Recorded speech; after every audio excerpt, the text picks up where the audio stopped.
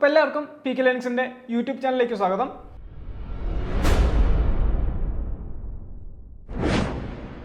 അപ്പോൾ ഇന്ന് നമ്മൾ ഡിസ്കസ് ചെയ്യുന്നത് ഫയർമാൻ്റെ ഫസ്റ്റ് എയ്ഡിൻ്റെ മൂന്നാമത്തെ ക്ലാസ്സാണ്. അപ്പോൾ കഴിഞ്ഞ ക്ലാസ്സുകളൊക്കെ നിങ്ങൾ കണ്ടു എന്ന് വിശ്വസിക്കുന്നു. അപ്പോൾ കഴിഞ്ഞ ക്ലാസ്സിൽ നമ്മൾ ഡിസ്കസ് ചെയ്തത് പുനരുജ്ജീവന രീതികളാണ്. അപ്പോൾ അത് നിങ്ങൾക്ക് കൃത്യമായിട്ട് മനസ്സിലായെന്ന് വിശ്വസിക്കുന്നു. ABC, CAB ഒക്കെ എപ്പോഴാണ് ഉപയോഗിക്കേണ്ടതെന്നും അതുപോലെ തന്നെ CPR എപ്പോഴാണ് കൊടുക്കേണ്ടത്, അതുപോലെ മൗത്ത് ടു മൗത്ത് റെസിസ്റ്റേഷൻ എപ്പോഴാണ് കൊടുക്കേണ്ടത്, ഇതിനെപ്പറ്റി എല്ലാം നിങ്ങൾക്ക് വ്യക്തമായൊരു ബോധ്യം ഉണ്ട് തന്നെ വിശ്വസിക്കുന്നു. അതുപോലെ AED പ്രവർത്തിപ്പിക്കുന്ന കാര്യമൊക്കെ നിങ്ങൾക്ക് മനസ്സിലായിട്ടുണ്ടെന്ന് വിശ്വസിക്കുന്നു. അപ്പോൾ നമ്മൾ അടുത്ത ക്ലാസ് തുടങ്ങുവാണ്. അപ്പോൾ നമ്മൾ ഇന്ന് ഡിസ്കസ് ചെയ്യുന്നത് ഫസ്റ്റ് എയ്ഡ് മെഷേഴ്സാണ്. ഫസ്റ്റ് എയ്ഡ് മെഷേഴ്സ് ഓക്കെ, അതെല്ലാം തന്നെ നമ്മൾ ഇന്നത്തെ ക്ലാസ്സിൽ നമ്മൾ നോക്കും. അതായത് ചോക്കിംഗ് വരുമ്പോൾ എന്താണ് ഫസ്റ്റ് എയ്ഡ് മെഷേഴ്സ് കൊടുക്കേണ്ടത്, കട്ട്സ് ആൻഡ് വൂൺസ് നടക്കുമ്പോൾ എന്താണ്, ആംപ്യൂട്ടേഷൻ എന്താണ്, അതുപോലെ ബ്ലീഡിങ് നടക്കുന്ന സമയത്ത്, അതുപോലെ burns, scalds, frostbite, fractures, snake bite, ഇത്രയും നമ്മൾ ഇന്നത്തെ ക്ലാസ്സിൽ നമ്മൾ നോക്കും. അപ്പോൾ ഇന്നത്തെ ക്ലാസ് കുറച്ച് ലെങ്തി ആയിരിക്കും, പക്ഷേ ക്ലാസ്സിൽ ഇതെല്ലാം നമ്മൾ കവർ ചെയ്യും. ഇതോടൊപ്പം തന്നെ നമ്മുടെ എല്ലാ ക്ലാസ്സുകളും പോലെ നമ്മൾ എങ്ങനെയാണ് പോകുന്നത്, PYക്ക് കൂടെ കവർ ചെയ്താണ് പോകുന്നത്. അപ്പോൾ 2022 മുതൽ നമുക്ക് ഈ ലേറ്റസ്റ്റ് വരുന്ന എക്സാം വരെയുള്ള എല്ലാ PYQസും നമ്മുടെ ഈ ക്ലാസ്സിൽ കവർ ആവും. ഓക്കെ, നാളെ നമ്മൾ ഹ്യൂമൻ ബോഡിയുടെ ക്ലാസ് ആയിരിക്കും. ഹ്യൂമൻ ബോഡി, റെസ്പിറേഷൻ, സർക്കുലേഷൻ, ഇതൊക്കെ നാളെ ആയിരിക്കും ക്ലാസ് വരുന്നത്. ഇത് നമ്മൾ ഏറ്റവും ലാസ്റ്റിലേക്ക് വെച്ചേക്കുന്നത് എന്താണെന്ന് വെച്ചാൽ നിങ്ങൾക്ക് ഓൾറെഡി നിങ്ങൾ ജനറൽ സയൻസിൽ പഠിക്കുന്ന പോർഷനാണ്. അപ്പോൾ അതിലും കൂടുതലായിട്ടൊന്നും നിങ്ങളോട് പ്രത്യേകം പഠിക്കുന്നില്ല. സ്പെഷ്യൽ ടോപ്പിക്കിന് പകരം അല്ലെങ്കിൽ സ്പെഷ്യലായിട്ട് നിങ്ങൾ പ്രത്യേകം നിങ്ങൾ ഫസ്റ്റ് ടൈം പഠിക്കുന്ന ഒരു ഏരിയ ഇതായിരിക്കും. അതുകൊണ്ടാണ് നമ്മൾ ഈ ഒരു ടോപ്പിക്സിന് പ്രയോറിറ്റി കൊടുക്കുന്നത് കേട്ടോ. അപ്പോൾ നാളെ നിങ്ങൾക്ക് ബാക്കിയുള്ള ക്ലാസ്സസ് കിട്ടും. നാളെ ക്ലാസ് ഒരു 40 മിനിറ്റ്സ് ഒക്കെ ഒരു ഏകദേശം നമുക്ക് എക്സ്പെക്ട് ചെയ്യാം. ഒരു 40 മിനിറ്റ്സ് അല്ലെങ്കിൽ 45 മിനിറ്റ്സിലൊക്കെ നമുക്ക് തീർക്കാനായിട്ടുള്ളൊരു പ്ലാനിൽ നമുക്കത് ചെയ്യാം. ഒരുപാട് നിങ്ങൾക്കത് ബുദ്ധിമുട്ട് വരുന്ന ഒരു പോർഷനല്ല. നിങ്ങളത് ജനറൽ നിങ്ങൾ പഠിച്ചിട്ടുള്ളതാണ്, ആദ്യമേ പഠിക്കുന്നതല്ല. അപ്പോൾ നമ്മൾ ആദ്യമേ പഠിക്കുന്ന പോർഷൻസ് നമുക്ക് കവർ ചെയ്യും. നമുക്കപ്പോൾ ക്ലാസ് സ്റ്റാർട്ട് ചെയ്യാം. അപ്പോൾ ഇത് നമ്മുടെ കുറച്ച് PYQs ആണ്. ഇതൊക്കെ നോക്കുമ്പോൾ തന്നെ നിങ്ങൾക്കറിയാം അല്ലേ, ഈ ബോർഡിലെ ക്വസ്റ്റ്യൻസ് നോക്കിയേ, നിങ്ങൾക്ക് അറിയാവുന്നതല്ലേ ഉള്ളൂ. ഇതൊക്കെ നിങ്ങൾക്ക് എളുപ്പം നിങ്ങൾ പഠിച്ചില്ലെങ്കിൽ നിങ്ങൾക്ക് എഴുതാൻ പറ്റുന്ന കുറച്ച് കാര്യങ്ങളാണ്. അപ്പോൾ നമ്മൾ കഴിഞ്ഞ ക്ലാസ്സിൽ പറഞ്ഞ പോലെ തന്നെ നമുക്കറിയാവുന്ന കുറേ കാര്യങ്ങൾ നമ്മൾ എങ്ങനെ പഠിക്കുന്നു, കുറച്ച് സ്ട്രക്ചേർഡ് ആയിട്ട് പഠിക്കുന്നു. ഓക്കെ, ചില സ്ഥലങ്ങളിൽ വരുമ്പോൾ അതിൻ്റെ ടെക്നിക്കൽ സൈഡ് കാര്യങ്ങളൊക്കെ നമുക്ക് അറിയേണ്ട രീതിയിലൊക്കെ നമ്മൾ വേണ്ടതുള്ളൂ. അതൊക്കെ നമ്മൾ അവിടെ അത് പ്രോപ്പറായിട്ട് തന്നെ നമ്മൾ നോക്കും.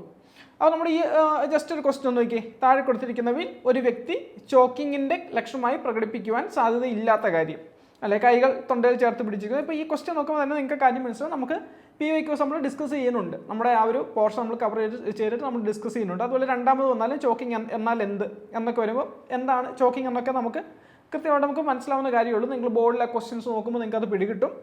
അതുപോലെ എന്താണ് അസ്ഥിഭംഗത്തോടൊപ്പം അസ്ഥിമാംശഭേദ്യം ത്വക്കും ഭേദിച്ച് പുറത്തു വരുന്നത്, ഇത് നമ്മൾ പഠിക്കേണ്ടതുണ്ട്. നമുക്ക് പഠിക്കാം.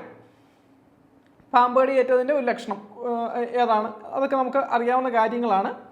ഫസ്റ്റ് ഡിഗ്രി പൊള്ളലിൽ നൽകേണ്ട പ്രഥമ ശുശ്രൂഷ, ഇത് നമുക്ക് ഫസ്റ്റ് ഡിഗ്രി പൊള്ളലായതുകൊണ്ട് തന്നെ നമുക്കത് അധികം ഒരു പഠിക്കേണ്ട ആവശ്യമില്ല. ലോജിക്ക് അപ്ലൈ ചെയ്ത് നമുക്ക് കിട്ടും. പക്ഷെ എന്നാലും നമ്മളിതെല്ലാം നമ്മൾ നോക്കുന്നുണ്ട്. ഓരോ ഡിഗ്രിയുടെ പൊള്ളലും അതിൻ്റെ ഫസ്റ്റ് എയ്ഡ് എന്തൊക്കെയാവണം, എങ്ങനെയാവണം എന്നൊക്കെ നമ്മൾ നോക്കുന്നുണ്ട്. അപ്പോൾ നമ്മുടെ ഫസ്റ്റ് പോർഷൻ അല്ലേ, ചോക്കിങ് അല്ലെങ്കിൽ ശ്വാസതടസ്സം എന്നൊക്കെ പറയാം. ശ്വാസനാളത്തിലുണ്ടാകുന്ന തടസ്സം ശ്വാസതടസ്സം എന്നൊക്കെ നമുക്ക് പറയാം. ശ്വാസന തടസ്സം എന്നൊക്കെ നമ്മളത് പറയും. അപ്പോൾ നമ്മൾ എന്താണ് ചോക്കിങ് എന്ന് നമുക്ക് നോക്കാം, അല്ലെങ്കിൽ എന്താണ് ശ്വാസതടസ്സം എന്ന് നമുക്ക് നോക്കാം. എന്താണ് ശ്വാസതടസ്സം? ശ്വാസതടസ്സം എന്ന് വെച്ചാൽ നമുക്ക് ശ്വസിക്കാനുള്ള ഏതൊരു ബുദ്ധിമുട്ടും ശ്വാസതടസ്സം തന്നെയാണ്. അപ്പം നമുക്കിത് ശ്വാസനാളത്തെ സംബന്ധിച്ച് നമ്മുടെ ഉള്ളിലേക്കുള്ള ഒരു ബ്രീത്ത് എടുക്കാനുള്ള വരുന്ന ബുദ്ധിമുട്ടുകളാണ് നമ്മൾ നോക്കുന്നത്. മൂക്ക് ഒത്തുപിടിക്കുന്ന ആ ഒരു കാര്യമല്ല. അപ്പോൾ നമുക്കതൊന്നും നമുക്ക് നോക്കാം. അപ്പോൾ ഇന്ന് നമ്മൾ ഫസ്റ്റ് നോക്കുന്ന ഒരു പോർഷൻ ഏതാണ്, ചോക്കിങ് അഥവാ ശ്വാസതടസ്സം അല്ലേ, ശ്വാസതടസ്സം, ശ്വസന തടസ്സം എന്നൊക്കെ, ശ്വസന തടസ്സം എന്നൊക്കെ നമ്മൾ പറയും. ശ്വാസതടസ്സം, ശ്വസന തടസ്സം എന്നൊക്കെ നമ്മൾ പറയുന്നതാണ് ചോക്കിങ് അഥവാ ശ്വാസതടസ്സം. അപ്പോൾ എന്താണ് ശ്വാസതടസ്സം? ശ്വാസതടസ്സം നിങ്ങൾക്ക് അറിയാവുന്ന കാര്യമാണ് അല്ലേ, നിങ്ങൾക്ക് അറിയാവുന്ന കാര്യം തന്നെയാണ് ഇത്. നിങ്ങൾക്ക് അറിയാവുന്ന കാര്യമാണ്. നമ്മൾ സ്ട്രക്ചറായിട്ട് നമ്മൾ നോക്കും. ശ്വാസനാളത്തിന് പുറത്തു നിന്നുള്ള വസ്തുക്കളുടെ പ്രവേശനമോ അവ തടസ്സം സൃഷ്ടിക്കുന്നത് മുഖാന്തരമോ മൂലം വായുസഞ്ചാരം തടസ്സപ്പെടുന്ന അവസ്ഥ. അത്രേ ഉള്ളൂ. സിമ്പിളായിട്ട് പറഞ്ഞാൽ ഇത് തന്നെയാണ്. നിങ്ങൾക്ക് അറിയാവുന്ന കാര്യമാണ്. പക്ഷെ നമ്മളിപ്പോൾ സ്ട്രക്ചറായിട്ടാണ് നോക്കുന്നത്. അപ്പോൾ ശ്വാസതടസ്സം എന്ന് വെച്ചാൽ ഇത്രയേ ഉള്ളൂ. പുറത്തുനിന്നുള്ള വസ്തുക്കളുടെ പ്രവേശനം മൂലം എന്ത് സംഭവിക്കുന്നു, നമുക്ക് ശ്വസിക്കാൻ പറ്റാതെ ആവുന്ന ആ ഒരു അവസ്ഥയാണ് ശ്വാസതടസ്സം എന്ന് പറയുന്നത്. ഇതിപ്പോൾ ഏത് രീതിയിലും ആവാം. ഇപ്പം തുപ്പിൽ വിൽക്കുന്നതാവാം, അതുപോലെ ഭക്ഷണം തൊണ്ടയിൽ കൊടുക്കുന്നതാവാം, പുറത്തുനിന്ന് എന്തെങ്കിലും വസ്തു നമ്മൾ വായിലിടുമ്പം നമുക്കത്, ഇപ്പോൾ പ്രത്യേകിച്ച് കൊച്ചുകുട്ടികളിലാണ് അത് കാണുന്നത് അല്ലേ, കോയിനൊക്കെ വിഴുങ്ങിയിട്ട് ശ്വാസതടസ്സം വരുന്ന ഒരു സിറ്റുവേഷനൊക്കെ നമ്മൾ കുട്ടികളിലൊക്കെ കാണുന്നതാണ്. അപ്പോൾ ഇതിനൊക്കെയാണ് ശ്വാസതടസ്സം എന്ന് പറഞ്ഞത്. അപ്പോൾ ഇതിൻ്റെയൊക്കെ കാരണം മൂലം എന്ത് സംഭവിക്കുന്നു, അവിടെ ശ്വാസം ഉള്ളിലേക്ക് പോകുന്നില്ല, ശ്വാസം മുട്ടൽ അനുഭവിക്കുന്നു. അപ്പം ശ്വാസതടസ്സം ഒന്നും കൂടെ നമുക്ക് നോക്കാം. എന്താണ് മൊത്തമായോ ഭാഗികമായോ ശ്വാസനാളത്തിൽ ഉണ്ടാവുന്ന തടസ്സം. മൊത്തമായിട്ട് വന്നാലും ഭാഗികമായിട്ട് വന്നാലും അതിനെ ശ്വാസതടസ്സം എന്ന് തന്നെ ആണ് നമ്മളതിനെ പറയുന്നത്. ഈ തടസ്സം ശ്വാസകോശത്തിലേക്കും തലച്ചോറിലേക്കും ഓക്സിജൻ എത്തുന്നത് തടയുന്നു. ഇത് ബോധം നഷ്ടപ്പെടുന്നതിനും മരണത്തിന് പോലും കാരണമാകുന്നു. അതായത് നമുക്ക് ശ്വാസം മുട്ടുമ്പോൾ എന്താണ് സംഭവിക്കുന്നത്? അവിടെ ഓക്സിജൻ എത്തുന്നില്ല അല്ലേ? രക്തത്തിൽ ഓക്സിജൻ ഉണ്ട്, ഓക്സിജൻ വേണം വൈറ്റൽ ഓർഗൻസിലേക്കും ബ്രെയിനിലോട്ടും പോകാൻ. നമ്മൾ CPR ക്ലാസ്സിൽ പറഞ്ഞിരുന്നു അല്ലേ? നമ്മൾ കൃത്യമായിട്ട് പറഞ്ഞിരുന്നു അല്ലേ? CPR ക്ലാസ് എടുക്കുന്ന സമയത്ത്. ഓക്കെ, അപ്പം നിങ്ങൾക്കത് വ്യക്തമാണ്. അപ്പോൾ എന്തിനാണ് ഈ ഒരു ശ്വാസം അല്ലെങ്കിൽ ഓക്സിജൻ നമ്മൾ എടുക്കുന്നതെന്നൊക്കെ അപ്പോൾ നിങ്ങൾക്കത് വ്യക്തമാണ്. ഓക്കെ, അപ്പം നമുക്ക് നോക്കാം ശ്വാസതടസ്സത്തിൻ്റെ കാരണങ്ങൾ എന്തൊക്കെയാണ് ശ്വാസതടസ്സത്തിൻ്റെ കാരണങ്ങൾ. നമ്മളിപ്പോൾ പറഞ്ഞ പോലെ തന്നെ പുറത്തുനിന്നുള്ള വസ്തുക്കൾ എല്ലാം തന്നെ എന്താണ്, പുറത്തുനിന്നുള്ള വസ്തുക്കളാണ് നമ്മൾ കൂടുതൽ വരുന്നത്. അപ്പോൾ എന്താണ് ഭക്ഷണം അല്ലെങ്കിൽ ഭക്ഷണശീലങ്ങൾ. ഇപ്പോൾ ഭക്ഷണശീലം എന്ന് പറഞ്ഞാൽ നമ്മൾ കഴിക്കുന്ന ഭക്ഷണം, നമ്മൾ കഴിക്കുന്ന രീതിയും കാര്യങ്ങളും എല്ലാം ഇതിനകത്ത് പെടും. ഭക്ഷണത്തിലും ഭക്ഷണശീലത്തിലൊക്കെ അതെല്ലാം പെടും അല്ലേ? ഇപ്പോൾ ഭക്ഷണം എന്നൊക്കെ പറയുമ്പോഴത്തേക്കും മുതിർന്നവരിൽ മോസ്റ്റ്ലി ഈ ഭക്ഷണം ഇറക്കുമ്പോൾ ഉള്ള ഒരു ബുദ്ധിമുട്ടുകൾ കാര്യങ്ങൾ മോസ്റ്റ്ലി അവിടെ മസിൽസ് ലൂസ് ആയിരിക്കും. അപ്പോൾ അങ്ങനെയുള്ള കാര്യമൊക്കെ വരുമ്പോഴത്തേക്കും അവിടെ ഭക്ഷണം ശ്വാസതടസ്സത്തിന് കാരണമാവാറുണ്ട്. അതുപോലെ ഭക്ഷണശീലങ്ങൾ, നമ്മൾ ഭക്ഷണം കഴിക്കുന്ന രീതികൾ കാര്യങ്ങൾ, ഇപ്പം വലിച്ചു വാരി ഭക്ഷണം കഴിക്കുന്നവരിലേക്ക് ശ്വാസതടസ്സം കൂടുതലും ഉണ്ടാകാനൊരു സാധ്യതയുണ്ട്. അതുപോലെ എന്താ ഒരുപാട് ഡ്രൈ ആയിട്ടുള്ള ഫുഡ് കഴിക്കുമ്പോഴും ഇതുപോലുള്ള ശ്വാസതടസ്സങ്ങളുടെ കാരണങ്ങളും എല്ലാം തന്നെ ഉണ്ടാകാറുണ്ട്. അപ്പോൾ നമ്മളോട് പറഞ്ഞല്ലേ ഇച്ചിരി വെള്ളം കൂടെ കൂട്ടി കഴിക്കടാ എന്ന് പറയും അല്ലേ? അപ്പോൾ അതെന്തുകൊണ്ടാണ്? ഈ ഒരു ഭക്ഷണശീലമാണ് ആ ഒരു കാരണം. ഭക്ഷണം കാരണമാണ്, ഭക്ഷണശീലം കാരണമാണ്. അതുപോലെ എന്താണ് ചെറിയ വസ്തുക്കൾ, ഇപ്പോൾ കുട്ടികളിലൊക്കെ നമ്മൾ കാണുന്നതാണ് ചെറിയ വസ്തുക്കൾ കാര്യങ്ങളൊക്കെ. ഈ ചെറിയ വസ്തുക്കൾ കാര്യങ്ങളൊക്കെ കുട്ടികൾ എന്ത് ചെയ്യും? എടുത്ത് വിഴുങ്ങല്ലേ? ചിലപ്പോൾ ടോയ്സിൻ്റെ പാർട്ടായിരിക്കും, അല്ലെങ്കിൽ താഴെ കിടക്കുന്ന കല്ലോ അല്ലെങ്കിൽ അങ്ങനെ എന്തെങ്കിലും കിട്ടിയാലേ കുട്ടികളുടെ ഒരു ശീലമാണ് എടുത്ത് വായിലിടുക എന്നുള്ളത്. അപ്പം ഇങ്ങനെയുള്ളൊരു കാര്യങ്ങൾ വരുമ്പോഴും അവിടെ എന്ത് സംഭവിക്കാം? ശ്വാസതടസ്സം സംഭവിക്കാനുള്ള സാധ്യത കൂടുതലാണ്. അതുപോലെ മദ്യം ഒരളവ് ചെന്ന് കഴിഞ്ഞാൽ എന്ത് പറ്റും? മദ്യം ഏത് ഭാഗത്തെയാണ് ബാധിക്കുന്നത്? ഏത് ഭാഗത്തെയാണ് ബാധിക്കുന്നത് മദ്യം? സെറിബെല്ലം അല്ലേ? സെറിബെല്ലം. മദ്യം കഴിച്ചാൽ ബെല്ലും ഇല്ല ബ്രേക്കും ഇല്ലെന്ന് ഓർത്താൽ മതി. ഓക്കെ, അപ്പോൾ സെറിബെല്ലം കേട്ടോ, മദ്യം ബാധിക്കുന്നത് സെറിബെല്ലത്തിനെയാണ്. അപ്പോൾ ഈ സെറിബെല്ലത്തിനെ മദ്യം ബാധിക്കുന്നു. പിന്നെ എന്ത് സംഭവിക്കുന്നു? പിന്നെ നമ്മൾ ടച്ചിങ് അതൊക്കെ ഓരോരുത്തരും എടുത്ത് കഴിക്കുമല്ലേ? അപ്പോൾ എന്ത് ചെയ്യും? ഇത് അവർക്ക് വലിയ ബോധ കാര്യങ്ങളും ഇല്ല, അവർ മസിൽസ് പ്രോപ്പറായിട്ട് ആക്ട് ചെയ്യുന്നില്ല. ഇതൊക്കെ വരുമ്പോൾ എന്ത് സംഭവിക്കും? അവിടെ തടസ്സം കാര്യങ്ങൾ ഉണ്ടാകും. അതുപോലെ തന്നെ ചില മെഡിക്കൽ കാരണങ്ങളും ഒക്കെ ഇതിന് ഒരു ഉദാഹരണം നമുക്ക് പറയാം. അതായത് മെഡിക്കൽ റീസൺസ് എന്ന് പറഞ്ഞാൽ എന്താണ്? ഇപ്പോൾ ത്രോട്ടിൻ്റെ മസിൽസ്, ഇപ്പോൾ പ്രായമായവരിലൊക്കെ കാണുന്നത് ത്രോട്ടിൻ്റെ മസിൽസ് വീക്ക് ആവുക, അതുപോലെയുള്ള കാര്യങ്ങളൊക്കെ വരുമ്പോൾ അവിടെ എന്താണ് സംഭവിക്കുന്നത്? ഇവിടെ നമുക്ക് ആ ഒരു ചോക്കിങ് സംഭവിക്കുകയാണ് ചെയ്യുന്നത്. അതായത് ഭക്ഷണം പ്രോപ്പറായിട്ട് അല്ലെങ്കിൽ കൃത്യമായിട്ട് ഇറക്കാൻ പറ്റുന്നില്ലാതെ വരും. അവിടെ എന്ത് സംഭവിക്കും? അവിടെ ഈ ചോക്കിങ് കാര്യങ്ങൾ സംഭവിക്കും. അപ്പോൾ അത് വ്യക്തമാണ്. ശരി, അപ്പോൾ ഈ ചോക്കിങ് നടന്ന ഒരാളുടെ ചോക്കിങ് സംഭവിച്ചു കഴിഞ്ഞാൽ ഒരാളുടെ ലക്ഷണങ്ങൾ എന്തൊക്കെയായിരിക്കും? എന്തൊക്കെയാണ് അവർ പ്രകടിപ്പിക്കാൻ പറ്റുന്നത്? അവരെന്തൊക്കെയാണ് പ്രകടിപ്പിക്കുന്നത്? അവർ ഒന്ന് തൊണ്ടയിൽ കൈവെക്കും അല്ലേ? രണ്ട് തൊണ്ടയിലും കൈ വെക്കാൻ ഒരു സാധ്യത, അത് റിഫ്ലക്സ് ആണ്, അത് തന്നെ സംഭവിക്കുന്നതാണ്. ആ ഒരു സാധ്യതയുണ്ട്. അത് തൊണ്ടയിൽ പിടിക്കാൻ ഒരു സാധ്യത സംഭവിക്കുന്നുണ്ട്. അതുപോലെ പിന്നെന്താണ്? പിന്നെ സംസാരിക്കാനോ ചുമയ്ക്കാനോ ഒക്കെ കഴിയാനുള്ള ഒരു ബുദ്ധിമുട്ട്. അപ്പോൾ ഇതിനുള്ളൊരു ബുദ്ധിമുട്ടുണ്ടാകും. അതായത് അവർക്ക് ശബ്ദം പ്രോപ്പറായിട്ട് വരത്തില്ല. ഇപ്പം ഭാഗികമായ ചോക്കിംഗ് ആണെങ്കിൽ അവർക്ക് ചെറിയ രീതിയിൽ ഒക്കെ ശബ്ദം പുറത്തു വരും. അതുപോലെ എന്താണ്? അവർക്ക് ചെറിയ രീതിയിൽ ചുമയ്ക്കാനും പറ്റും. അപ്പം അങ്ങനെയുള്ളവർ ചുമയ്ക്കാൻ പ്രോത്സാഹിപ്പിക്കുക. നമ്മൾ വരുന്നുണ്ട്, നമുക്ക് വരുന്ന സ്ഥലങ്ങളിൽ അത് കാണാം. പക്ഷെ എന്താണ്? അവർക്ക് ചുമയ്ക്കാനോ അതുപോലെ ഇതുപോലെ സംസാരിക്കാനോ ഒന്നും പറ്റാത്ത ഒരു അവസ്ഥയിലേക്ക് അവരെത്താറുണ്ട്. പിന്നെ എന്താണ് വരുന്നത്? അവിടെ അവർക്ക് ഇത് കിട്ടാതെ വരുമ്പം, ഈ ശ്വാസം കിട്ടാതെ വരുമ്പം ചുമയ്ക്കാൻ പറ്റില്ല അല്ലെങ്കിൽ സംസാരിക്കാൻ പറ്റില്ല എന്ന് പറഞ്ഞു. പക്ഷേ ഭാഗികമായിട്ട് സംസാരിക്കുന്നവരിലാണെങ്കിൽ അവർക്ക് എന്ത് പ്രശ്നം വരും? അവർക്ക് ശബ്ദ വ്യത്യാസം കാര്യങ്ങൾ അല്ലേ? അവർക്ക് ശബ്ദം, അവർ പറയുന്ന ആ ഒരു വാക്കുകൾ വ്യക്തമാവുന്നില്ല, അല്ലെങ്കിൽ ഈ ഒരു സൗണ്ട് ഹൈ പിച്ചിലായിരിക്കും. ഇതുപോലുള്ള കാര്യങ്ങൾ അവിടെ സംഭവിക്കും. അതായത് ശബ്ദ വ്യത്യാസങ്ങൾ കാര്യങ്ങൾ ഒക്കെ ഉണ്ടാകാറുണ്ട്. അതുപോലെ തന്നെ എന്താണ്? കംപ്ലീറ്റ്ലി ബ്ലോക്ക് ആയി കഴിഞ്ഞാൽ അവർക്ക് ശ്വസിക്കാൻ പറ്റാറില്ല. ഇപ്പോൾ ശ്വസിക്കാൻ പറ്റുന്ന സമയത്ത് നമ്മൾ കൃത്യമായിട്ട് ഫസ്റ്റ് എയ്ഡ് കൊടുത്തില്ലെങ്കിൽ അവിടെ എന്ത് സംഭവിക്കും? അവിടെ ബോധക്ഷയം സംഭവിക്കും അല്ലേ? അവിടെ ബോധക്ഷയം സംഭവിക്കാനുള്ള സാധ്യതയുണ്ട്. കാരണം എന്താ? ഓക്സിജൻ അവർക്ക് എത്തുന്നില്ല, സർക്കുലേഷൻ നടക്കുന്നില്ല. അപ്പോൾ എന്ത് ചെയ്യുന്നില്ല? ബ്രെയിനും അതുപോലെ വൈറ്റൽ ഓർഗൻസും ഒന്നും പ്രോപ്പറായിട്ട് ഫംഗ്ഷൻ ചെയ്യാൻ പറ്റുന്നില്ല, ഹാർട്ട് ബീറ്റ് ചെയ്യുന്നതിലും എല്ലാം പ്രശ്നം വരും. സോ അവിടെ എന്ത് സംഭവിക്കും? ബോധം നഷ്ടപ്പെടൽ കാര്യങ്ങളൊക്കെ സംഭവിക്കും. അപ്പോൾ ഇങ്ങനെ ഓക്സിജൻ പ്രോപ്പറായിട്ട് കിട്ടാതെ വന്നാൽ ബോഡിയിൽ എന്താണ് വ്യത്യാസം ഉണ്ടാകുന്നത്? മുങ്ങി മരിച്ചവരുടെ ബോഡിയിലെ നിറം എന്തായിരിക്കും? നിങ്ങൾ ശ്രദ്ധിച്ചിട്ടുണ്ടാവും, നീല നിറമായിരിക്കും അല്ലെ, നീല നിറമായിരിക്കും. അപ്പോൾ ഇത് തന്നെയാണ് ഈ ഒരു ശ്വാസം കിട്ടാതെ വരുമ്പോഴും സംഭവിക്കുന്നത്. അവരുടെ ആ ഒരു ചർമ്മത്തിൽ നിറവ്യത്യാസം ഉണ്ടാവും. അതെന്താണ്, നീല കലർന്ന ഒരു ചർമ്മം കാര്യങ്ങളായിരിക്കും. അപ്പോൾ ഇതൊക്കെയാണ് ഈ ഒരു ചോക്കിങ്ങിൻ്റെ ലക്ഷണമായിട്ട് നമുക്ക് പറയാൻ പറ്റുന്നത്. അപ്പോൾ ഇതിൻ്റെ പ്രഥമ ശുശ്രൂഷ എന്താണ് പ്രഥമ ശുശ്രൂഷ? നിങ്ങളുടെയൊക്കെ മുന്നിൽ ഒരുപാട് പേർക്ക് ഇതുപോലെ ഭക്ഷണം കഴിക്കുമ്പോൾ ഒക്കെ ശ്വാസം മുട്ടിയിട്ടുണ്ട്. എന്താ ചെയ്യുന്നത്? നമ്മളിവിടെ പുറത്ത് തട്ടുക കേട്ടോ. ഷോൾഡർ ബ്ലേഡ്സ് ഉണ്ടല്ലോ, 2 ഷോൾഡർ ബ്ലേഡ്സ് ഉണ്ടല്ലോ, അതിൻ്റെ നേരെ പുറകിൽ ഇപ്പോൾ ഈ പിക്ചറിൽ നിങ്ങൾ കാണുന്ന പോലെ ഞാൻ വട്ടയിട്ടിട്ടുണ്ട്. നിങ്ങൾ കാണുന്ന പോലെ എന്താണ്, ആ ഒരു സ്ഥലത്ത് അവരെ കുനിച്ച് നിർത്തിയിട്ട് ഇതുപോലെ അവരെ കുറച്ചൊന്ന് ബെൻഡ് ചെയ്ത് നിർത്തിയിട്ട് മാത്രമേ നിങ്ങൾ അടിക്കാവുള്ളൂ. അത് 5 തവണ അടിക്കുക. ഓക്കെ, 5 തവണ പ്രോപ്പറായിട്ട് അടിക്കുക. ആ ഒരു ടൈമിൽ ആൾ ഓക്കെ ആവേണ്ടതാണ്. ഇനി അതല്ല, അത് കംപ്ലീറ്റ് ആയിട്ടുള്ള ഒരു ചോക്കിംഗ് ആണ്, കംപ്ലീറ്റ് ആയിട്ട് ശ്വാസം അവർക്ക് കിട്ടുന്നില്ല എങ്കിൽ അവിടെ എന്ത് ചെയ്യണം? അവിടെ നമ്മൾ അബ്ഡോമിനൽ ത്രസ്റ്റ് അഥവാ എന്താ ഹെംലിച്ച് മാനുവർ എന്നൊരു കാര്യമാണ്. ഇതിന് പറഞ്ഞ വേറൊരു പേരാണ് അബ്ഡോമിനൽ ത്രസ്റ്റ് എന്ന്. ഇപ്പോൾ ഹെംലിച്ച് മാനുവർ അല്ല, നിങ്ങൾക്ക് ഇപ്പോൾ എക്സാമിന് അബ്ഡോമിനൽ ത്രസ്റ്റ് എന്ന് വന്നാലും അതെന്താണ്, കറക്റ്റാണ് അല്ലെ. അബ്ഡോമൻ എന്ന ഭാഗത്ത് നമ്മൾ പുറത്തുനിന്ന് ഒരു ത്രസ്റ്റ് കൊടുക്കുന്നു. അതിൻ്റെ ഭാഗമായിട്ട് അവരുടെ ഉള്ളിൽ കുടുങ്ങിയിരിക്കുന്ന വസ്തു എന്ത് ചെയ്യുന്നു, അത് പുറത്തേക്ക് വരുന്നു കേട്ടോ. അപ്പോൾ ഇതാണ് കൊടുക്കേണ്ടത്. നിങ്ങൾ ഈ ഒരു കാര്യം ചെയ്യുമ്പം, അതായത് നിങ്ങൾ പുറത്തടിക്കുന്ന ഒരു കാര്യം വരുമ്പോഴത്തേക്കും നിങ്ങളവിടെ ഒരിക്കലും എന്ത് ചെയ്യരുത്, ആളെ നിവർത്തി നിർത്തിയിട്ട് ഒരിക്കലും ഈ പുറത്ത് തട്ടരുത് കേട്ടോ. പുറത്ത് തട്ടരുത്. അത് അന്നേരം ഇപ്പോൾ എന്താ സംഭവിക്കുന്നതെന്ന് വെച്ചാൽ അത് വീണ്ടും ഗുരുതരമായിട്ടുള്ള പ്രശ്നം ഉണ്ടാക്കും. അതുകൊണ്ടാണ് ഈ ഒരു കുറച്ചൊന്ന് ബെൻഡ് ചെയ്ത് നിർത്തിയിട്ട്, കുറച്ചൊന്ന് കുനിച്ച് നിർത്തിയിട്ട് വേണം ആ ഒരു ഷോൾഡർ ബ്ലേഡ്സിൻ്റെ ഇടയിൽ 5 തവണ ടാപ്പ് ചെയ്യാനായിട്ട് കേട്ടോ, 5 തവണ അടിക്കാനായിട്ട് എന്നിട്ടേ പാടുള്ളൂ. ഓക്കെ, ചുമയ്ക്കാൻ പ്രേരിപ്പിക്കാൻ നമ്മൾ പറഞ്ഞു അല്ലേ. അപ്പം മൈൽഡായിട്ടുള്ളതാണെങ്കിൽ അവരോട് എന്ത് പറയുക, അവരോട് ചുമയ്ക്കാൻ പറയുക. കണ്ടിന്യൂസ് ആയിട്ട് ചുമച്ച് കഴിയുമ്പോൾ ഓക്കെ ആകും. അതില്ലെങ്കിൽ എന്ത് ചെയ്യുക, അതില്ലെങ്കിൽ നമ്മൾ ഈ ഒരു പുറത്ത് തട്ടുക. ഇപ്പം നമ്മുടെയൊക്കെ കാരണന്മാർ ഭക്ഷണം കഴിക്കുന്ന ഒരു സമയത്തൊക്കെ അവർക്ക് ചുമയ്ക്കാൻ ഒരു സാധ്യത കൂടുതലായിരിക്കും അല്ല. ഇപ്പം ചില ആളുകൾ ഞാൻ കണ്ടിട്ടുണ്ട്, പലരും എന്താ ചെയ്യുന്നത്, അവർ ചുമയ്ക്കുന്ന സമയത്ത് ഇവരോട് പറയും ചുമയ്ക്കരുതെന്ന് പറയും. ടേബിൾ മാനേഴ്സ് അല്ല, ചുമയ്ക്കരുതെന്ന് പറഞ്ഞ് ഞാൻ കണ്ടിട്ടുണ്ട്. പക്ഷേ അവർ ചുമയ്ക്കുകയാണെങ്കിൽ അവർ ചുമയ്ക്കണം, അവർ കാരണന്മാരാണ്, അവർ ത്രോട്ടിലെ മസിൽസ് വീക്കാണ്. അതുകൊണ്ട് ഒരിക്കലും നമ്മൾ അവർ ചുമയ്ക്കുമ്പോൾ അവരെ ഒരിക്കലും കുറ്റം പറയുവോ അവരെ വഴക്ക് പറയുകയോ ഒന്നും ചെയ്യരുത്. ഓക്കെ, അത് ഈ ഒരു കാരണം കൊണ്ടാണ്. നിങ്ങൾ അവർ ചുമയ്ക്കുകയാണെങ്കിൽ അവരെ മാക്സിമം ചുമയ്ക്കാൻ തന്നെ പ്രേരിപ്പിക്കുക കേട്ടോ.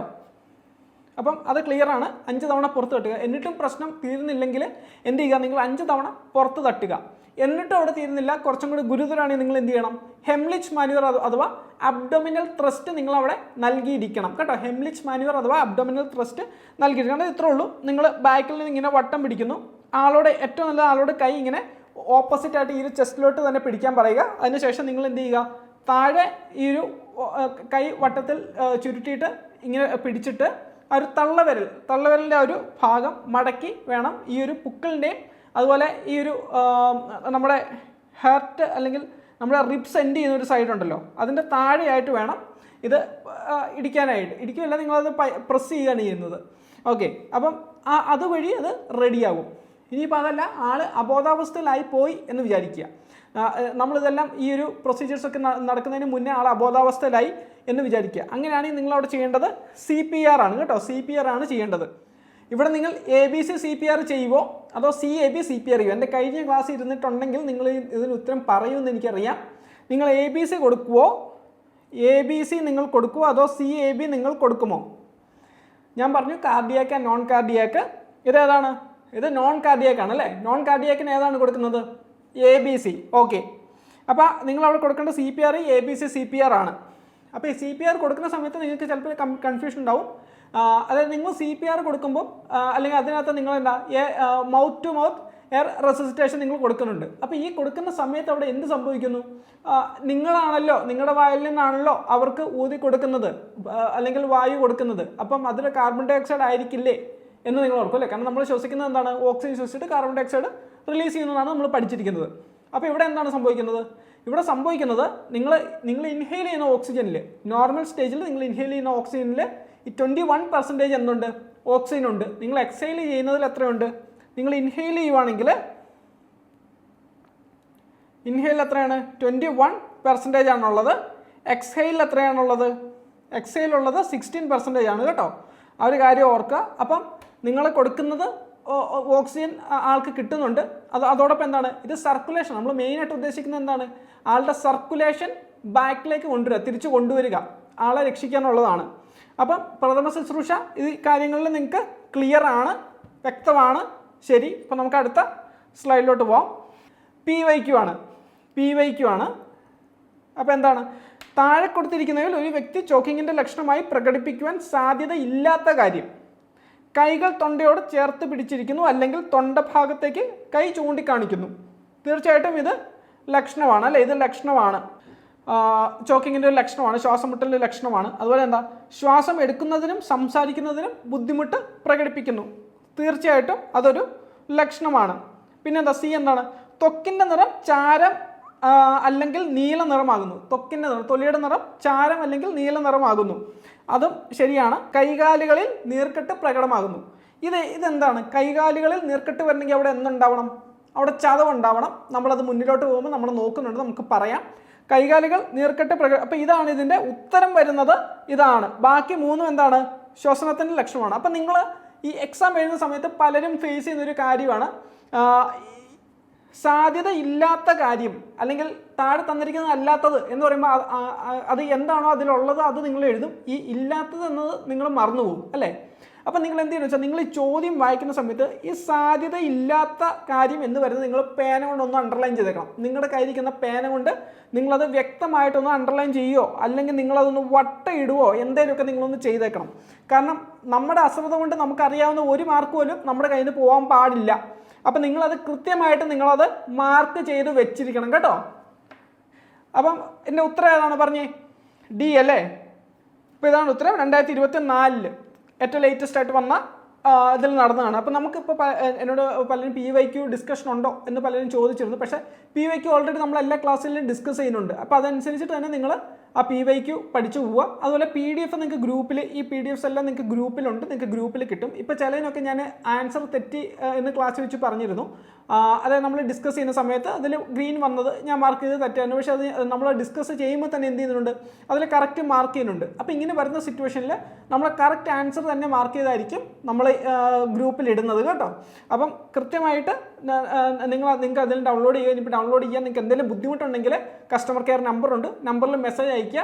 മെസ്സേജ് അയച്ചു കഴിഞ്ഞാൽ നിങ്ങൾക്ക് റിപ്ലൈ കിട്ടും, അല്ലെങ്കിൽ നിങ്ങൾക്ക് കോൾ ചെയ്യാം. കോൾ ചെയ്താലും റിപ്ലൈ കിട്ടും. രാവിലെ 9 വൈകുന്നേരം 5:30 ഇടയ്ക്കായിരിക്കും നിങ്ങൾ കോണ്ടാക്ട് ചെയ്യേണ്ടത് കേട്ടോ. ചോക്കിങ് എന്നാൽ എന്ത്? നമ്മളിപ്പോൾ ഇത്രയും പഠിച്ച കാര്യമാണ്, ഇത്രയും പഠിച്ച ഏറ്റവും ബേസിക് കാര്യമാണ്. ചോക്കിങ് എന്നാൽ എന്ത്? മൊത്തമായോ ഭാഗികമായോ അന്നനാളത്തിൽ ഉണ്ടാകുന്ന തടസ്സം. ഓക്കെ. രണ്ടാമത്തെ എന്താണ്? മൊത്തമായോ ഭാഗികമായോ ആമാശയത്തിൽ ഉണ്ടാകുന്ന തടസ്സം. ഓക്കെ. മൊത്തമായോ ഭാഗികമായോ ശ്വസനനാളത്തിൽ ഉണ്ടാകുന്ന തടസ്സം. D എന്താ? അന്നനാളത്തിൽ മൊത്തമായി ഉണ്ടാകുന്ന തടസ്സം. ഇത് നമ്മൾ ഏറ്റവും അധികം എലിമിനേറ്റ് ചെയ്യും. പിന്നെ നമുക്ക് എന്താ, ചില ആളുകൾക്ക് ഇത് സംശയം വരും. അന്നനാളവും ശ്വസനനാളവും രണ്ടും രണ്ടാണ് കേട്ടോ. ശ്വസനനാളവും അന്നനാളവും രണ്ടും രണ്ടാണ്. ശ്വസനനാളത്തിൽ എന്തെങ്കിലും തടസ്സം വരുന്നതാണ് എന്ത് ചോക്കിംഗ് എന്ന് പറയുന്നത്. ഓക്കെ. ശ്വസനനാളത്തിൽ ചോക്കിംഗ് വരുന്ന തടസ്സം വരുന്നതാണ് ചോക്കിംഗ് എന്ന് പറയുന്നത്. ഇപ്പം അന്നനാളത്തിൽ നിങ്ങൾക്ക് തടസ്സം വന്നിട്ടുണ്ട്, എപ്പോഴാണെന്നറിയോ? നിങ്ങൾ മീനൊക്കെ കഴിക്കുന്ന സമയത്ത് ചില മുള്ള അവിടെ കൂടെ ഒക്കെ കുടുങ്ങിയിരിക്കുകയല്ലേ? അപ്പോൾ നിങ്ങൾക്ക് ശ്വസിക്കാൻ എന്തെങ്കിലും ബുദ്ധിമുട്ടുണ്ടായിട്ടുണ്ടോ? ഇല്ല അല്ലേ? അന്നനാളത്തിൻ്റെ തടസ്സം അതാണ്. അപ്പോൾ നിങ്ങൾ എന്ത് ചെയ്യും? നിങ്ങളൊരു ചോറ് ഉരുട്ടി നിങ്ങളൊന്ന് വിഴുങ്ങും അല്ലേ? അപ്പോൾ റെഡിയാവും അല്ലേ? അതാണ് അന്നനാളത്തിൻ്റെ തടസ്സം. ശ്വസനനാളത്തിൽ തടസ്സം വരുമ്പോഴാണ് ഈ ചോക്കിംഗ് എന്നൊരു കാര്യം സംഭവിക്കുന്നത്. അപ്പോൾ മൊത്തമായോ ഭാഗികമായോ ശ്വസനനാളത്തിലുണ്ടാകുന്ന തടസ്സം. C ആണ് അതിൻ്റെ ആൻസർ വരുന്നത്. ക്ലിയർ ആണ്? നിങ്ങൾക്ക് കിട്ടിയെന്ന് എനിക്കറിയാം. നിങ്ങൾ കൃത്യമായിട്ട് ക്ലാസ് ഫോളോ ചെയ്യുന്നുണ്ട്, നിങ്ങൾക്ക് ഇത് കിട്ടിയെന്നറിയാം. ശരി. 2022 വന്ന ക്വസ്റ്റ്യൻ ആണ്. അപ്പോൾ നമുക്ക് PYQ ആഡ് ചെയ്ത ഒരു ടൈം മുതൽ, PYQ എല്ലാം നമ്മുടെ സ്പെഷ്യൽ ടോപ്പിക് ആഡ് ചെയ്ത ടൈം മുതലുള്ള PYQs എല്ലാം നമ്മൾ എടുത്തിട്ടുണ്ട്, നമ്മൾ ഡിസ്കസ് ചെയ്താണ് കേട്ടോ പോകുന്നത്. നമ്മുടെ എല്ലാ ക്ലാസ്സിലും അങ്ങനെയാണ് പോകുന്നത്. ഓക്കെ. അപ്പോൾ ഇനി അടുത്തത് മുറിവുകളും വ്രണങ്ങളും, കട്ട്സ് ആൻഡ് വൂൺസ്. നിങ്ങളുടെ അടുത്ത ആ ഒരു ഫസ്റ്റ് എയ്ഡ് മെഷേഴ്സിൻ്റെ രണ്ടാമത് വരുന്ന കാര്യമാണ് കട്ട്സ്, വൂൺസ്, പിന്നെന്താണ് ആംപ്യൂട്ടേഷൻ. അപ്പോൾ എന്താണ് മുറിവ്? മുറിവ് അല്ലെങ്കിൽ വ്രണമൊക്കെ എങ്ങനെയാണ് ഉണ്ടാവുന്നത്? എങ്ങനെയാണ് ഉണ്ടാവുന്നത്? നിങ്ങളുടെ മേത്ത് നിങ്ങളുടെ കൈ മുറിഞ്ഞിട്ടുണ്ടല്ലോ, നിങ്ങൾ പച്ചക്കറിക്ക് എരിയുമ്പോൾ നിങ്ങളുടെ കൈ മുറിഞ്ഞിട്ടുണ്ടല്ലോ. ഇപ്പം ബോയ്സ് ആണെങ്കിൽ ചിലപ്പോൾ അടുക്കളയിലൊന്നും കയറിയിട്ടുണ്ടാവില്ല, എന്നാലും നിങ്ങൾ മാങ്ങയൊക്കെ മുറിക്കുമ്പോഴും നിങ്ങളുടെ കൈയൊക്കെ മുറിഞ്ഞിട്ടുണ്ട് ഇല്ലേ? അപ്പം എന്താണ് മുറിവ്? എന്താണ്? മൂർച്ചയുള്ള എന്തെങ്കിലും വസ്തു, പോയിൻറ്റഡ് ആയിട്ടുള്ളതോ ഒക്കെ ആയിട്ടുള്ള എഡ്ജുള്ള എന്തെങ്കിലും വസ്തു നമുക്ക് കൊള്ളുമ്പോൾ നമുക്ക് അവിടെ ബോഡിയിൽ എന്ത് ചെയ്യും? ചെറിയൊരു മുറിവ് കാര്യങ്ങൾ ഉണ്ടാവും, അല്ലെങ്കിൽ അവിടെ ആ ഒരു ആ ഒരു സ്കിന്നോ ഒക്കെ ചെറുതായിട്ടൊന്ന് കീറും. അപ്പോൾ ഇതിനൊക്കെ പറഞ്ഞ പേരാണ് എന്ത്, മുറിവ് എന്ന് പറഞ്ഞത്. നമുക്കത് കൃത്യമായിട്ട് നമുക്ക് അറിയാവുന്ന കാര്യങ്ങളാണ്. നമ്മൾ ക്ലാസ്സിൽ എന്ത് ചെയ്യുന്നു, നമ്മൾ സ്ട്രക്ചറായിട്ട് നമ്മളതിനെ ഒന്ന് അനലൈസ് ചെയ്യുന്നു, അത്രേ ഉള്ളൂ. നിങ്ങൾക്ക് അറിയാവുന്ന കാര്യമാണ്, നിങ്ങൾ പ്രത്യേകം പഠിക്കേണ്ട ആവശ്യമൊന്നുമില്ല. നിങ്ങൾക്ക് കേൾക്കുമ്പോൾ തന്നെ മനസ്സിലാവും. അല്ലെങ്കിൽ നമ്മൾ PYQs ഒക്കെ കണ്ടപ്പോഴും നിങ്ങൾക്ക് എന്ത് മനസ്സിലായി, ക്രാക്ക് ചെയ്യാൻ പറ്റുന്നതാണ്, നിങ്ങൾക്ക് ആൻസർ കിട്ടുന്നതാണെന്ന് മനസ്സിലായല്ലോ. ആ കോൺഫിഡൻസ് ഉണ്ടായാൽ മതി. നമുക്കത് നോക്കാം. മൂർച്ചയുള്ള വസ്തു അല്ലെങ്കിൽ മറ്റ് ബാഹ്യ പരിക്കുകൾ മൂലം ചർമ്മത്തിലോ ശരീരകലകളിലോ ഉണ്ടാകുന്ന പൊട്ടലുകളാണ് മുറിവുകളും വ്രണങ്ങളും. തീർച്ചയായിട്ടും ഇപ്പം വ്രണങ്ങളൊക്കെ അതിൻ്റെ അല്ലെങ്കിൽ മുറിവൊക്കെ ഇതിൻ്റെ ഇത് തന്നെയാണ്, നമ്മൾ ഈ പറഞ്ഞ കാര്യങ്ങൾ തന്നെയാണ്. അപ്പോൾ നമ്മളത് കുറച്ചും കൂടെ ഒരു കൃത്യമായിട്ട് നോക്കിയിട്ടുള്ളൂ. മൂർച്ചയുള്ള വസ്തു അല്ലെങ്കിൽ മറ്റ് ബാഹ്യ പരിക്കുകൾ മൂലം നമ്മൾ വീഴുമ്പോഴോ ഒക്കെ എന്ത് ചെയ്യാം, ഒരയാം. അവിടെ എന്ത് ചെയ്യും, മുറിവുണ്ടാവും അല്ലേ. ഇപ്പോൾ സൈക്കിളിൽ വീണിട്ടുണ്ടല്ലോ, മുറിവുണ്ടായിട്ടുണ്ടല്ലോ, ക്ലിയർ ആണ്. അപ്പോൾ നമുക്ക് ഇതിൻ്റെ ചെറിയ മുറിവുകൾ കാര്യങ്ങൾ വരുമ്പോഴുള്ള പ്രഥമ ശുശ്രൂഷ എന്താണെന്ന് നമുക്ക് നോക്കാം. അപ്പോൾ ഏതൊരു പ്രഥമ ശുശ്രൂഷ ചെയ്യുമ്പോഴും നിങ്ങൾ ചെയ്യേണ്ട കാര്യമാണ് കൈകൾ വൃത്തിയായിട്ട് കഴുകുക. കാരണം നമ്മുടെയൊക്കെ കയ്യിൽ ഒരുപാട് ജേംസും കാര്യങ്ങളും എല്ലാം ഉണ്ട്, അണുക്കളൊക്കെ ഉണ്ട്. കോവിഡ് വന്നപ്പോൾ നമ്മൾ പഠിച്ചില്ലേ, എന്തോരം ചെറിയ അണുവാണ്, അതിന് എന്തോരം പ്രശ്നങ്ങൾ ഉണ്ടാക്കാൻ പറ്റും. അപ്പോൾ അത്രയും പ്രശ്നക്കാരല്ലാത്ത അണുക്കളും ഉണ്ട്. പക്ഷെ മുറിവാകുമ്പോൾ എന്ത് വരും, അത് കോണ്ടാക്ട് ചെയ്യും. അത് സെൻസിറ്റീവായിട്ടുള്ള കാര്യങ്ങളുമായിട്ട് കോണ്ടാക്ട് ചെയ്യുമ്പോൾ എന്ത് സംഭവിക്കും, അതിന് ഒരു എഫക്റ്റ് കാര്യങ്ങളൊക്കെ അത് കൊടുക്കും. ഓക്കെ, അപ്പോൾ അതുകൊണ്ടാണ് കൈകൾ വൃത്തിയാക്കാൻ പറഞ്ഞത്. കൈകൾ വൃത്തിയാക്കുക, ഇല്ലെങ്കിൽ എന്ത് ചെയ്യുക, നല്ല ഗ്ലൗസോ കാര്യങ്ങളൊക്കെ ഉണ്ടെങ്കിൽ അതെടുക്കുക. നിങ്ങളുടെ ഫസ്റ്റ് എയ്ഡ് കിറ്റ്സ് ഒക്കെ ഉണ്ടെങ്കിൽ കൈകൾ നിങ്ങൾക്ക് വൃത്തിയാക്കാൻ പറ്റുന്ന സാഹചര്യം എന്ത് ചെയ്യുക, ഗ്ലൗസ് ഉപയോഗിച്ചോളുക. ഓക്കെ, പിന്നെ എന്ത് ചെയ്യുക, രക്തസ്രാവം നിർത്തുക. രക്തസ്രാവം നിർത്താൻ എന്താ ചെയ്യേണ്ടത്, ഇപ്പോൾ ചെറിയ രീതിയിലൊക്കെ ഉള്ളതാണെങ്കിൽ നമുക്ക് വേണമെങ്കിൽ അതിൻ്റെ മുകളിൽ ബാൻഡേജുകളോ കാര്യങ്ങളൊക്കെ നമുക്ക് ഒട്ടിക്കാം. ആ ഒരു രീതി നമുക്ക് രക്തസ്രാവം നിർത്താൻ പറ്റും, രക്തം സ്രവിക്കുന്നുണ്ടെങ്കിൽ. ഇനി അത് നിന്ന് കഴിഞ്ഞാൽ എന്ത് ചെയ്യണം, അത് നിന്ന് കഴിഞ്ഞാൽ പിന്നെ മുറിവ് വൃത്തിയാക്കുക. അതുപോലെ മുറിവിന് ചുറ്റുമുള്ള ചർമ്മം വൃത്തിയാക്കുക. അപ്പോൾ ഇതിനു വേണ്ടി നമുക്ക് ആൻറ്റിസെപ്റ്റിക് ലോഷൻസ് കാര്യങ്ങളൊക്കെ നമുക്ക് ഉപയോഗിക്കാം. ഇനി അതല്ല, അത്യാവശ്യമാണെങ്കിൽ നിങ്ങൾക്ക് ആൻറ്റിബയോട്ടിക്, ഇപ്പം ആ ഒരു ചർമ്മത്തിലേക്ക് എന്ത് ചെയ്യാം, പുറത്തുനിന്നുള്ള ബാക്ടീരിയ കാര്യങ്ങളൊക്കെ കയറിയിട്ടുണ്ടെന്ന് നിങ്ങൾക്ക് തോന്നിക്കഴിഞ്ഞാൽ അവിടെ ആൻറ്റിബയോട്ടിക് ലോഷൻസ് നിങ്ങൾക്ക് അവിടെ ഉപയോഗിക്കാം. അതിൽ എന്നിട്ട് എന്ത് ചെയ്യണം, മുറിവ് പിന്നെയും അത് കവർ ചെയ്യുക. അതായത് കോട്ടനോ കാര്യങ്ങളോ അല്ലെങ്കിൽ ബാൻഡേജുകളോ ഒക്കെ ഉപയോഗിച്ച് നിങ്ങൾക്ക് മുറിവ് നിങ്ങൾക്ക് കവർ ചെയ്യാം. അതിനുശേഷം എന്ത് ചെയ്യണം, ഈ മുറിവ് ഉണങ്ങുന്നവരെ നമുക്ക് ആ സെയിം ബാൻഡേജ് അല്ലെങ്കിൽ സെയിം കോട്ടൺസ് ഒന്നും നിങ്ങൾക്ക് ക്യാരി ചെയ്യാൻ പറ്റത്തില്ല.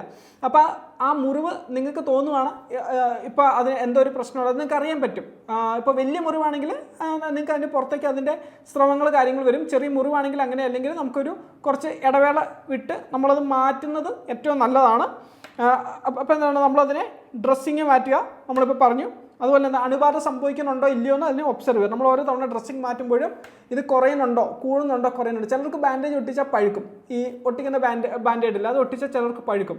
അപ്പോൾ അങ്ങനെയാണെങ്കിൽ അവർ എന്ത് ചെയ്യുന്നത്, അവർ കോട്ടൺ ഉപയോഗിക്കുക. അപ്പോൾ നിങ്ങൾക്ക് അണുബാധ ഉണ്ടോ എന്ന് നിരീക്ഷിക്കുക. ഇതിനുശേഷം ചെറിയ മുറിവാണെങ്കിൽ നിങ്ങൾക്ക് അതിന് പകരം നിങ്ങൾക്ക് കോട്ടൺ കാര്യങ്ങൾ നിങ്ങൾക്ക് ഉപയോഗിക്കുന്നതാണ് ഏറ്റവും നല്ലത്. ഇപ്പോൾ ഗോസ്പാഡ് എന്നൊക്കെ പറയും, അപ്പോൾ അതൊക്കെ ഉപയോഗിക്കുന്നതാണ് ഏറ്റവും നല്ലത് അങ്ങനെ ഉള്ള സിറ്റുവേഷൻ ആണെങ്കിൽ. അപ്പോൾ ഇനി നമുക്ക് വലിയ മുറിവുകളും ഒരു വ്രണങ്ങളും വരുന്ന സമയത്ത് എങ്ങനെയാണ് അതിനെ നമ്മൾ ഫസ്റ്റ് എയ്ഡ് ചെയ്യേണ്ടത്, അല്ലെങ്കിൽ അതിന് എങ്ങനെയാണ് നമ്മൾ പ്രഥമ ശുശ്രൂഷ കൊടുക്കേണ്ടതെന്ന് നമുക്ക് നോക്കാം.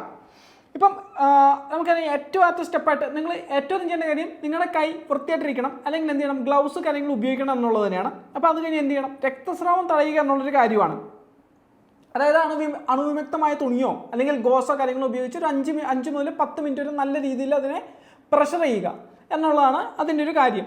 അപ്പം ഇത് ചെയ്യുന്ന സമയത്ത് എന്ത് ചെയ്യും, രക്തസ്രാവം കുറയും. ഇത് ഏറ്റവും നല്ലത് ഈ ഒരു സമയത്ത് നിങ്ങൾ കൈ ഒരു ഹൃദയനിരപ്പിൽ നിന്ന് മുകളിലേക്ക് ഉയർത്തി വെക്കുന്നതാണ് ഏറ്റവും നല്ലത്. കാരണം ഇത് ചെയ്യുന്ന ഒരു സാഹചര്യത്തിൽ എന്ത് ചെയ്യുന്നു വെച്ചാൽ അങ്ങോട്ടേക്കുള്ള ബ്ലഡിൻ്റെ പമ്പിങ്ങിൻ്റെ ശക്തി കുറയും. അപ്പോൾ ഇത് ചെയ്യുമ്പോൾ എന്ത് ചെയ്യും, രക്തത്തിൻ്റെ സ്രാവം നമുക്കത് കുറയ്ക്കാൻ വേണ്ടി പറ്റും. പിന്നെ നമ്മൾ നോക്കേണ്ടതാണ് മുറിവ് ഉയർത്തി വെക്കുക. കാരണം നമ്മളിപ്പോൾ പറഞ്ഞല്ലോ, ഇപ്പം ഹൃദയത്തിൻ്റെ നിരപ്പിൽ നിന്നും മുറിവ് ഉയർത്തി വെക്കുക. അപ്പോൾ ഇത് ചെയ്യുമ്പോൾ എന്താണ്, നമ്മളിപ്പോൾ പറഞ്ഞ പോലെ തന്നെ ഒരു രക്തത്തിൻ്റെ ഒരു ഫ്ലോ, ബ്ലഡിൻ്റെ ഒരു ഫ്ലോ നന്നായിട്ട് കുറയും. അതുകൊണ്ട് തന്നെ എന്ത് ചെയ്യും, അവിടെ രക്തത്തിൻ്റെ ഒഴുക്ക് അല്ലെങ്കിൽ രക്തം കൂടുതൽ നഷ്ടപ്പെടുന്ന ഒരു സിറ്റുവേഷൻ നമുക്കവിടെ കുറയ്ക്കാൻ വേണ്ടി പറ്റും. അപ്പം ഇത് വലിയ മുറിവുകൾ കാര്യങ്ങളായതുകൊണ്ട് അത് വീണ്ടും തുണി കുതിരുവാണെങ്കിൽ അല്ലെങ്കിൽ ആ ഒരു ബാൻഡേജോ കാര്യങ്ങളൊക്കെ കുതിരുവാണെങ്കിൽ എന്ത് ചെയ്യണമെന്ന് വെച്ചാൽ ഇതിൻ്റെ ഇടയ്ക്ക് പിന്നെ അത് മാറ്റി കൊടുത്തുകൊണ്ടിരിക്കുക എന്നുള്ളതാണ്. അപ്പം ഇതിൻ്റെ ഇടയ്ക്ക് വേറൊരു കാര്യം കൂടെ നമുക്ക് ആഡ് ചെയ്യാം. അതായത് മുറിവ് വൃത്തിയാക്കുക എന്നുള്ളൊരു കാര്യം. മുറിവ് നമുക്ക് വേണമെങ്കിൽ ക്ലീൻ ചെയ്യാം. കാരണം ആ ഒരു ടൈമിൽ ഇപ്പം രക്തപ്രവാഹം കുറഞ്ഞു, അപ്പോൾ ആ സമയത്ത് എന്ത് ചെയ്യാം, അതിനകത്ത് എന്തെങ്കിലും അണുബാധയോ കാര്യങ്ങളോ അല്ലെങ്കിൽ അണുബാധയല്ല പുറത്തുള്ള എന്തെങ്കിലും പാർട്ടിക്കിൾസോ കാര്യങ്ങളൊക്കെ ഉണ്ടെങ്കിൽ എന്ത് ചെയ്യാം, നമുക്ക് ട്വീസേഴ്സ് നമ്മൾ നേരത്തെ നോക്കുന്ന സമയത്ത് ക്ലാസ് നമുക്ക് കഴിഞ്ഞ ഫസ്റ്റ് എയ്ഡ് കിറ്റുകൾ കാര്യങ്ങൾ നോക്കുന്ന സമയത്ത് നിങ്ങൾ ട്വീസറിനെ പറ്റി കണ്ടു അല്ലേ, എന്നാൽ ചെറിയ ചവണ, ഈ ഒരു ചവണ ഉപയോഗിച്ചിട്ട് ചെറിയ ആ ഒരു എന്തെങ്കിലും ഒരു എക്സ്ട്രാ പാർട്ടിക്കിൾസ് കാര്യങ്ങളുണ്ടെങ്കിൽ അത് റിമൂവ് ചെയ്യാം. ഓക്കെ, അപ്പോൾ അതിനുശേഷം എന്ത് ചെയ്യണം, അതിനുശേഷം ശുദ്ധമായ ജലത്തിലോ ഒക്കെ അതൊന്ന് കഴുകിയിട്ട് ആ ഒരു മുറിവ് വീണ്ടും വളരെ വൃത്തിയായിട്ട് തന്നെ മൂടുക. അതുപോലെ തന്നെ ഈ കത്തി മറ്റ് മൂർച്ചയേറിയ ആയുധങ്ങളാണെങ്കിൽ എന്ത് ചെയ്യണം, നമ്മൾ ഫസ്റ്റ് ക്ലാസ്സിൽ തന്നെ ഫസ്റ്റ് എയ്ഡിൻ്റെ ഏറ്റവും ആദ്യത്തെ ക്ലാസ്സിൽ തന്നെ നമ്മൾ പറഞ്ഞു അല്ലേ, ഈ കത്തി പോലുള്ള കാര്യങ്ങൾ അവിടെ കയറി കഴിഞ്ഞാൽ കുത്തി കയറി കഴിഞ്ഞാൽ നിങ്ങൾ അവിടെ എന്ത് ചെയ്യണം, നിങ്ങൾ ഒരിക്കലും അത് വലിച്ചൂരാൻ ശ്രമിക്കരുത്. കാരണം വലിച്ചൂരി കഴിഞ്ഞാൽ അത് വീണ്ടും പ്രശ്നങ്ങൾ ഉണ്ടാക്കും. ഇപ്പോൾ ഈ ഒരു ഇമേജ് നിങ്ങൾ താഴെ ആ ഒരു മൂലയിൽ ഒരു ഇമേജ് കാണുന്നുണ്ട്. അപ്പോൾ അതിനകത്ത് കാണുന്നുണ്ടല്ലോ, ഒന്ന് ആ ഒരു കത്തി അവിടെയുണ്ട്, അതിന് ചുറ്റും എന്ത് ചെയ്യുന്നു, നമ്മൾ ആ ഒരു ബാൻഡേജ് ആയിട്ട് നമ്മൾ ചുറ്റുമാണ് ചെയ്യുന്നത്. ഇപ്പം ടോർണിക്യൂട്ട് ടോർണിക്യൂട്ടില്ല, നമുക്കൊരു ബാൻഡേജ് എന്നുള്ള രീതിയിൽ പറയാം, ബാൻഡേജ് ആയിട്ട് നമ്മളതിനെ ചുറ്റി വെച്ചിരിക്കുകയാണ് ചെയ്യുന്നത്. അപ്പോൾ കത്തി അതിനകത്തുണ്ടായിരിക്കും, പക്ഷേ എന്താണ് ബ്ലീഡിങ് അവിടെ കുറയ്ക്കാൻ പറ്റും. ഈ ടൈമിൽ എന്ത് ചെയ്യുക, കൃത്യമായിട്ട് നിങ്ങൾ ആശുപത്രിയിലേക്ക് പേഷ്യൻറ്റിനെ എത്തിക്കുക എന്നുള്ളതാണ്. പിന്നെ അതല്ല, പേഷ്യൻറ്റിന് ഭയങ്കര വേദനയോ കാര്യങ്ങളൊക്കെ ഉണ്ടെങ്കിൽ അവിടെ നമുക്ക് വേദന സംഹാരി ഉപയോഗിക്കുന്നതിൽ തെറ്റില്ല. അതുപോലെ എന്ത് ചെയ്യുക, എത്രയും പെട്ടെന്ന് തന്നെ വൈദ്യസഹായം എത്തിക്കുക. പിന്നെ മുറിവ് പിന്നെയും ശക്തമാണ്, രക്തത്തിന് ഒഴുക്കുണ്ടെങ്കിൽ ടോർണിക്യൂട്ട് എന്നൊരു കാര്യം നിങ്ങൾ ഉപയോഗിക്കുക. അതായത് ഒരു ബാൻഡേജ് തന്നെ, പക്ഷേ അതെന്താണ് ചെയ്യുന്നത്, നമ്മൾ ആ ഒരു മുറിവിൻ്റെ ഇപ്പം ഇവിടെയാണ് മുറിവ് വന്നതെങ്കിൽ ഈ ഒരു വട്ടം ഞാൻ വരച്ചേക്കുന്നൊരു വട്ടം നിങ്ങൾ കാണുന്നുണ്ടല്ലോ, അപ്പോൾ അതിലാണ് മുറിവ് വന്നതെങ്കിൽ അതിൻ്റെ മുകളിലായിട്ട് അതിൻ്റെ ഒരു 2-3 ഇഞ്ചോ മുകളിലായിട്ട് നമ്മൾ എന്ത് ചെയ്യും, നമ്മൾ ബാൻഡേജ് കെട്ടിവെക്കും. അതിനാണ് ടോർണിക്യൂട്ട് എന്ന് പറയുന്നത്. അപ്പം രക്തപ്രവാഹം വളരെ അധികമാണെങ്കിൽ ഈ ഒരു പ്രോസസ്സ് ഉപയോഗിക്കുന്നത് നല്ലതാണ്. അപ്പം പ്രഥമ ശുശ്രൂഷ, വലിയ മുറിവുകൾ വ്രണങ്ങൾ വരുന്ന സമയത്തുള്ള ആ ഒരു ഫസ്റ്റ് എയ്ഡ് കാര്യങ്ങൾ നിങ്ങൾക്ക് മനസ്സിലായിട്ടുണ്ട്. പിന്നെ ഇപ്പോൾ ചെറിയ മുറിവാണെങ്കിലും, ഇപ്പം വലിയ മുറിവാണെങ്കിൽ തീർച്ചയായിട്ടും നിങ്ങൾ ആശുപത്രിയിൽ എത്തിയേ പറ്റുള്ളൂ.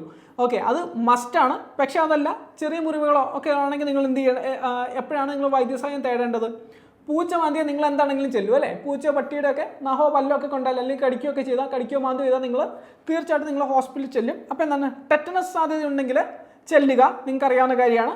അണുബാധയുടെ ലക്ഷണങ്ങളുണ്ടെങ്കിൽ നമുക്കത് പഴുക്കുന്നോ അല്ലെങ്കിൽ അവിടെ വീക്കം വരുമോ ഒക്കെ ചെയ്യുവാണെങ്കിൽ നമ്മൾ എന്ത് ചെയ്യും, നമ്മൾ ഹോസ്പിറ്റലിൽ ചെന്നേ പറ്റൂ, നിങ്ങൾക്ക് അറിയാവുന്ന കാര്യങ്ങളാണ്. അതുപോലെ അന്യവസ്തുക്കൾ കാര്യങ്ങൾ, പുറത്തുനിന്നുള്ള എക്സ്ട്രാ എന്തെങ്കിലും കാര്യങ്ങളാണ് കുത്തിയിരിക്കുന്നതെങ്കിൽ, ഇപ്പം ആരോ എന്തെങ്കിലും, ഇപ്പോൾ ഒന്നും വേണ്ട, നിങ്ങൾ ഒരു ക്യൂരിയോസിറ്റിക്ക് നിങ്ങൾ മുള്ളമ്മന്നയുടെ പുറകെ പോകുമെന്ന് വിചാരിക്കുക, ഒരിക്കലും പോയേക്കരുത്.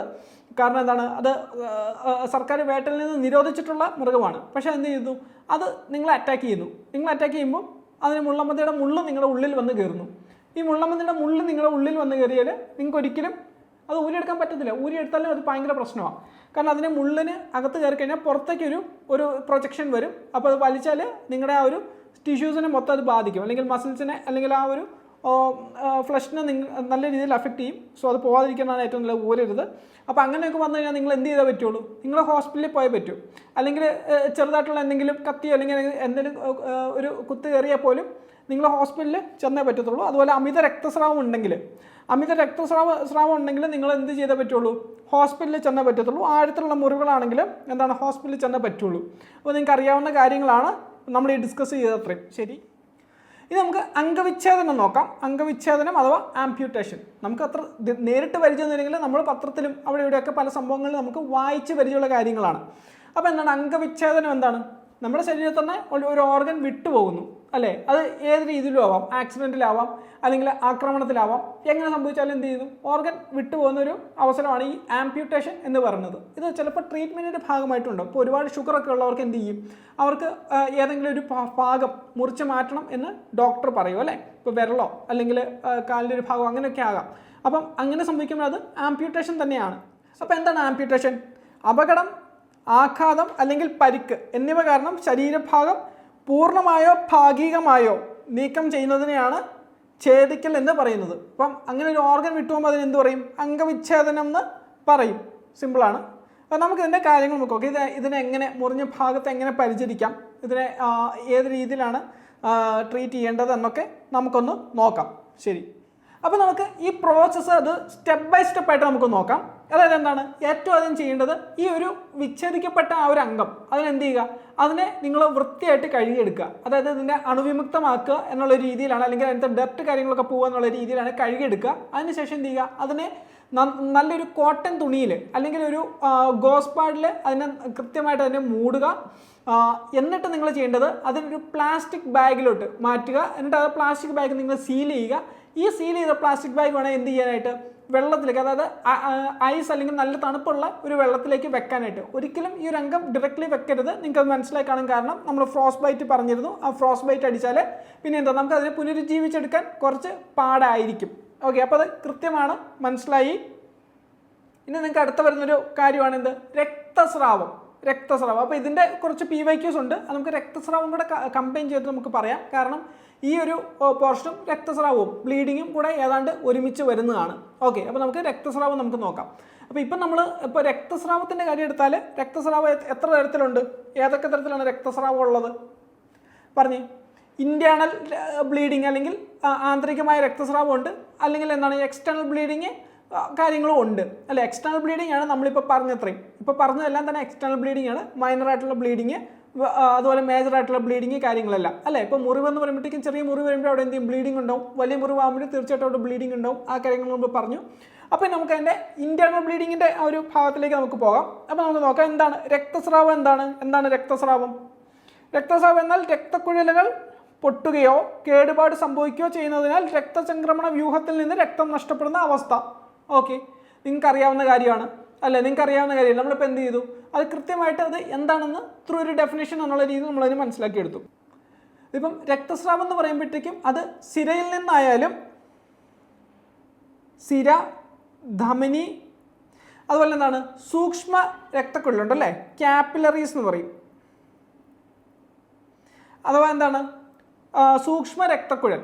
ഓക്കെ, അപ്പോൾ സിര, ധമനി, അതുപോലെ സൂക്ഷ്മ രക്തക്കുഴൽ, ഇത് പൊട്ടി വരുന്ന ഏതൊരു ബ്ലീഡിങ്ങും അല്ലെങ്കിൽ ഏതൊരു ഇത് പൊട്ടി സംഭവിക്കുന്ന ഏതൊരു കാര്യത്തെ നമ്മൾ എന്തെന്ന് പറയും, അതിനെ ബ്ലീഡിങ് അഥവാ രക്തസ്രാവം എന്ന് നമുക്ക് പറയാൻ പറ്റും അല്ലേ.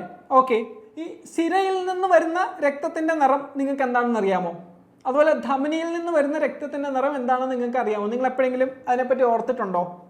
ഒരു PYQ വന്നൊരു ക്വസ്റ്റ്യൻ ആണ്. നമുക്കത് മുന്നോട്ട് പോകുമ്പോൾ നമുക്കൊരു കാര്യം നമുക്ക് നോക്കാം. അതിൻ്റെ കാര്യങ്ങൾ നമുക്ക് ഡീറ്റെയിൽ ആയിട്ട് നമുക്ക് നോക്കാം. ശരി, ഞാൻ ജസ്റ്റ് നിങ്ങളോട് ചോദിച്ചെന്നുള്ളൂ, കുഴപ്പമില്ല, നമുക്കത് ഡിസ്കസ് ചെയ്യാം. പിന്നെ എന്താണ് രക്തസ്രാവത്തെ പറ്റി നമുക്ക് വേറെ എന്താണ് പറയാൻ പറ്റുന്നത്? ശരീരത്തിൽ നിന്ന് രക്തം പുറത്തേക്ക് ഒഴുകുന്ന ബാഹ്യമായോ ശരീരത്തിനുള്ളിൽ രക്തം നഷ്ടപ്പെടുന്ന ആന്തരികമായോ ആകാം അല്ലേ. ബാഹ്യമായോ അതുപോലെ ആന്തരികമായോ ആകാം. നമ്മൾ ഏറ്റവും ആദ്യമേ തന്നെ പറഞ്ഞ കാര്യമാണ്. അതുപോലെ എന്താണ് ചെറിയ മുറിവുകൾ പോലെയുള്ള രക്തസ്രാവം മുതൽ ജീവന് ഭീഷണിയാവുന്ന ഗുരുതരമായ സാഹചര്യങ്ങൾ വരെ ഉണ്ടാകാം. ഇത് ഇന്റേണലായിട്ടും എക്സ്റ്റേണലായിട്ടും സംഭവിക്കാവുന്നതാണ്. ചെറിയ മുറിവുകൾ മുതൽ ഗുരുതരമായ രക്തസ്രാവം വരെ ഉണ്ടാവുന്നതാണ്. നമ്മളത് ഡിസ്കസ് ചെയ്തു. നമുക്കത് ഇന്റേണലായിട്ടുള്ള കാര്യങ്ങൾ നമുക്ക് നോക്കാം. പിന്നെ എന്താണ് രക്തസ്രാവത്തിൻ്റെ ലക്ഷണങ്ങൾ എന്തൊക്കെയാണ്? ഇപ്പം തലയിൽ ഒരു രക്തസ്രാവം വരികയാണ്, തലയിൽ ഇന്റേണലി ഒരു രക്തസ്രാവം വരികയാണെന്ന് വിചാരിക്കുക. എന്തൊക്കെയായിരിക്കാം തലയിൽ വരുന്ന ഒരു രക്തസ്രാവത്തിൻ്റെ ലക്ഷണങ്ങൾ? എന്തൊക്കെയായിരിക്കാം? ഒന്ന്, നല്ല കഠിനമായ തലവേദന ഉണ്ടാവും. അത് ഇന്റേണലി ആണെങ്കിലും തലയിൽ എക്സ്റ്റേണലി വന്നാലും ഇതുണ്ടാവും. കഠിനമായ തലവേദന ഉണ്ടാവും, കാഴ്ചയിലുള്ള പ്രശ്നങ്ങൾ ഉണ്ടാവും. അതുപോലെ എന്താ തലകറക്കം, ശരീരത്തിൻ്റെ ബലഹീനത കാര്യങ്ങൾ ഒക്കെ ഉണ്ടാവും കേട്ടോ. തലയിലുള്ള രക്തസ്രാവത്തിൻ്റെ ലക്ഷണങ്ങൾ ഇതൊക്കെയാണ്. അതുപോലെ നെഞ്ചിലുള്ള രക്തസ്രാവത്തിൻ്റെ ലക്ഷണങ്ങൾ എന്തൊക്കെയാണ്? നെഞ്ചുവേദന, അതെ. പിന്നെ എന്താണ് രക്തം ചുമയ്ക്കാനുള്ളൊരു സാധ്യത. രക്തം ചുമയ്ക്കും, രക്തം ചുമച്ച് തുപ്പും. അപ്പോൾ ഈ ചുമച്ച് തുപ്പുമ്പോൾ അതിനകത്തൊരു കുറച്ച് ഈ പത പോലുള്ള കാര്യങ്ങളൊക്കെ ഉണ്ടാവും. നെഞ്ചിൽ നിന്നുള്ള ഇഷ്യൂസൊക്കെയാണ് വരുന്നതെങ്കിൽ അങ്ങനെയുള്ള കാര്യങ്ങളും കൂടെ അതിലുണ്ടാവും. ഓക്കെ, ശ്വസിക്കാനുള്ള ബുദ്ധിമുട്ട് കാര്യങ്ങൾ അതിലുണ്ടാവും. പിന്നെ ഉദരത്തിലാണെങ്കിലോ ഉദരം എന്ന് പറയുമ്പോൾ എന്തുവാ അല്ലേ, ഇന്റേണലി ഉള്ള ആ ഒരു വയറിൻ്റെ ഭാഗത്തുള്ള ഏതും ആകാം. അപ്പോൾ അതാകുമ്പോൾ എന്ത് ചെയ്യും? ഒന്ന് വീക്കുണ്ടാവും, രക്തരൂക്ഷിതമായ ഛർദി, അതുപോലെ എന്താ വയറുവേദന, രക്തരൂക്ഷിതമായ മലം അല്ലെങ്കിൽ മൂത്രം. ഇതിപ്പം രക്തരൂക്ഷിതമായ മലം കാര്യങ്ങൾ സംഭവിക്കണമെങ്കിൽ എന്താണ്, അത് ഇൻറ്റസ്റ്റൈനെ കുടലിനെ ബാധിക്കുന്ന ആ ഒരു ബ്ലീഡിങ് ആയിരിക്കണം കേട്ടോ. കുടലിനെ ബാധിക്കുന്ന രക്തസ്രാവം ആണെങ്കിലാണ് രക്തരൂക്ഷിതമായ മലം കാര്യങ്ങളൊക്കെ ഉണ്ടാവുന്നത്. ഇതിപ്പം വൻകുടലിലാണ് ഈ ഒരു ബ്ലീഡിങ് സംഭവിക്കുന്നതെങ്കിൽ മലത്തിനോടൊപ്പം തന്നെ എന്ത് ചെയ്യും? രക്തം നഷ്ടപ്പെടും. ആ രക്തം തെളിഞ്ഞ രക്തമായിരിക്കും. പക്ഷെ അതേസമയം അതിനെ ഒരു ചെറുകുടലിലാണ് ഈ ഒരു ബ്ലീഡിങ് സംഭവിക്കണമെങ്കിലോ ആ ഒരു രക്തം എന്ന് പറഞ്ഞാൽ ആ ഒരു മലം പോകുമ്പം വളരെ കറുത്ത നിറത്തിലുള്ള രക്തമായിരിക്കും ആ മലത്തിനോടൊപ്പം തന്നെ പോകുന്നത്. അതുപോലെ മൂത്രസഞ്ചികൾ കാര്യങ്ങളിലൊക്കെ ഈ ഒരു ബ്ലീഡിങ് കാര്യങ്ങളൊക്കെ ഉണ്ടാവുകയാണെങ്കിൽ മൂത്രത്തോടൊപ്പം രക്തവും പോകാനുള്ള സാധ്യതയുണ്ട്. അതുപോലെ യൂറിനറി ഇൻഫെക്ഷൻസ് കാര്യങ്ങളൊക്കെ വന്നാലും അത് വളരെ ഗുരുതരമായി കഴിഞ്ഞാൽ, വളരെ ഗുരുതരമായിട്ടുള്ള യൂറിനറി ഇൻഫെക്ഷൻ കാര്യങ്ങളിലേക്ക് എത്തിക്കഴിഞ്ഞാൽ ഒരു രക്തത്തിൻ്റെ ഒരു കലർപ്പും ഉണ്ടായിരിക്കും കേട്ടോ. അതുപോലെ തന്നെ കിഡ്നി അതുപോലെയുള്ള കാര്യങ്ങളിലൊക്കെ ഈ ഒരു രക്തസ്രാവം വന്നു കഴിഞ്ഞാലും മൂത്രത്തോടൊപ്പം എന്ത് പോകും, രക്തവും പോകും. ഓക്കെ, അപ്പം അസ്ഥികൾ, സന്ധികൾ, പേശികളൊക്കെയാണ് വരുന്നതെങ്കിൽ എന്താണ്, വീക്കം, വേദന, ചതവ്. ഇത് നമ്മൾ നേരത്തെ കണ്ടിരുന്നു അല്ലേ, PYQ നമ്മൾ നേരത്തെ നോക്കിയപ്പോൾ കണ്ടിരുന്നു. വീക്കവും ചതവും വരുന്ന കാര്യം നമ്മൾ പറഞ്ഞിരുന്നു, ഓർക്കുന്നുണ്ടല്ലോ PYQ. അപ്പോൾ നമ്മൾ പറഞ്ഞിരുന്നില്ല, മുന്നോട്ട് സ്ലൈഡ് ഉണ്ട്, അവിടെ ചെന്ന് നമുക്ക് ഡിസ്കസ് ചെയ്യാം. അതവിടെയാണ് അസ്ഥി, സന്ധി, പേശികൾ പോലെയുള്ള കാര്യങ്ങളിലാണ് ഈ ഒരു രക്തസ്രാവം നടക്കുന്നതെങ്കിൽ അത് എന്ത് ചെയ്യും, വീക്കം, ചതവ് എന്നുള്ള രീതിയിലിരിക്കും. ഇപ്പോൾ ഈ ഉരുട്ടിക്കൊല കേസുകളൊക്കെ നിങ്ങൾ കേട്ടിട്ടുണ്ടാവുമല്ലോ. ഉരുട്ടിക്കൊല കേസ്, എന്താ, ഒലക്കൊക്കെ വെച്ച് കാലിൽ ഉരുട്ടുന്ന ഒരു കേസാണ് അല്ലേ. ഇത് സംഭവിക്കുമ്പം എന്താണ് സംഭവിക്കുന്നത് വെച്ചാൽ, ഉള്ളിനകത്തെ ആ ഒരു കാലിൻ്റെ തുടയുടെ ഭാഗത്തുള്ള ഈ രക്തധമനികളും സിരകളും എല്ലാം പൊട്ടുകയാണ് ചെയ്യുന്നത്. ഇതെല്ലാം പൊട്ടിട്ട് എന്ത് ചെയ്യും, ആ ബ്ലഡ് ആ ഒരു കാലിൻ്റെ ഭാഗത്ത് താളം കെട്ടിക്കിടക്കും. അപ്പോൾ ഇത് പുറത്തോട്ട് വരത്തില്ല, ഇത് അകത്തേ കിടക്കുകയുള്ളൂ. പുറത്തുനിന്ന് നോക്കുന്നവർക്ക് ഉരുട്ടിയതായിട്ടുള്ള ഒരു ലക്ഷണവും ഇല്ല, പക്ഷെ അനുഭവിക്കുന്നവൻ നന്നായിട്ട് അനുഭവിക്കും. അപ്പം ഇതാണ് അവിടെ സംഭവിക്കുന്നത്. രക്തസ്രാവം, ഇൻറ്റേർണൽ രക്തസ്രാവമാണ് സംഭവിക്കുന്നത്. അപ്പോൾ അത് ക്ലിയറാണ്, വ്യക്തമാണ്. ശരി, അപ്പോൾ ഇനിയുള്ള ഒരു മറ്റ് ലക്ഷണങ്ങൾ കാര്യങ്ങളൊക്കെ നമുക്ക് നോക്കാം. അപ്പോൾ രക്തസ്രാവം കാര്യങ്ങളൊക്കെ ഉണ്ടാകുമ്പോഴത്തേക്കും ശ്വാസകോശത്തിലോ നെഞ്ചിലോ നമ്മളിപ്പോൾ ഡിസ്കസ് ചെയ്ത കാര്യങ്ങളൊക്കെ തന്നെയാണ്. എന്താണ്, ശ്വാസകോശത്തിലോ നെഞ്ചിലോ ഒക്കെ സംഭവിക്കുന്നത് എന്ത് ചെയ്യും, ശ്വസിക്കാനുള്ള ബുദ്ധിമുട്ടുകൾ കാര്യങ്ങളുണ്ടാവും. അതുപോലെ എന്താണ്, അതുപോലെ ആ ഒരു ഹൃദയമിടിപ്പിൻ്റെ വേഗത കൂടും. ഹൃദയമിടിപ്പിൻ്റെ വേഗത കൂടും. എന്തുകൊണ്ടാണ്, രക്തം നഷ്ടപ്പെടുന്നുണ്ട്, രക്തം ശരീരത്തിൽ നിന്ന് നഷ്ടപ്പെട്ടുകൊണ്ടിരിക്കുന്നുണ്ട്.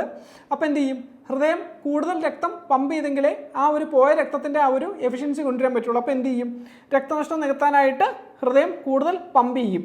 പിന്നെന്താണ്, വേദന കാര്യങ്ങൾ. ഇപ്പം അടിവയറ്റിലുള്ളൊരു വേദന, നെഞ്ചിലുള്ള വേദന, അല്ലെങ്കിൽ തലയിലോ മറ്റു ഭാഗങ്ങളിലോ പെട്ടെന്നുണ്ടാകുന്ന കഠിനമായ വേദന ഇതിൻ്റെ ലക്ഷണമാണ്. അപ്പോൾ അതാണ് നമ്മൾ ഹോസ്പിറ്റലിൽ ചെല്ലുമ്പോൾ ഡോക്ടേഴ്സ് പറയുന്നത് എന്താണ്, സ്കാൻ ചെയ്ത് നോക്കൂ.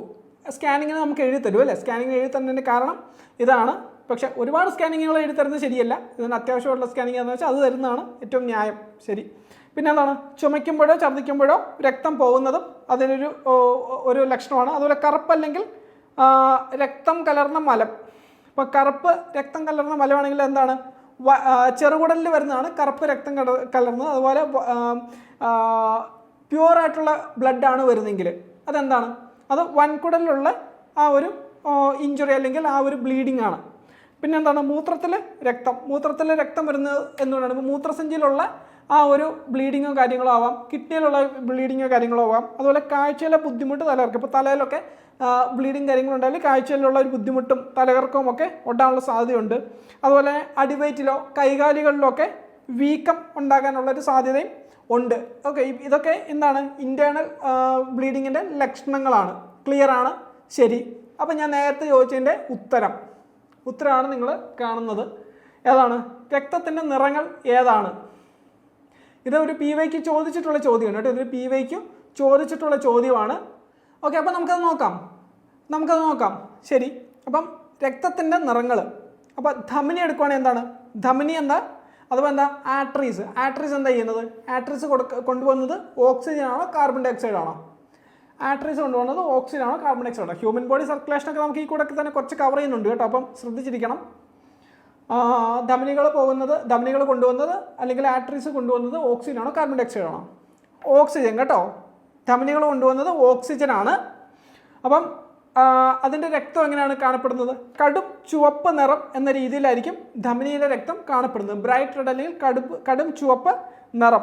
ഇതാണ് ഈ കാണുന്നതാണ്. താഴെ വരുമ്പോഴത്തേക്കും ഇതാണ് കാണുന്നത്, കടും ചുവപ്പ് എന്ന് പറഞ്ഞ് കാണുന്നതാണ് ആട്രിയുടെ നിറം. അപ്പോൾ നിങ്ങൾ മുകളിലത്തെ നിറം കാണുന്നത് അത് സിരകളിലെയാണ്. വെയിൻസ് അഥവാ സിരകൾ കൊണ്ടുപോകുന്ന രക്തമാണ്. കാർബൺ ഡൈ ഓക്സൈഡ് കലർന്ന രക്തമാണ് ഈ മുകളിൽ കാണുന്നത്. അതെന്താണ്, ഇരുണ്ട ചുവപ്പ് അല്ലേ, ഒരു ഇരുണ്ട ചുവപ്പാണ്, കടും ചുവപ്പല്ല, ഒരു ഇരുണ്ട ചുവപ്പാണ് മുകളിലുള്ളത്. അത് വെയിൻസ് കൊണ്ടുവന്നതാണ് കേട്ടോ, അത് വെയിൻസ് കൊണ്ടുവന്നതാണ്. പിന്നെ പിന്നെയുള്ളത് എന്താണ്, ക്യാപ്പിലറീസ് അഥവാ സൂക്ഷ്മ രക്തക്കുഴലുകൾ. നമ്മൾ പിന്നെ കാണുന്നുണ്ട് ക്യാപ്പിലറീസ് അഥവാ സൂക്ഷ്മ രക്തക്കുഴലുകൾ കാണുന്നുണ്ട്. അതെന്താണ്, കടും ചുവപ്പ് ആണ് അതിൻ്റെ മോസ്റ്റ്ലി നിറം വരുന്നത്. ക്യാപ്പിലറീസ് അല്ലെങ്കിൽ സൂക്ഷ്മ രക്തക്കുഴലുകളും കൊണ്ടുവന്ന രക്തത്തിൻ്റെ നിറം വരുന്നത് എന്താണെന്ന് ചോദിച്ചാൽ കടും ചുവപ്പ് തന്നെയാണ്. പക്ഷേ ഇത് ഏതാണ്, ഇത് വെയിൻസുമായിട്ട്, ഇത് ആട്രീസും വെയിൻസുമായിട്ട് ഒരു ലിങ്കേജ് കാര്യങ്ങളുണ്ട്. ഇത് രണ്ടും തമ്മിലുള്ള ലിങ്കേജ് ഇത് വളരെ സൂക്ഷ്മമാണ്. ഹെയർ ലൈൻ്റെ ആ ഒരു ഇതേ ഉള്ളൂ. അത്രയും തന്നെ ചിലപ്പോൾ കാണില്ല, അത്രയും ചെറുതാണ്. ഇപ്പോൾ ചെവിയിലും അങ്ങനെയൊക്കെ കാണുന്നതെല്ലാം എന്താണ്, സൂക്ഷ്മ ധമനികളാണ്. അല്ലെങ്കിൽ ഏറ്റവും പുറത്തൊക്കെ ആയിട്ട് കാണപ്പെടുന്ന ചെറിയ ചെറിയ ആ ഒരു രക്തക്കുഴലുകളിൽ അത് സൂക്ഷ്മ ധമനികളാണ് വരുന്നത്. അപ്പം ഇതിനകത്ത് ഒരു എന്താണ് പറയുക, ഒരു സിരകളിലെയും ധമനികളിലെയും രക്തത്തിൻ്റെ ഒരു മിശ്രിതം കാര്യങ്ങൾ എന്നുള്ള രീതിയിലാണ് പോകുന്നത്. അതുപോലെ ഇതിൻ്റെ ഒരു മേജർ ഫംഗ്ഷൻ എന്താണെന്ന് വെച്ചാൽ ടിഷ്യൂസിന്, കലകൾക്ക് എന്ത് കൊടുക്കുക, അവർക്ക് വേണ്ട ആ ഒരു കാര്യങ്ങളൊക്കെ എത്തിച്ചു കൊടുക്കുക എന്നുള്ള രീതിയിലാണ് ഈ സൂക്ഷ്മ ധമനികൾ പ്രവർത്തിക്കുന്നത്. അപ്പോൾ അത് ക്ലിയർ ആണല്ലോ? ക്ലിയർ ആണ്, ശരി. അപ്പോൾ നമുക്ക് കുറച്ച് PYQs നോക്കാം.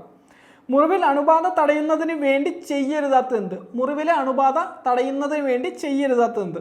ഒന്ന്, മുറിവ് ഒഴുകുന്ന വെള്ളത്തിൽ കഴുകുക, അത് ചെയ്യാവുന്നതാണ്.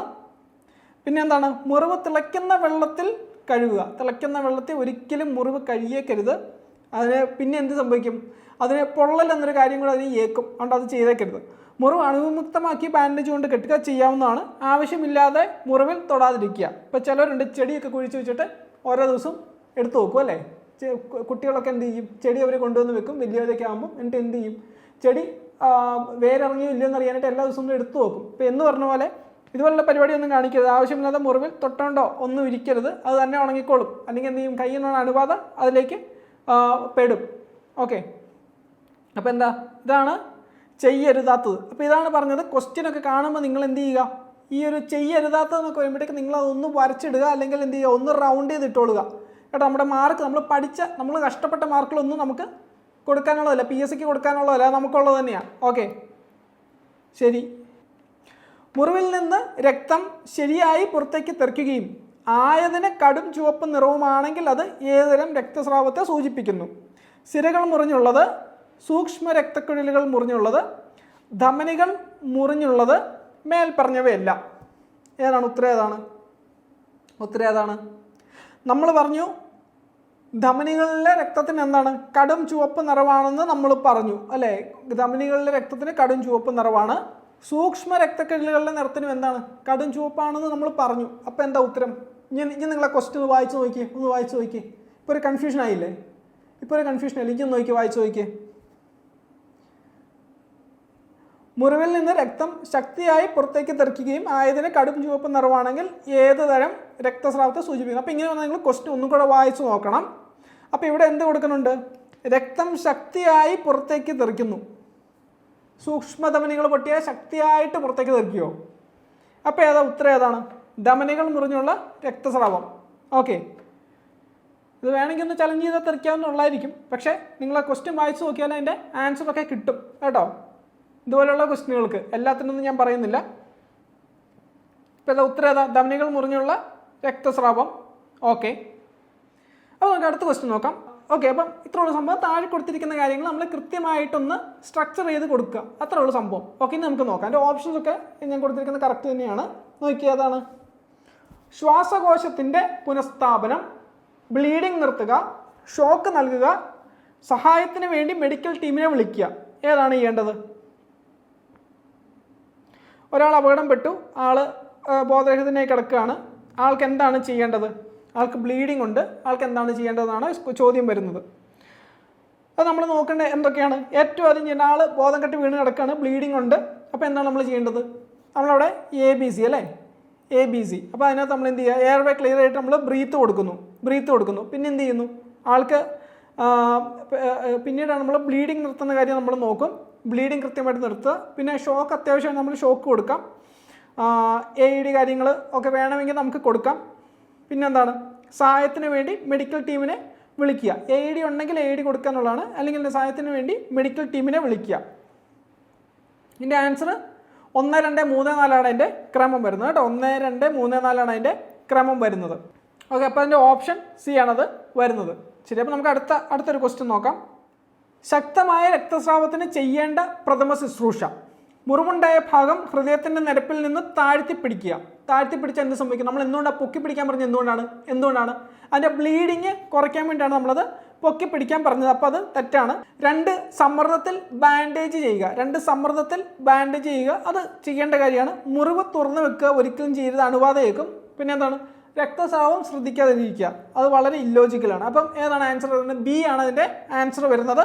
ക്ലിയർ ആണ്. 2022 ചോദിച്ച ക്വസ്റ്റ്യൻ ആണ്. ഇനി അടുത്തത്, വലിയ അളവിലുള്ള രക്തസ്രാവം നിയന്ത്രിക്കുന്നതിന് പ്രഥമ ശുശ്രൂഷ സമയത്ത് സ്വീകരിക്കാവുന്ന രീതി ഏത്? ഒന്ന്, ആൻറ്റിസെപ്റ്റിക് ലോഷൻ പുരട്ടുക. ബന്ധപ്പെട്ട പ്രഷർ പോയിന്റുകളിൽ തുടർച്ചയായ മർദ്ദം ചെലുത്തുക, മുറിവ് കഴുകി വൃത്തിയാക്കി മുറിവ് ഭാഗം തുണി ഉപയോഗിച്ച് പൊതിയുക. ഇതൊന്നുമല്ല. ഇപ്പോൾ ഇവിടെ ഞാൻ നിങ്ങളോട് പറയാൻ വിട്ടുപോയൊരു കാര്യമുണ്ട്. എന്താണ്? നമുക്ക് ഈ രക്തസ്രാവം നിർത്താനായിട്ട് 2 കാര്യങ്ങൾ ഉപയോഗിക്കാം. ഒന്ന് ഡയറക്റ്റ് പ്രഷർ, 2 ഇൻഡയറക്റ്റ് പ്രഷർ. ഇപ്പോൾ ഡയറക്റ്റ് പ്രഷർ എന്ന് വെച്ചാൽ എന്താണ്? നമ്മൾ നേരത്തെ ടോർണിക്യൂട്ട് കിട്ടുന്ന കാര്യം പറഞ്ഞില്ലേ, മുറിവ് വരുന്നു, മുറിവിൻ്റെ മുകളിൽ ടോർണിക്യൂട്ട് കിട്ടുന്നുള്ള കാര്യം പറഞ്ഞു. പക്ഷെ ചില മർമ്മസ്ഥാനങ്ങളുണ്ട്. അപ്പോൾ മർമ്മസ്ഥാനങ്ങൾ അറിയാവുന്നവർ കൃത്യമായിട്ട് മർമ്മസ്ഥാനങ്ങളിൽ ഈ ഞെക്കിയാൽ അല്ലെങ്കിൽ കൃത്യമായിട്ട് അവിടെ വേണ്ട രീതിയിൽ പ്രയോഗിച്ച് കഴിഞ്ഞാൽ എന്ത് ചെയ്യും? ഈ ഒരു രക്തത്തിൻ്റെ ഒഴുക്ക് നിൽക്കും. ഓക്കെ, അപ്പോൾ ആ ഒരു കാര്യം കൂടെ നിങ്ങൾ ഓർത്തുകൊള്ളുക. ഡയറക്റ്റ് പ്രഷറും ഇൻഡയറക്റ്റ് പ്രഷറും. ഇതിൽ ഇൻഡയറക്റ്റ് പ്രഷറിലാണ് ഞാനിപ്പോൾ ഈ പറഞ്ഞ മർമ്മത്തിൻ്റെ കാര്യം വരുന്നതെന്ന് കൃത്യമായിട്ടൊന്ന് മനസ്സിലാക്കിക്കൊള്ളുക. ഓക്കെ, അപ്പം നമുക്കിനി ഒന്ന് നോക്കിയാലോ. വലിയ അളവിലുള്ള രക്തസ്രാവം നിയന്ത്രിക്കുന്നതിന് പ്രഥമ ശുശ്രൂഷ സമയത്ത് സ്വീകരിക്കാവുന്ന രീതി ഏത്? ഒന്ന് ആൻറ്റിസെപ്റ്റിക് ലോഷൻ പുരട്ടുക. വലിയ അളവിലുള്ള രക്തസ്രാവമാണ് കേട്ടോ. അങ്ങനെയുള്ള സമയത്ത് ആൻറ്റിസെപ്റ്റിക് ലോഷൻ പുരട്ടുന്നത് ഒരിക്കലും അഡ്വൈസബിൾ അല്ല.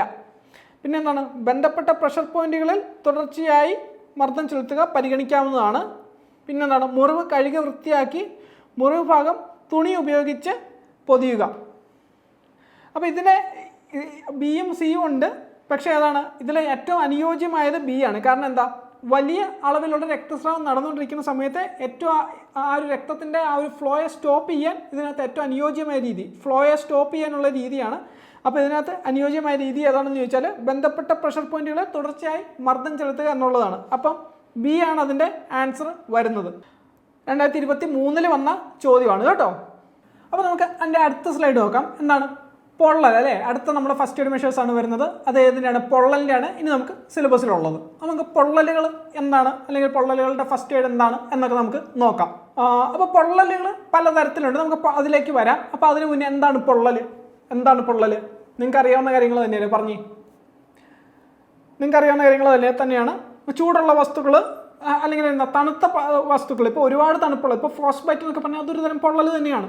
അപ്പോൾ എന്താണ് ഇതൊക്കെ സംഭവിക്കുക? അല്ലെങ്കിൽ വൈദ്യുതിയുടെ ആ ഒരു കോണ്ടാക്റ്റ് മൂലം ഒക്കെ സംഭവിക്കുമ്പോൾ ഉണ്ടാകുന്ന കാര്യമാണ് ഈ പൊള്ളൽ എന്ന് പറഞ്ഞൊരു കാര്യം. അപ്പോൾ നമുക്ക് ജസ്റ്റ് നോക്കാം. ചൂട്, തണുപ്പ് നമ്മൾ പറഞ്ഞു, വൈദ്യുതി, അതുപോലെ തന്നെ എന്താണ് രാസവസ്തുക്കൾ. ഇപ്പം കെമിക്കൽസ് കാര്യങ്ങളൊക്കെ വീണാൽ അല്ലേ, കെമിക്കൽസ് നമ്മൾ നേരത്തെ നമ്മൾ ഫയറിൻ്റെ ക്ലാസ് നമ്മൾ പഠിക്കുമ്പോൾ നമ്മൾ പറഞ്ഞിട്ടുണ്ടായിരുന്നു, കൊറോസീവ് എന്നൊക്കെ രീതിയിൽ നമ്മൾ ആ സമയത്ത് പറഞ്ഞിട്ടുണ്ടായിരുന്നു അല്ലേ. അത് വീണ എന്ത് സംഭവിക്കും? പൊള്ളൽ കാര്യങ്ങളൊക്കെ ഉണ്ടാവുന്നുള്ള കാര്യം നമ്മൾ പറഞ്ഞിരുന്നു. അപ്പോൾ എന്താണ് രാസവസ്തുക്കൾ, അതുപോലെ ഘർഷണം അല്ലെങ്കിൽ എന്താ വികിരണം എന്നിവ. വികിരണം എന്ന് പറഞ്ഞാൽ എന്താ? വികിരണത്തിലൂടെ വരുന്നൊരു കാര്യം നിങ്ങൾ പറഞ്ഞു. നമുക്ക് അറിയാവുന്ന ഒരു എക്സാമ്പിൾ തന്നെയാണ് അല്ലേ, സൂര്യതാപം. ഈ സൂര്യതാപം സംഭവിക്കുമ്പോൾ ഇവിടെ എന്താണ് സംഭവിക്കുന്നത്? പൊള്ളലാണ് ഉണ്ടാവുന്നത് കേട്ടോ. അപ്പം ഇതൊക്കെ കൊണ്ടുവരാൻ എന്ത് ചെയ്യുന്നു? ചർമ്മത്തിനോ അതിൻ്റെ അടിയിലെ കലകൾക്കോ, കല എന്ന് വെച്ചാൽ ടിഷ്യൂസിനും ഉണ്ടാകുന്ന പരിക്കുകൾക്കാണ് നമ്മൾ എന്തെന്ന് പറയുന്നത്? പൊള്ളൽ എന്ന് പറയുന്നത്. ക്ലിയർ ആണേ? ശരി, ഓക്കെ. അപ്പം ഇതിൻ്റെ ആഴവും തീവ്രതയും അനുസരിച്ച് അവയെ നമ്മൾ തരംതിരിക്കും അല്ലേ. അതിൻ്റെ ആഴവും തീവ്രതയും അനുസരിച്ചാണ് നമ്മളിതിനെ തരംതിരിക്കുന്നത്. അത് ഫസ്റ്റ് ഡിഗ്രി പൊള്ളലാണോ, സെക്കൻഡ് ഡിഗ്രി പൊള്ളലാണോ, തേർഡ് ആണോ, ഫോർത്ത് ആണോ എന്നൊക്കെ നമ്മൾ തരംതിരിക്കുന്നത് അതിൻ്റെ ആഴവും തീവ്രതയും ഒക്കെ അനുസരിച്ചിട്ടാണ്. ഇപ്പം നിങ്ങൾക്ക് പൊള്ളലേറ്റിട്ടുണ്ടോ? നിങ്ങൾക്ക് എല്ലാവർക്കും പൊള്ളലേറ്റിട്ടുണ്ട് അല്ലെ? ഏത് ഡിഗ്രിയിലാണെന്ന് അറിയാമോ? മോസ്റ്റ്ലി ഫസ്റ്റ് ഡിഗ്രി ആയിരിക്കും. നിങ്ങൾ കൂടുതൽ പേർക്ക് ഏറ്റിട്ടുണ്ടാകുന്നത് ഫസ്റ്റ് ഡിഗ്രിയാണ്. അത് കൂടുതൽ പൊള്ളൽ വളരെ കുറച്ച് പേർക്ക് ഏറ്റിട്ടുണ്ടാവും. പക്ഷേ എല്ലാവർക്കും തന്നെ ഏറ്റിട്ടുള്ള ഒരു തരം പൊള്ളലാണ് എന്ത്? ഈ പറഞ്ഞ ഫസ്റ്റ് ഡിഗ്രി പൊള്ളൽ എന്നത്. ഫസ്റ്റ് ഡിഗ്രി പൊള്ളൽ എന്നത് എല്ലാവർക്കും തന്നെ ഏറ്റിട്ടുള്ളതാണ്. അപ്പോൾ എന്താണ് ഫസ്റ്റ് ഡിഗ്രി പൊള്ളൽ? എന്താണ്? അല്ലെങ്കിൽ ആ ഒരു പൊള്ളലേക്കുമ്പോൾ എന്താണ് കാര്യങ്ങൾ സംഭവിക്കുന്നത്? ഇവിടെ ചർമ്മത്തിൻ്റെ പുറംപാളിയെ മാത്രം അത് ബാധിക്കുന്നു അല്ലേ. അതായത് നമുക്കൊരു ചുവപ്പ് നിറത്തിൽ ഇതിനെ കാണപ്പെടും. അതുപോലെ എന്താണ് ഇതിന് ചെറിയ രീതിയിലുള്ള വേദനയോ ഒരു ചെറിയൊരു വീക്കോ കാര്യങ്ങളോ ഒക്കെ ഇതിന് ഉണ്ടായിരിക്കും. അപ്പോൾ ഇത്രയാണ് ഈ ഒരു പൊള്ളൽ. വളരെ സിമ്പിളായിട്ട് നമുക്ക് വീട്ടിൽ തന്നെ നമുക്കിതിനെ ക്യൂർ ചെയ്യാവുന്നതാണ്. ഇപ്പോൾ ഉദാഹരണത്തിന് ഒരു 10 മിനിറ്റിൽ എന്നാണ് ചെയ്യുക, തണുത്ത വെള്ളത്തിൽ നമ്മൾ കഴുകുന്നൊക്കെ വഴി നമുക്കിതിനൊരു സൊല്യൂഷൻ കിട്ടും. അതുപോലെ പലരും ചെയ്യുന്ന കാര്യമാണ് പേസ്റ്റ് തൂക്കുക, തേൻ തൂക്കുക. ഇതൊക്കെയാണ് അതിൻ്റെ സൊല്യൂഷൻ. അതിൻ്റെ സൊല്യൂഷൻ എന്താണ്? ഇതിൻ്റെ ഏറ്റവും നല്ല സൊല്യൂഷൻ എന്ന് പറഞ്ഞാൽ 10 മിനിറ്റ് കുറച്ച് നേരം തണുത്ത വെള്ളത്തിൽ, ഏറ്റവും നല്ലത് ഒഴുകുന്ന വെള്ളത്തിൽ എന്നാണ് പറഞ്ഞത്. ടാപ്പ് തുറന്ന് ആ വരുന്ന വെള്ളത്തിൽ തന്നെ കഴുകുന്നതാണ് ഏറ്റവും നല്ലത്. ഇപ്പോൾ പലരും ഐസൊക്കെ കൊണ്ടുവെക്കാറുണ്ട്. ഐസ് വെക്കുന്നത് നല്ലതാണോ? ഐസ് വെച്ച് അവിടെ എന്താ സംഭവിക്കുന്നത്? ആ ഒരു ചൂട് ഏറ്റെടുത്തിട്ട് എന്ത് സംഭവിക്കും? അപ്പോൾ ഇത് ലേറ്റൻറ്റ് ഹീറ്റ് ഓഫ് ഫ്യൂഷൻ എന്നൊക്കെ നിങ്ങൾ കേട്ടിട്ടുണ്ടായിരിക്കും അല്ലേ. അപ്പം ഈ ഐസ് വെച്ചാൽ അവിടെ എന്താ സംഭവിക്കുന്നത്? ഐസ് വെച്ചാൽ നിങ്ങൾ വിചാരിക്കുന്ന പോലെ അവിടെ നിന്ന് ആ ചൂട് ഏറ്റെടുത്തിട്ട് ഈ ഐസ് 0 ഡിഗ്രിയിലേക്ക് മാറിയിട്ട് വെള്ളമായിട്ടത് പോകും എന്ന് നിങ്ങൾ വിചാരിക്കുന്നുണ്ടോ? അത് ചെയ്യരുത് കേട്ടോ. ഒരിക്കലും അവിടെ ഇത് വെച്ചേക്കരുത്. ഒരിക്കലും ഐസ് ഉപയോഗിക്കരുത്. ഏറ്റവും നല്ലത് റണ്ണിങ് വാട്ടർ തന്നെയാണ്, സാധാരണ താപനിലയിലുള്ള സാധാരണ വെള്ളം തന്നെ, അല്ലെങ്കിൽ തണുത്ത വെള്ളം തന്നെ വെക്കുന്നതാണ് ഏറ്റവും നല്ലത്. ഓക്കെ, തിളച്ച വെള്ളം അല്ലെങ്കിൽ ചൂടുള്ള വെള്ളം ഉപയോഗിക്കുകയും ചെയ്യരുത്. എന്ത് ചെയ്യരുത്, ഐസ് ഡയറക്റ്റ്ലി കൊണ്ട് വെക്കുകയും ചെയ്യരുത്. ഐസ് പായ്ക്ക് വെക്കുന്നതുകൊണ്ട് കുഴപ്പമില്ല, കാരണം ഇതിനിടയ്ക്ക് എന്താണ് തുണിയും കാര്യങ്ങളൊക്കെ ഓരോന്നുമുണ്ട്. അതുകൊണ്ട് ഡയറക്റ്റ്ലി ആ ഐസ് സമ്പർക്കത്തിലാവുന്നില്ല, തൊലിയായിട്ട് സമ്പർക്കത്തിലാവുന്നില്ല. അല്ലാതെ സമ്പർക്കത്തിലായി എന്തായിരിക്കും അവിടെ സംഭവിക്കുന്നത്? ഫ്രോസ്റ്റ് ബൈറ്റിൻ്റെ കാര്യം ഏക്കാനൊരു സാധ്യതയുണ്ട്. അതായത് ടിഷ്യൂസ്, ആ മുകളിലെ ടിഷ്യൂസ് കാര്യങ്ങളെല്ലാം എന്താണ് ഒരു കുറച്ച് നാളത്തേക്ക് ആണെങ്കിലും അതിന് ഒരു കരകൾക്കൊക്കെ ഡാമേജ് വരാനും ഒക്കെ സാധ്യതയുണ്ട്. ഫ്രോസ്റ്റ് ബൈറ്റ് ഏറ്റവും പോലെ ആകാം. സോ ഒരിക്കലും ഐസ് വെക്കരുത്. ഒഴുകുന്ന വെള്ളം തന്നെയാണ് ഏറ്റവും നല്ലത്. ഓക്കെ, അപ്പം അവിടെ ക്ലിയർ ആണ്. അതുപോലെ തന്നെ ഫസ്റ്റ് ഡിഗ്രി പൊള്ളൽ സാധാരണയായി 3 മുതൽ 6 ദിവസത്തിനുള്ളിൽ തന്നെ സുഖപ്പെടാറുണ്ട്. ഓക്കെ, അപ്പം അത്രയാണ് അതിൻ്റെ ഒരു കാര്യങ്ങളുള്ളത്. അപ്പോൾ ഇതിനായിട്ട് ടൂത്ത് പേസ്റ്റോ കാര്യങ്ങളോ ഒന്നും ഉപയോഗിക്കരുത്. അതൊരു റെമഡിയൽ സൊല്യൂഷനേ അല്ല. ഓക്കെ, ആ ഒരു കാര്യം കൂടെ നിങ്ങൾ മനസ്സിലാക്കണം. അപ്പോൾ എക്സാമിനൊക്കെ തരുമ്പോൾ നിങ്ങൾക്ക് ചിലപ്പം ഈ ഒരു ഓപ്ഷൻ തരാം, ടൂത്ത് പേസ്റ്റ് ഉപയോഗിക്കുക, എണ്ണ ഉപയോഗിക്കുക, തേൻ ഉപയോഗിക്കുക, അതിനുശേഷം തരും ഒഴുകുന്ന വെള്ളത്തിൽ കഴുകുക. ഏതാ ചെയ്യുന്നത്? ഒഴുകുന്ന വെള്ളം അല്ലേ? ശരി, ഓക്കെ. അപ്പോൾ ഇതിൻ്റെ ഒരു പരിചരണം അല്ലെങ്കിൽ പ്രഥമ ശുശ്രൂഷ എന്താണെന്ന് നമുക്കൊന്ന് നോക്കാം. അപ്പോൾ നമ്മൾ നേരത്തെ പറഞ്ഞ പോലെ തന്നെ പൊള്ളലേറ്റ ഭാഗം ഒഴുകുന്ന വെള്ളത്തിനടിയിൽ 10 മിനിറ്റ് തണുപ്പിക്കുക. പിന്നെന്താ, തണുത്തതും നനഞ്ഞതുമായ ഒരു കംപ്രസ് ഉപയോഗിക്കുക. അതായത് ഐസ് പായ്ക്കോ, തണുത്ത് നനഞ്ഞിട്ടുള്ള ഒരു ഐസ് പായ്ക്കോ കാര്യങ്ങളൊക്കെ ഉപയോഗിച്ചാലും നല്ലതാണ്. പിന്നെന്താണ്, പൊള്ളലേറ്റ ഭാഗം വൃത്തിയായി സൂക്ഷിക്കുകയും അണുവിമുക്തമായ ബാൻഡേജ് കൊണ്ട് മൂടുകയും ചെയ്യുക. ഓക്കെ, വൃത്തിയായിട്ട് സൂക്ഷിക്കുന്നത് എന്തിനാണ്? അണുബാധ ഏൽക്കാതിരിക്കാൻ വേണ്ടിയാണ് ബാൻഡേജ് ഉപയോഗിക്കുന്നത്. നല്ലതാണ്. ഈ ബാൻഡേജ് ചിലർക്ക് പറ്റിയില്ലെങ്കിൽ അവിടെ എന്താ കോട്ടണോ കാര്യങ്ങളോ ഉപയോഗിച്ചൊന്ന് മൂടുന്നത് നല്ലതാണ്. ഓക്കെ, പിന്നെന്താ, കുമിളകൾ പൊട്ടുന്നത് ഒഴിവാക്കുക. പിന്നെന്താ, വീട്ടിൽ ചികിത്സ സാധാരണയായി മതിയാവും. എന്നാലും ലോലമായ ഭാഗങ്ങളിലാണ് പൊള്ളലെങ്കിൽ വൈദ്യസഹായം തേടുക. ഇപ്പം ചിലർക്ക് പൊള്ളൽ പല സ്ഥലങ്ങളിലേക്കാം അല്ലേ. ഇപ്പോൾ ചൂടുവെള്ളം കൊണ്ട് ഇപ്പം നമ്മൾ പലപ്പോഴും കണ്ടിട്ടുള്ള, നേരത്തെ കുറേ നാൾ മുന്നേയൊക്കെ തന്നെ കണ്ടിട്ടുള്ളതാണ്, ഈ കുഞ്ഞു കുട്ടികളുടെ മേലിൽ എന്തെങ്കിലും 2 ചൂടുവെള്ളം ഒഴിച്ചു എന്നൊക്കെ പറഞ്ഞ് കേസസൊക്കെ നമ്മൾ കണ്ടിട്ടുണ്ട്. അപ്പോൾ ഇങ്ങനെയൊക്കെ വരുമ്പോഴത്തേക്ക് എന്താ, ആ കുട്ടിയുടെ സെൻസിറ്റീവായുള്ള ഓർഗൻസിലൊക്കെ ആയിരിക്കും വീഴുന്നത്. ചിലപ്പോൾ മുഖത്തോ ജനനേന്ദ്രത്തിലോ ഇങ്ങനെയൊക്കെ ആയിരിക്കും വീഴുന്നത്. അങ്ങനെയാണ് എന്ത് ചെയ്യണം, അവിടെ ഒരിക്കലും അത് ഫസ്റ്റ് ഡിഗ്രി പൊള്ളലാണെങ്കിലും നമ്മളത് ഹോം റെമഡി പാടില്ല. എന്ത് ചെയ്യുക, ഡയറക്റ്റ്ലി ഹോസ്പിറ്റലിൽ എത്തിക്കുക. ആ ഒരു കുട്ടിയെ എന്ത് ചെയ്യുക, അല്ലെങ്കിൽ ആ ഒരു പേഷ്യൻറ്റിനെ ഇങ്ങനെ ലോലമായിട്ടുള്ള സ്ഥലങ്ങളിലാണ് പൊള്ളലേറ്റാൽ എന്ത് ചെയ്യുക, ഹോസ്പിറ്റലിൽ നിന്ന് തന്നെ ചികിത്സ തേടുക എന്നതാണ് ഏറ്റവും നല്ല സൊല്യൂഷൻ. അപ്പോൾ നമ്മൾ അടുത്ത് നോക്കുന്നത് 2ാം ഡിഗ്രി പൊള്ളലാണ്. നമ്മൾ അടുത്ത് നോക്കുന്നത് 2ാം ഡിഗ്രി പൊള്ളലാണ്. ഓക്കെ, അപ്പം 2ാം ഡിഗ്രി പൊള്ളൽ എന്ന് പറഞ്ഞാൽ എന്താണ്? 1ാം ഡിഗ്രി പൊള്ളൽ നമ്മളുണ്ട്, വളരെ ലൈറ്റായിട്ടുള്ള പൊള്ളലാണ്, പ്രശ്നങ്ങളില്ല. പക്ഷേ ഇതിലും കുറച്ചും കൂടെ കുറച്ചും കൂടെ എന്താണ് പറയുക, എഫക്റ്റ് ഉണ്ടാക്കുന്നത് മനുഷ്യ ശരീരത്തിലെ കുറച്ചും കൂടെ, അല്ലെങ്കിൽ മൃഗങ്ങളുടെ ശരീരത്തിലും കുറച്ചും കൂടെ എഫക്റ്റ് ഉണ്ടാക്കുന്ന പൊള്ളലിനെയാണ് നമ്മൾ എന്തെന്ന് പറഞ്ഞത് 2ാം ഡിഗ്രി പൊള്ളൽ എന്ന് പറയുന്നത്. അപ്പോൾ ഇതെന്താണ്, ചർമ്മത്തിൻ്റെ പുറംപാളി അല്ലെ, എപ്പിഡെർമിസ് എന്ന് പറയും. ഈ എപ്പിഡെർമിസിനെയും അതുപോലെ തന്നെ ചർമ്മത്തിൻ്റെ താഴെയുള്ള ടിഷ്യൂസിനെയും ഒക്കെ എന്ത് ചെയ്യുന്നു, കുറച്ചും കൂടെ ഗൗരവമായ കേടുപാടുകൾ കൊണ്ടുവരികയാണ്. ഓക്കെ, അപ്പം ഈ പൊള്ളൽ കൊണ്ട് തന്നെ എന്ത് ചെയ്യുന്നു, കുമിളകൾ അവിടെ ഉണ്ടാകുന്നുണ്ട്. അതുപോലെ തന്നെ വേദന, വീക്കം പോലുള്ള കാര്യങ്ങളൊക്കെ ഉണ്ടാവാനായിട്ടുള്ള കാരണമുണ്ട്. അപ്പം ഈ ഒരു പൊള്ളലിൻ്റെ മറ്റൊരു പ്രത്യേകത എന്ന് വെച്ചാൽ, ഇത് കൊണ്ടുണ്ടാകുന്ന മുറിവുകൾക്ക് അവിടെ രക്തസ്രാവോ അല്ലെങ്കിൽ അതിനകത്തുനിന്ന് വെള്ളം അല്ലെങ്കിൽ നീര് സ്രവിക്കാനുള്ള സാധ്യതയൊക്കെ ഭയങ്കര ഹൈ ആണ്. അപ്പോൾ ഇതുകൊണ്ട് തന്നെ എന്ത് ചെയ്യും, അവിടെ അണുബാധ ഉണ്ടാകാനുള്ളൊരു സാധ്യത വളരെയധികം കൂടുതലാണ്. ഓക്കെ, ഇത് ഉണ്ടാകുന്നതുകൊണ്ട് തന്നെ അവിടെ അണുബാധ ഉണ്ടാകാനുള്ള സാധ്യത വളരെ കൂടുതലാണ്. പിന്നെ ഇതിൻ്റെ ഒരു ട്രീറ്റ്മെൻറ്റിന് എടുക്കുന്ന ഒരു ടൈം എന്ന് പറഞ്ഞാൽ ഒരു ഏകദേശം 1 മുതൽ ഏതാണ്ട് 3 ആഴ്ച. നേരത്തെ നമ്മൾ 1ാം ഡിഗ്രി നമ്മൾ പറഞ്ഞപ്പോൾ നമ്മൾ എത്ര പറഞ്ഞു, 3 മുതൽ 6 ദിവസം എന്ന് പറഞ്ഞെങ്കിൽ ഇതൊരു 1 മുതൽ 3 ആഴ്ച വരെ എടുക്കും ഇതിൻ്റെ ഒരു ട്രീറ്റ്മെൻറ്റ് കാര്യങ്ങളൊക്കെ നടക്കാനായിട്ട് കേട്ടോ. അപ്പോൾ ഇതിൻ്റെ ഒരു പ്രഥമ ശുശ്രൂഷ നമുക്ക് നോക്കാം. എന്തൊക്കെയാണ് ഇതിൻ്റെ ഒരു ഫസ്റ്റ് എയ്ഡ് അല്ലെങ്കിൽ ഫസ്റ്റ് എയ്ഡ് ട്രീറ്റ്മെൻറ്റ് വരുന്നതെന്ന് നമുക്കൊന്ന് നോക്കാം. ഏതാണ്, പൊള്ളലേറ്റ ഭാഗം ഉടൻ തന്നെ തണുത്ത വെള്ളത്തിൽ കഴുകുക. അത് നേരത്തെ നമ്മളൊരു 10 മിനിറ്റ് വരെ കണ്ടെങ്കിൽ ഇതൊരു 15 മുതൽ 30 മിനിറ്റ് വരെ ആയിരിക്കും ഇതിൻ്റെ ഒരു ട്രീറ്റ്മെൻറ്റിന് ഒരു ടൈം എടുക്കുന്നത്. ഏതാണ്ട് ഒരു 15 മുതൽ 30 മിനിറ്റ് വരെ കഴുകുക. അതുപോലെ എന്താണ്, ഏതെങ്കിലും ആഭരണങ്ങളോ വസ്ത്രങ്ങളോ ഒക്കെ തന്നെ അതുമായിട്ട് ബന്ധപ്പെട്ട്, ഈ ഒരു തീപിടുത്തമായിട്ട് ബന്ധപ്പെട്ട് അല്ലെങ്കിൽ ആ ഒരു ഭാഗത്തിൻ്റെ അടുത്തായിട്ടുണ്ടെങ്കിൽ അത് നീക്കം ചെയ്യാനുള്ളതാണ് ഇതിൻ്റെ വേറൊരു സ്വീകരിക്കേണ്ട അടുത്തൊരു പ്രഥമ മാർഗം എന്ന് പറയുന്നത്. അതുപോലെ തന്നെ ഈ ഒരു പൊള്ളലേറ്റൊരു ഭാഗത്ത് സോപ്പ്, അതുപോലെ തന്നെ വെള്ളം അല്ലെങ്കിൽ ആൻറ്റിസെപ്റ്റിക് ലോഷനൊക്കെ വെച്ചിട്ട് അത് വൃത്തിയായിട്ട് കഴുകിയെടുക്കുന്നത് ഈ അണുബാധ ഉണ്ടാവാതിരിക്കാനുള്ള ഒരു നല്ലൊരു സൊല്യൂഷനാണ്. അപ്പം ഇതിനോടൊപ്പം തന്നെ എന്ത് ചെയ്യണം, ഈ ആൻറ്റിബയോട്ടിക് സൊല്യൂഷൻസ് ഉപയോഗിക്കാൻ പറ്റുവാണെങ്കിൽ നല്ലതാണ്. കാരണം ബാക്ടീരിയൽ ഇൻഫെക്ഷൻസോ കാര്യങ്ങളൊക്കെ ഒഴിവാക്കാനായിട്ട് ഒരു ആൻറ്റിബയോട്ടിക് സൊല്യൂഷൻസ് കാര്യങ്ങളൊക്കെ ഉപയോഗിച്ച് അതിൻ്റെ ഒരു പ്രോപ്പർ ഡ്രസ്സിങ് കാര്യങ്ങളൊക്കെ കൊടുക്കുന്നത് നല്ലതാണ്. പിന്നെ അതുപോലെ തന്നെ ഒരു OTC അല്ലെങ്കിൽ over the counter pain relievers കാര്യങ്ങളൊക്കെ കിട്ടും. ഇപ്പം എന്നാ ഇബ്രുനോഫിൻ എന്നൊക്കെ പറയും. അപ്പോൾ ആ രീതിയിലുള്ള ഒരു OTC മെഡിസിൻസ് കാര്യങ്ങളൊക്കെ കിട്ടും. അത് ഉപയോഗിക്കുന്നതിന് തെറ്റില്ല. പക്ഷെ എന്ത് ചെയ്യണം, നിർബന്ധമായിട്ടും ഈ ഒരു 2ാം ഡിഗ്രി പൊള്ളൽ മുതലാണെങ്കിൽ നിർബന്ധമായിട്ടും വൈദ്യസഹായം തേടിയിരിക്കണം. ഓക്കെ, ഇപ്പോൾ ഇതാണ് 2ാം ഡിഗ്രി പൊള്ളൽ. 1ാം ഡിഗ്രി പൊള്ളലിനേക്കാളും കുറച്ചും കൂടെ കൂടുതലാണ്. അതുപോലെ തന്നെ കുറച്ചും കൂടെ സീരിയസ് ആയിട്ടാണ് ഈ ഒരു പൊള്ളലുള്ളത്. അതുപോലെ തന്നെ ഈ ഒരു പൊള്ളലിനെ എങ്ങനെ പരിചരിക്കണം നമ്മൾ കണ്ടു, എത്ര നേരം വേണം അതിനെ കഴുകാൻ എന്നൊക്കെ നമ്മൾ കണ്ടു. അതുപോലെ തന്നെ എന്താണ് ഇതിൻ്റെ ഒരു ട്രീറ്റ്മെൻറ്റ് എന്ന് പറയുന്നത് നമുക്ക് ഈവൻ നമുക്കതിനൊരു ഫസ്റ്റ് എയ്ഡ് എന്നുള്ള രീതിയിൽ, ഒരു പരിചരണം എന്നുള്ള രീതിയിൽ നമുക്ക് ഹാൻഡിൽ ചെയ്യാൻ പറ്റുമെങ്കിലും തീർച്ചയായിട്ടും എന്ത് ചെയ്യുക, വൈദ്യസഹായം തേടുക. അപ്പോൾ നമുക്ക് എൻ്റെ 3ാം ഡിഗ്രി പൊള്ളൽ 2ാം ഡിഗ്രിയേക്കാൾ കുറച്ചും കൂടെ കാഠിന്യമേറിയൊരു കൈൻഡ് ഓഫ് പൊള്ളലാണ് 3ാം ഡിഗ്രി പൊള്ളൽ. അപ്പോൾ ഈ 3ാം ഡിഗ്രി പൊള്ളലിലേക്ക് വരുമ്പം അതിൽ എന്തൊക്കെയാണ് ചെയ്യേണ്ടത് നമുക്ക് നോക്കാം. ഇതെല്ലാം നമുക്ക് അറിയാവുന്ന കാര്യങ്ങളാണ്. ഇപ്പം പൊള്ളലിൻ്റെ തരങ്ങൾ മാത്രം നമുക്കറിയില്ല, അല്ലെങ്കിൽ ആ ഒരു വ്യത്യാസം അറിയില്ലെങ്കിലും ബേസിക് ആയിട്ട് നമുക്കറിയാം. പക്ഷേ ഒരുപാട് ഒരു കഠിനമായിട്ടുള്ള ചോദ്യങ്ങളൊന്നും വരത്തില്ല. നമ്മുടെ PYQ നമുക്ക് കാണാം. അപ്പോൾ അത് കാണുമ്പോൾ നിങ്ങൾക്കത് മനസ്സിലാവും. ഒരുപാട് കഠിനമായിട്ടുള്ള ഒരു ക്വസ്റ്റ്യൻ ഒന്നും നിങ്ങൾക്കത് പ്രതീക്ഷിക്കേണ്ട. പക്ഷേ നിങ്ങൾക്ക് കിട്ടുന്ന ക്വസ്റ്റ്യൻസ് ക്രാക്ക് ചെയ്യാനായിട്ട് ഈ ഒരു നോളജ് ഉള്ളത് ഒരുപാട് ഹെൽപ്പ് ചെയ്യും. ഓക്കെ, അപ്പോൾ നമുക്ക് 3ാം ഡിഗ്രി പൊള്ളൽ അതിൻ്റെ കാര്യങ്ങൾ നമുക്ക് നോക്കാം. അതാണ് ഏറ്റവും കഠിനമായ തരം പൊള്ളൽ നമുക്ക് വേണമെങ്കിൽ പറയാം. അതുപോലെ തന്നെ എന്താണ് 4ാം ഡിഗ്രി ഉണ്ടെങ്കിലും 4ാം ഡിഗ്രിയിൽ അവിടെ വേദന അറിയില്ല. അപ്പം കാരണം അതിൻ്റെ ഒരു ടിഷ്യൂസ് കാര്യങ്ങളൊക്കെ കംപ്ലീറ്റ്ലി നശിച്ചിട്ടുണ്ടാവും. അപ്പം 3ാം ഡിഗ്രി പൊള്ളൽ അതുകൊണ്ടാണ് വേദനയുള്ളൊരു പൊള്ളൽ നമുക്ക് പറയുന്നത്, അതുകൊണ്ടാണ്. അതുപോലെ ചർമ്മത്തിൻ്റെ എല്ലാ പാളികളെയും ബാധിക്കും. ഏതാണ് കൊഴുപ്പ്, പേശി അല്ലെങ്കിൽ അസ്ഥി പോലെയുള്ള അടിസ്ഥാന കലകളിലേക്ക് ഇത് വ്യാപിക്കും. ഈ പൊള്ളലുകൾ തുകൽ പോലെയുള്ള വരണ്ട, പലപ്പോഴും വെളുത്തതോ കറുപ്പോ തവിട്ടോ ആയ ഒരു ഉപഭാവമാണ് കാണിക്കുന്നത്. ഇപ്പോൾ ഈ പൊള്ളൽ സംഭവിച്ചു കഴിഞ്ഞാൽ അതിൻ്റെ ആ ഒരു കളറിൻ്റെ വ്യത്യാസം, ഇപ്പം അത് എന്തോരം ഉള്ളിലേക്ക് കയറി എന്നുള്ള രീതിയിലൊക്കെ ഡിപ്പെൻഡ് ചെയ്തിരിക്കും ഈ ഒരു കളറുകളുടെ വ്യത്യാസം.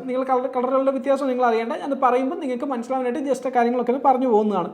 അതുപോലെ എന്താണ് നാഡിക്ക് കേടുപാടുകൾ സംഭവിച്ച ഭാഗത്ത് വേദന അനുഭവപ്പെടാതിരിക്കുന്നത് ഒരു പ്രധാന സവിശേഷത. അപ്പം ഒരു പെയിൻ നമുക്ക് അനുഭവപ്പെടാനുള്ള സാധ്യത ഉണ്ടെങ്കിലും എന്താണ് നാഡികൾ പോലുള്ള കാര്യങ്ങളിലേക്കൊക്കെ ഈ ഒരു പൊള്ളൽ കാര്യങ്ങൾ ഏറ്റു കഴിഞ്ഞാൽ അതിൻ്റെ ഒരു വേദന ഉണ്ടാകാതിരിക്കാനുള്ള സാധ്യതയും ഉണ്ട്. ഓക്കെ, അപ്പോൾ ഇതിൻ്റെ പ്രഥമ ശുശ്രൂഷ നടപടി എന്ന് വെച്ചതാണ് കഴിയുമെങ്കിൽ പൊള്ളലേറ്റ ഭാഗം രോഗിയുടെ ഹൃദയനിരപ്പിന് മുകളിൽ ഉയർത്തുക. കാരണം അവിടെ എന്താണ് പിന്നെ ബ്ലഡ് ഫ്ലോ കാര്യങ്ങളൊക്കെ ഒഴിവാക്കാൻ വേണ്ടിയാണ് ആ ഒരു കാര്യം പറയുന്നത്. പൊള്ളലേറ്റ ഭാഗം രോഗിയുടെ ഹൃദയനിരപ്പിന് മുകളിൽ ഉയർത്തുക. അതുപോലെ എന്താണ് നനഞ്ഞ അണുവിമുക്തമായ ബാൻഡേജോ തണുത്ത വൃത്തിയുള്ള തുണിയോ ഉപയോഗിച്ച് പൊള്ളലേറ്റ ഭാഗം മൂടുക. ഓക്കെ, കാരണം നമുക്ക് അതിൻ്റെ ഒരു പുറത്തുനിന്നുള്ള അണുബാധ കാര്യങ്ങൾ ഏൽക്കുന്നില്ല എന്ന് ഉറപ്പ് വരുത്താനാണ്. ഇതിനുശേഷം എന്ത് ചെയ്യുക, വേറെ ഒരു റെമഡിയും നമ്മുടെ കയ്യിലില്ല, പിന്നല്ല ഹോസ്പിറ്റലിലാണ്. എത്രയും പെട്ടെന്ന് ഹോസ്പിറ്റലിലേക്ക് റഷ് ചെയ്യുക, ഓടിക്കൊള്ളുക. ഹോസ്പിറ്റലിൽ നിന്നാണ് പിന്നെ ബാക്കിയുള്ള ഫസ്റ്റ് എയ്ഡ് ബാക്കിയുള്ള ചികിത്സാ കാര്യങ്ങളെല്ലാം ചെയ്യുന്നത്.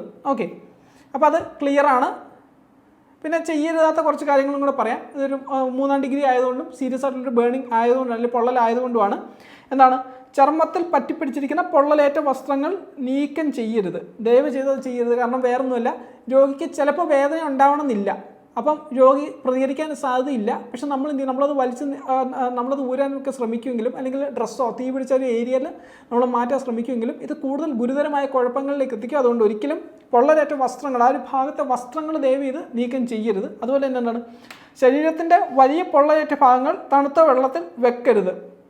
കാരണം ഇത് ഫ്രോസ്റ്റ് ബൈറ്റ് ഉണ്ടാകാം. നമ്മൾ ഫസ്റ്റ് ഡിഗ്രി പൊള്ളൽ പറയുമ്പോൾ തന്നെ നമ്മൾ പറഞ്ഞിരുന്നു അല്ല, ഐസ് ക്യൂബ്സോ അല്ലെങ്കിൽ അതോ ഡയറക്ട്ലി ഒരിക്കലും ഒരു സമ്പർക്കത്തിലോട്ട് കൊണ്ടുവരരുതെന്ന് നമ്മൾ പറഞ്ഞു അല്ലേ. സമ്പർക്കത്തിൽ കൊണ്ടുവരുമ്പോൾ എന്താ സംഭവിക്കുക, അവിടെ ഫ്രോസ്റ്റ് ബൈറ്റ് ഉണ്ടാവും നമ്മൾ പറഞ്ഞു, നമ്മൾ ടിഷ്യൂസും കാര്യങ്ങളൊക്കെ നമ്മൾ പറഞ്ഞു. അപ്പോൾ അതുപോലെ തന്നെ 3rd ഡിഗ്രി വരുമ്പോഴും അവിടെ എന്ത് ചെയ്യരുത്, ഐസുമായിട്ട് 3rd ഡിഗ്രിയിലെ 1 ഡിഗ്രി പൊള്ളലിലും ഐസുമായിട്ട് ഡയറക്ട്ലി കോൺടാക്റ്റിൽ കൊണ്ടുവരാതിരിക്കുക. ഓക്കെ, പിന്നെ എന്താണ് ഇപ്പം ബാൻഡേജ് നമ്മൾ ഉപയോഗിക്കാറുണ്ട്. ഇപ്പം പൊള്ളലേറ്റ ഭാഗം പൊതിയാനായിട്ട് നമ്മൾ ബാൻഡേജിനേക്കാൾ ഏറ്റവും നല്ല കോട്ടൺ പോലുള്ള കാര്യങ്ങളാണ്. പിന്നെ എന്താണ് അദസീവായിട്ടുള്ള ബാൻഡേജ് ഉപയോഗിച്ച് എന്ത് പറ്റും, ആ ഒരു പൊള്ളലേറ്റ ഭാഗം അവിടെ ഒട്ടിയിരിക്കാനുള്ള സാധ്യതയുണ്ട്. അതുകൊണ്ട് അദസീവായിട്ടുള്ള അല്ലെങ്കിൽ പശയുള്ള ബാൻഡേജുകൾ ദയവേത് ഉപയോഗിക്കാതിരിക്കുക. അതുപോലെ തന്നെ ഏതെങ്കിലുമുള്ള തൈലങ്ങൾ, അതുപോലെ വെണ്ണ, ടൂത്ത് പേസ്റ്റ്, മറ്റ് പരിഹാരങ്ങൾ ഉപയോഗിക്കരുത്. നമ്മൾ ഫസ്റ്റ് ഡിഗ്രി പൊള്ളൽ പറഞ്ഞ സമയത്ത് തന്നെ പറഞ്ഞ കാര്യങ്ങളാണ് അല്ലേ. അപ്പോൾ ഇതുപോലുള്ള കാര്യങ്ങൾ, അതായത് ടൂത്ത് പേസ്റ്റോ, ചിലർ തേൻ പുരട്ടും, ചിലർ നെയ്യ് പുരട്ടും, ചില എണ്ണ, ഇതൊന്നും ചെയ്യാൻ പാടില്ല. ഏറ്റവും നല്ലത് നിങ്ങൾ ആ ഒരു രോഗിയായിട്ട് ഹോസ്പിറ്റലിൽ ചെല്ലുക എന്നുള്ളതാണ് ഏറ്റവും രോഗിക്ക് കംഫർട്ട് കൊടുക്കാൻ നമുക്ക് ആ ഒരു ഫസ്റ്റ് എയ്ഡ് എന്നുള്ള രീതിയിൽ ചെയ്യാവുന്നത്. നല്ലൊരു കോട്ടൺ തുണിയിൽ ആളെ കവർ ചെയ്യുക എന്നുള്ളതാണ്, വൃത്തിയുള്ള ഒരു കോട്ടൺ തുണിയിൽ കവർ ചെയ്യുക എന്നുള്ളതാണ്. അപ്പോൾ നമുക്ക് 4 ഡിഗ്രി പൊള്ളൽ എന്താണെന്ന് നോക്കാം. അപ്പോൾ ഏറ്റവും കഠിനമായ തരം പൊള്ളൽ, ഇത് കഠിനം എന്നതിനേക്കാൾ നല്ലത് ഏറ്റവും തീവ്രമായ പൊള്ളൽ എന്ന് പറയുന്നതാണ് ഏറ്റവും നല്ലത്. കാരണം കാഠിന്യത്തെക്കാൾ ഉപരി തീവ്രത പൊള്ളൽ, ഏറ്റവും തീവ്രതയേറിയ പൊള്ളൽ എന്ന് പറഞ്ഞാൽ 4 ഡിഗ്രി പൊള്ളൽ തന്നെയാണ്. ഓക്കെ, കാരണം എന്തുകൊണ്ടാണെന്ന് വെച്ചാൽ നമുക്കിതിൻ്റെ ഒരു നാഡികരകൾക്ക് അപ്പുറത്തേക്ക് പിന്നീടും എന്താണ് പേശികൾ, ടെൻഡനുകൾ, അസ്ഥി തുടങ്ങിയ ആ ഒരു ഭാഗത്തേക്ക് വരെ ഈ ഒരു തീപിടുത്തം ചെല്ലുന്നുണ്ട്. കാരണം നമ്മൾ നേരത്തെ ഇപ്പോൾ ബ്രൗൺ നിറത്തിൽ അല്ലെങ്കിൽ വെളുത്ത നിറത്തിൽ ആണ് ഈ ഒരു തീ പിടിച്ച ഒരു സ്ഥലം കാണുന്നത് എന്ന് നമ്മൾ പറഞ്ഞത് അല്ലേ. തീപിടുത്തം ഏറ്റൊരു സ്ഥലത്തിൻ്റെ നിറം നമ്മൾ പറഞ്ഞിരുന്നു, ബ്രൗൺ അല്ലെങ്കിൽ വെളുത്ത അല്ലെങ്കിൽ അതുപോലുള്ള ലെതറിൻ്റെ ഒരു നിറം എന്നൊക്കെ പറയും. പക്ഷേ ഇവിടെ വരുമ്പോഴത്തേക്കും ഒരു വളരെയധികം ഈ ഒരു തീ ഏറ്റിട്ടുണ്ടാവും. അപ്പോൾ അതുകൊണ്ട് തന്നെ ഒരു കരിഞ്ഞ ഒരു രീതിയിലായിരിക്കും ആ ഒരു ഭാഗം കാണപ്പെടുക. അതുകൊണ്ട് തന്നെ എന്താണ് അവിടെ ഈ സ്പർശനമോ അങ്ങനെയുള്ള കാര്യങ്ങളോ ഒന്നും തന്നെ അറിയാനായിട്ട് യാതൊരുവിധ വഴിയുമില്ല. ഇപ്പം ആഴത്തിലുള്ള കലകളുടെ നാശമാണ് അപ്പം ഈ പൊള്ളലിൻ്റെ സവിശേഷത. അപ്പം ഈ ഒരു സവിശേഷത കൊണ്ട് തന്നെ എന്ത് പറ്റുന്നില്ല, നമുക്ക് അവിടെ ആ ഒരു രീതിയിലുള്ള സെൻസേഷൻസും ആ ഒരു രോഗിക്ക് ഉണ്ടാവുകയില്ല. അപ്പം ഇതിൻ്റെ ഒരു സവിശേഷത നമുക്ക് നോക്കാം. എന്താണ്? വ്യാപകമായ ടിഷ്യൂ നാശമാണ്. അത് 4 ഡിഗ്രി പൊള്ളലിൽ മറ്റ് പൊള്ളലിൽ നിന്നും വ്യത്യസ്തമായിട്ട് ചർമ്മത്തിൻ്റെ എല്ലാ പാളികളെ തകർക്കുകയും ആഴത്തിലുള്ള പേശികൾ, ടെൻഡനുകൾ, അതുപോലെ അസ്ഥികൾ വരെ നശിപ്പിക്കുകയും ചെയ്യുന്നുണ്ട്. അത് 4 ഡിഗ്രി പൊള്ളലാണ് ഇത്രയും ഒരു തീവ്രമായിട്ട് ഈ ഒരു പൊള്ളൽ ഏൽക്കുന്നത്. ഓക്കെ, അതുപോലെ തന്നെ എന്താണ് ജീവന് ഭീഷണി പുലർത്തുന്ന സങ്കീർണതകൾ. ഇപ്പം 3ാമത്തെ ഡിഗ്രി ആണെങ്കിൽ എന്താണ് നമുക്ക് ആളെ എങ്ങനെയെങ്കിലും രക്ഷിക്കാമെന്ന് വെക്കാം. പക്ഷെ 4ാമത്തെ ഡിഗ്രി എന്ന് പറഞ്ഞാൽ സാധ്യത വളരെ കുറവാണ്. കാരണം എന്താണ് അവിടെ രക്തയോട്ടം ഉണ്ടാകാനുള്ള സാധ്യത വരെ ഇല്ലാതിരിക്കുന്ന ഒരു സിറ്റുവേഷനിലേക്ക് അവിടെ എത്തും. അതുപോലെ തന്നെ അണുബാധ ഉണ്ടാകാനുള്ള സാധ്യത വളരെ കൂടുതലാണ്. മറ്റ് ഗുരുതരമായ ആന്തരിക പ്രശ്നങ്ങൾ, എവിടെയാണോ തീ പിടിക്കുന്നത്, മൊത്തത്തിൽ തീ പിടിച്ചാൽ അല്ലെങ്കിൽ ഏതെങ്കിലും ഭാഗത്താണോ തീ പിടിക്കുന്നതൊക്കെ ഡിപ്പെൻഡ് ചെയ്തിരിക്കും ആളുടെ ഒരു സർവൈവൽ ചാൻസസ്. ഓക്കെ, അതുപോലെ എന്താണ് സംവേദനക്ഷമതയുടെ നഷ്ടം. അപ്പോൾ പൊള്ളൽ പ്രദേശത്ത് നാഡിയറ്റങ്ങൾ നശിക്കുന്നതിനാൽ പിന്നെന്താണ് വേദനയോ അല്ലെങ്കിൽ ഒരു പ്രതികരണമോ ആൾക്ക് ഉണ്ടാവത്തില്ല. നമ്മൾ ആദ്യമേ പറഞ്ഞതാണ്. അപ്പോൾ ഇതിൻ്റെ ഒരു പ്രഥമ ശുശ്രൂഷ എന്ന് വെച്ചാൽ പൊള്ളലേറ്റ സ്ഥലത്ത് ആ വ്യക്തി സമ്പർക്കം പുലർത്തുന്നില്ല എന്ന് ഉറപ്പുവരുത്തണം. അതായത് അതുകൊണ്ട് എന്താ ഉദ്ദേശിക്കുന്നത്, നമ്മൾ കഴിഞ്ഞ ക്ലാസ്സിൽ നമ്മൾ പറഞ്ഞു അല്ലേ, ഡ്രാബ് നമ്മൾ പറഞ്ഞിരുന്നു അല്ലേ. ഡ്രാബ് എന്താണ്? ഡ്രാബ് നമ്മൾ പറഞ്ഞു, ഓർമ്മയുണ്ടല്ലോ. ഡേഞ്ചർ റെസ്ക്യൂ അല്ലേ, എയർവേ ബ്രീത്തിങ്. അപ്പോൾ ഇതിനകത്ത് എന്താണ് ഇവിടെ നമ്മൾ ചെയ്യുന്നത്, ആ വ്യക്തി സമ്പർക്കം പൊള്ളലേറ്റ സ്ഥലവുമായിട്ട് ഒരു രീതിയിലുള്ള സമ്പർക്കം ഇല്ലെന്ന് ഉറപ്പുവരുത്താൻ ഉള്ളതാണ്. അതായത് അവിടെ നിന്ന് നമ്മളെ റെസ്ക്യൂ ചെയ്യുക എന്നുള്ളതാണ്. ഡേഞ്ചർ ഇല്ലെങ്കിൽ നമ്മൾ ഇറങ്ങുക, നമ്മളാളെ റെസ്ക്യൂ ചെയ്യുക എന്നുള്ളതാണ്. പിന്നെന്താണ് വ്യക്തി ശ്വസിക്കുന്നുണ്ടെന്ന് ഉറപ്പുവരുത്തുക, എയർവേ ബ്രീത്തിങ്. ഓക്കെ, ആവശ്യമെങ്കിൽ രക്ഷാശ്വസനം ആരംഭിക്കുക.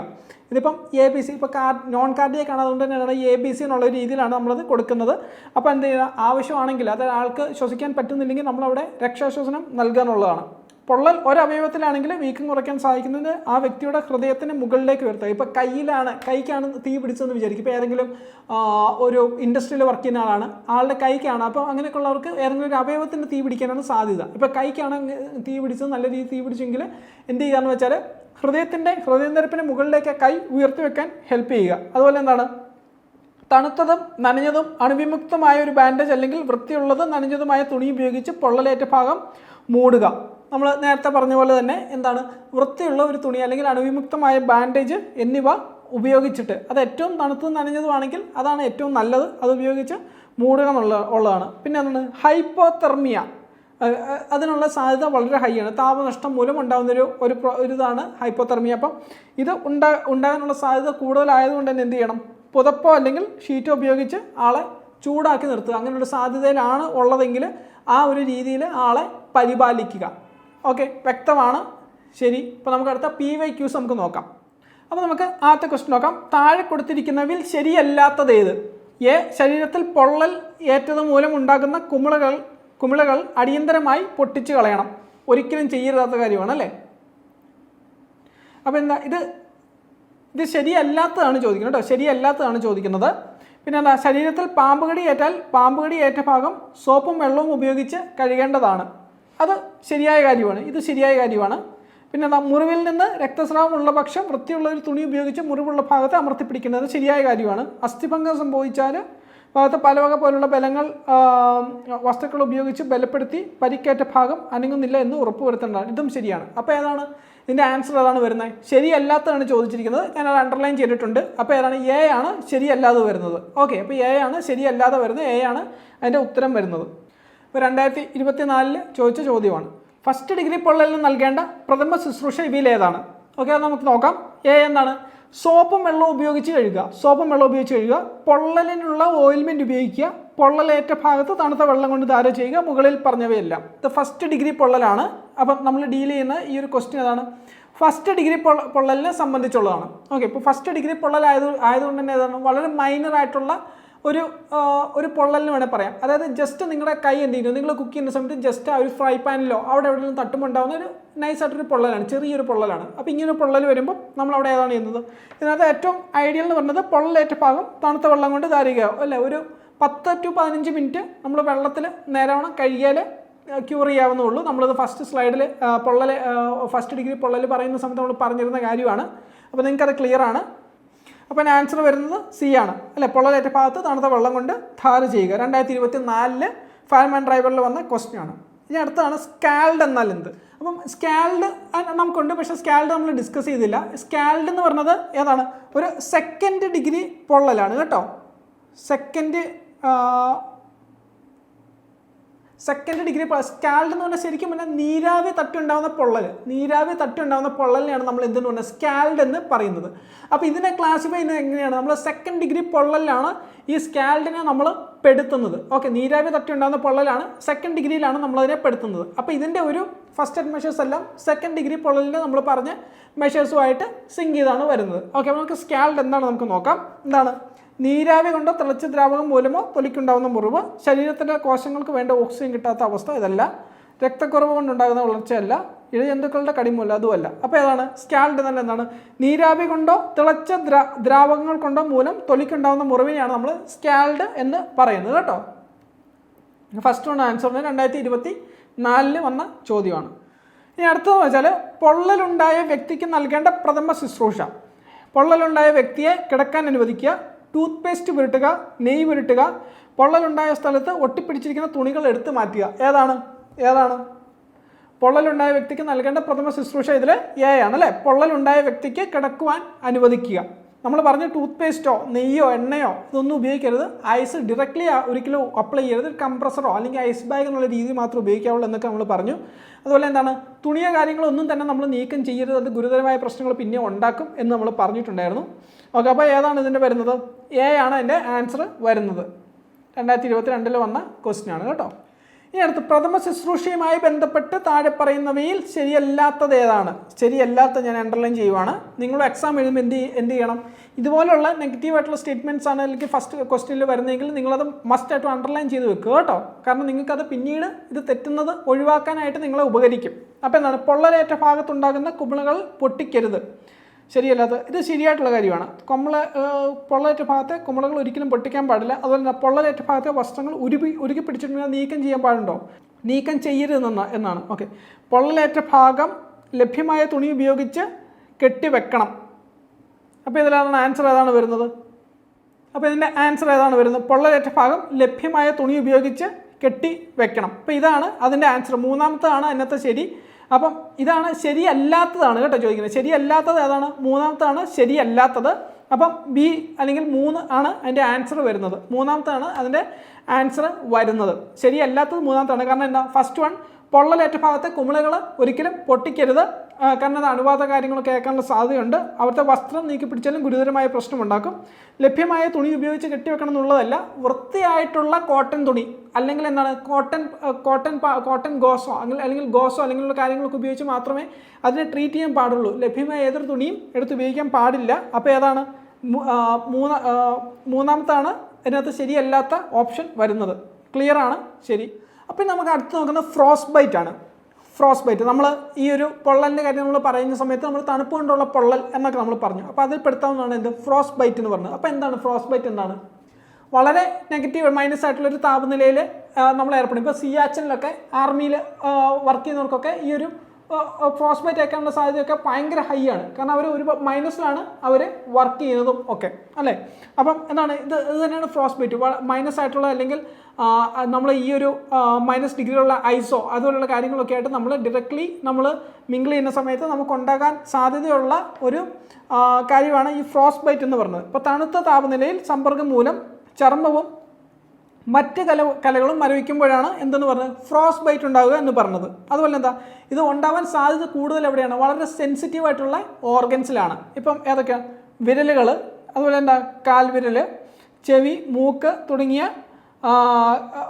ഇതിനൊക്കെയാണ് ഇത് ഏറ്റവും കൂടുതൽ ബാധിക്കുന്നത്. കാരണം വളരെ സെൻസിറ്റീവ് ആയിട്ടുള്ള ഓർഗൻസ് ആണ്. അപ്പോൾ ഇതിനോട് കൂടുതലായിട്ട് റിയാക്ട് ചെയ്യാനുള്ള സാധ്യത ഹൈ ആണ്. അതുപോലെ തന്നെ ഇത് പ്രാരംഭ ലക്ഷണത്തിൽ തന്നെ മരവിപ്പ്, അതുപോലെ തണുപ്പ് എന്നിവ ഉൾപ്പെടുന്നു. അപ്പോൾ ഇതിനോടൊപ്പം തന്നെ എന്താണ് കഠിനമായ മെഴുക് പോലെയുള്ള ചർമ്മത്തിലൂടെയും പൊള്ളലിലേക്കും പോലെയുള്ള കാര്യങ്ങൾ നയിച്ചേക്കാം. അപ്പോൾ ഫ്രോസ്റ്റ് ബൈറ്റ് ഉണ്ടാകുമ്പോൾ തന്നെ സംഭവിക്കുന്നത് എന്താണ്? ഈ ഇൻറ്റേർണൽ ആയിട്ടുള്ള കലകൾ, കാര്യങ്ങൾ, ടിഷ്യൂസ് കാര്യങ്ങളെല്ലാം എന്ത് ചെയ്യുവാണ്? നശിക്കുകയാണ്, അല്ലെങ്കിൽ ഒരു താൽക്കാലികമായിട്ടുള്ള നാശത്തിലേക്കാണ് ഇത് ചെന്നെത്തിക്കുന്നത്. അതുപോലെ തന്നെ ഇതിൻ്റെ ഒരു സെൻസിറ്റീവ് നഷ്ടപ്പെടുന്നുണ്ടെങ്കിൽ എന്ത് ചെയ്യുക? ഒരു വാക്സി കൈൻഡ് ഓഫ് ഫീലിംഗ് നമുക്ക് അവിടെ ഉണ്ടാവും. ഓക്കെ, അപ്പം മെഴുക് പോലെയുള്ളൊരു ചർമ്മത്തിലേക്ക് കൊണ്ടുപോകുന്ന റീസൺ അതാണ് വരുന്നത്. അതുപോലെ തന്നെ എന്താണ് ഇത് കൂടുതൽ ഒരു 3rd ഡിഗ്രി എന്നൊക്കെ രീതിയിലേക്ക് വന്നു കഴിഞ്ഞാൽ ഇതിൻ്റെ ആ ഒരു കലകൾ കാര്യങ്ങളൊക്കെ ഒരു പെർമനൻ്റ് ആയിട്ട് നശിച്ചു പോകാനുള്ള ഒരു സാധ്യത ഭയങ്കര ഹൈ ആണ്. അപ്പോൾ ഇതാണ് നമുക്ക് ആ ഒരു ഫ്രോസ്റ്റ് ബൈറ്റിൻ്റെ ഓരോന്ന് പറഞ്ഞത്. ഇത് സ്റ്റേജ് 1, സ്റ്റേജ് 2, സ്റ്റേജ് 3 ആണ്. ഓക്കെ, അപ്പോൾ ഇതിനകത്ത് ഈ ഫ്രോസ്റ്റ് ബൈറ്റിൻ്റെ ഒരു സ്റ്റേജ് 1 എന്ന് പറഞ്ഞാൽ എന്താണ്? അത് പയ്യെ തണുത്ത് ഒരു ചെറിയൊരു രീതിയിൽ റെഡ് ആവുന്ന അല്ലെങ്കിൽ പർപ്പിൾ ആവുന്ന ഒരു കാര്യമാണ്. അപ്പോൾ നിങ്ങൾക്കൊരു 3 സ്റ്റേജ് ഉണ്ടെന്നൊരു കാര്യം നിങ്ങൾ മനസ്സിലാക്കിയാൽ മതി. ഞാൻ അതിനെ കൂടെ എക്സ്ട്രാ ആയിട്ട് നിങ്ങൾക്ക് സ്റ്റേജ് 2 എന്താണ്, സ്റ്റേജ് 3 എന്താണെന്ന് നിങ്ങൾക്ക് പറഞ്ഞു തരുന്നേ ഉള്ളൂ. സ്റ്റേജ് 1, 2, 3 എന്താണ് നിങ്ങൾക്ക് എക്സ്ട്രാ ആയിട്ട് നിങ്ങൾക്ക് പറഞ്ഞു തരുന്നേ ഉള്ളൂ. ഓക്കെ, അപ്പം ഈ ഒരു ഫ്രോസ്റ്റ് ബൈറ്റിൽ ശരിക്കും പറഞ്ഞാൽ ഒരു 3 സ്റ്റേജിലേക്ക് വരും. ഈ ഫസ്റ്റ് സ്റ്റേജ് എന്ന് പറഞ്ഞാൽ അതിൻ്റെ ഏറ്റവും ഒരു ബേസിക് ഫീലാണ് ഫ്രോസ്റ്റ് നിപ്പ് എന്ന് പറഞ്ഞൊരു സ്റ്റേജാണ്. അപ്പോൾ ഇതിനകത്ത് എന്ത് ഈ കൈ നന്നായിട്ട് തണുക്കും. അതുപോലെ തന്നെ എന്താ ഒരു റെഡിഷ് ആവുന്നൊരു ലെവലിലേക്ക് അത് മാറും. നിങ്ങൾക്ക് ആ ഒരു ഇമേജിൽ നിങ്ങൾക്ക് കാണാൻ പറ്റും. ആ ഒരു റെഡിഷ് രീതിയിലേക്ക് മാറും. രണ്ടാമത്തെ സ്റ്റേജ് വരുമ്പോഴത്തേക്കും അത് കുറച്ചും കൂടി ഒന്ന് വളരുന്ന ഒരു രീതിയിലേക്ക് എത്തും. അപ്പോൾ ഇവിടെ ആകുമ്പോഴത്തേക്കും ഒരു ടെമ്പററി ആയിട്ട് ഒരു സെൻസേഷൻ ഫീലുകളും നഷ്ടപ്പെടുന്ന ഒരു സ്റ്റേജാണ് വരുന്നത്. മൂന്നാമത്തെ ഫീൽ എന്ന് പറയുമ്പോഴത്തേക്കും മൂന്നാമത്തെന്ന് പറയുന്നത് ഡീപ്പ് ഫ്രോസ്റ്റ് ബൈറ്റ് ആണ്. ഡീപ്പ് ഫ്രോസ്റ്റ് ബൈറ്റ് വരുമ്പോഴത്തേക്കും അത് വളരെയധികം രീതിയിൽ അതിൻ്റെ ടിഷ്യൂസിനെയും കാര്യങ്ങളെല്ലാം ബാധിക്കും. ഇത് മോസ്റ്റ്ലി അൺറിക്കവറബിൾ ആവാനാണ് ഇതിൻ്റെ ഒരു സാധ്യത കൂടുതൽ. അതുപോലെ തന്നെ ഇതിൻ്റെ ഒരു കളർ കാര്യങ്ങളെല്ലാം ഫിംഗറിൻ്റെ ടിപ്സ് കാര്യങ്ങളെല്ലാം എന്താണ് മറ്റേ കമ്പയർ ചെയ്തിട്ട് ഒരു കലകളെല്ലാം നശിച്ച് ഒരു ബ്ലാക്ക് ഒരു രീതിയിലേക്ക് അത് മാറാനുള്ള സാധ്യത അല്ലെങ്കിൽ മാറുന്നത് ഈ ഒരു മൂന്നാമത്തെ സ്റ്റേജിലാണ്. അപ്പോൾ ഈ ഒരു 3 സ്റ്റേജ് ഉണ്ട് ഫ്രോസ്റ്റ് ബൈറ്റ് എന്നുള്ള കാര്യം നിങ്ങളതിൽ മനസ്സിലാക്കിയാൽ മതി. അപ്പോൾ ഇതിൻ്റെ ഒരു പ്രഥമ ശുശ്രൂഷ എന്ന് പറഞ്ഞതാണ് ആ രോഗിയെ ഏറ്റവും തന്നെ എന്ത് ചെയ്യുക? ആ ഒരു ക്ലൈമറ്റിൽ നിന്ന് മാറ്റുക, അല്ലേ? നമ്മൾ ഡ്രാബിനകത്തുനിന്ന് പറഞ്ഞ പോലെ തന്നെ നമ്മൾ ഡേഞ്ചർ ഇല്ലാതെ കഴിയുമ്പോൾ എന്ത് ചെയ്യണം? ആളെ നമ്മൾ അവിടെ നിന്ന് റെസ്ക്യൂ ചെയ്ത് മാറ്റുക എന്നുള്ളതാണ് നമ്മൾ ആദ്യമായി ചെയ്യേണ്ടത്. പിന്നെ എന്താണ്?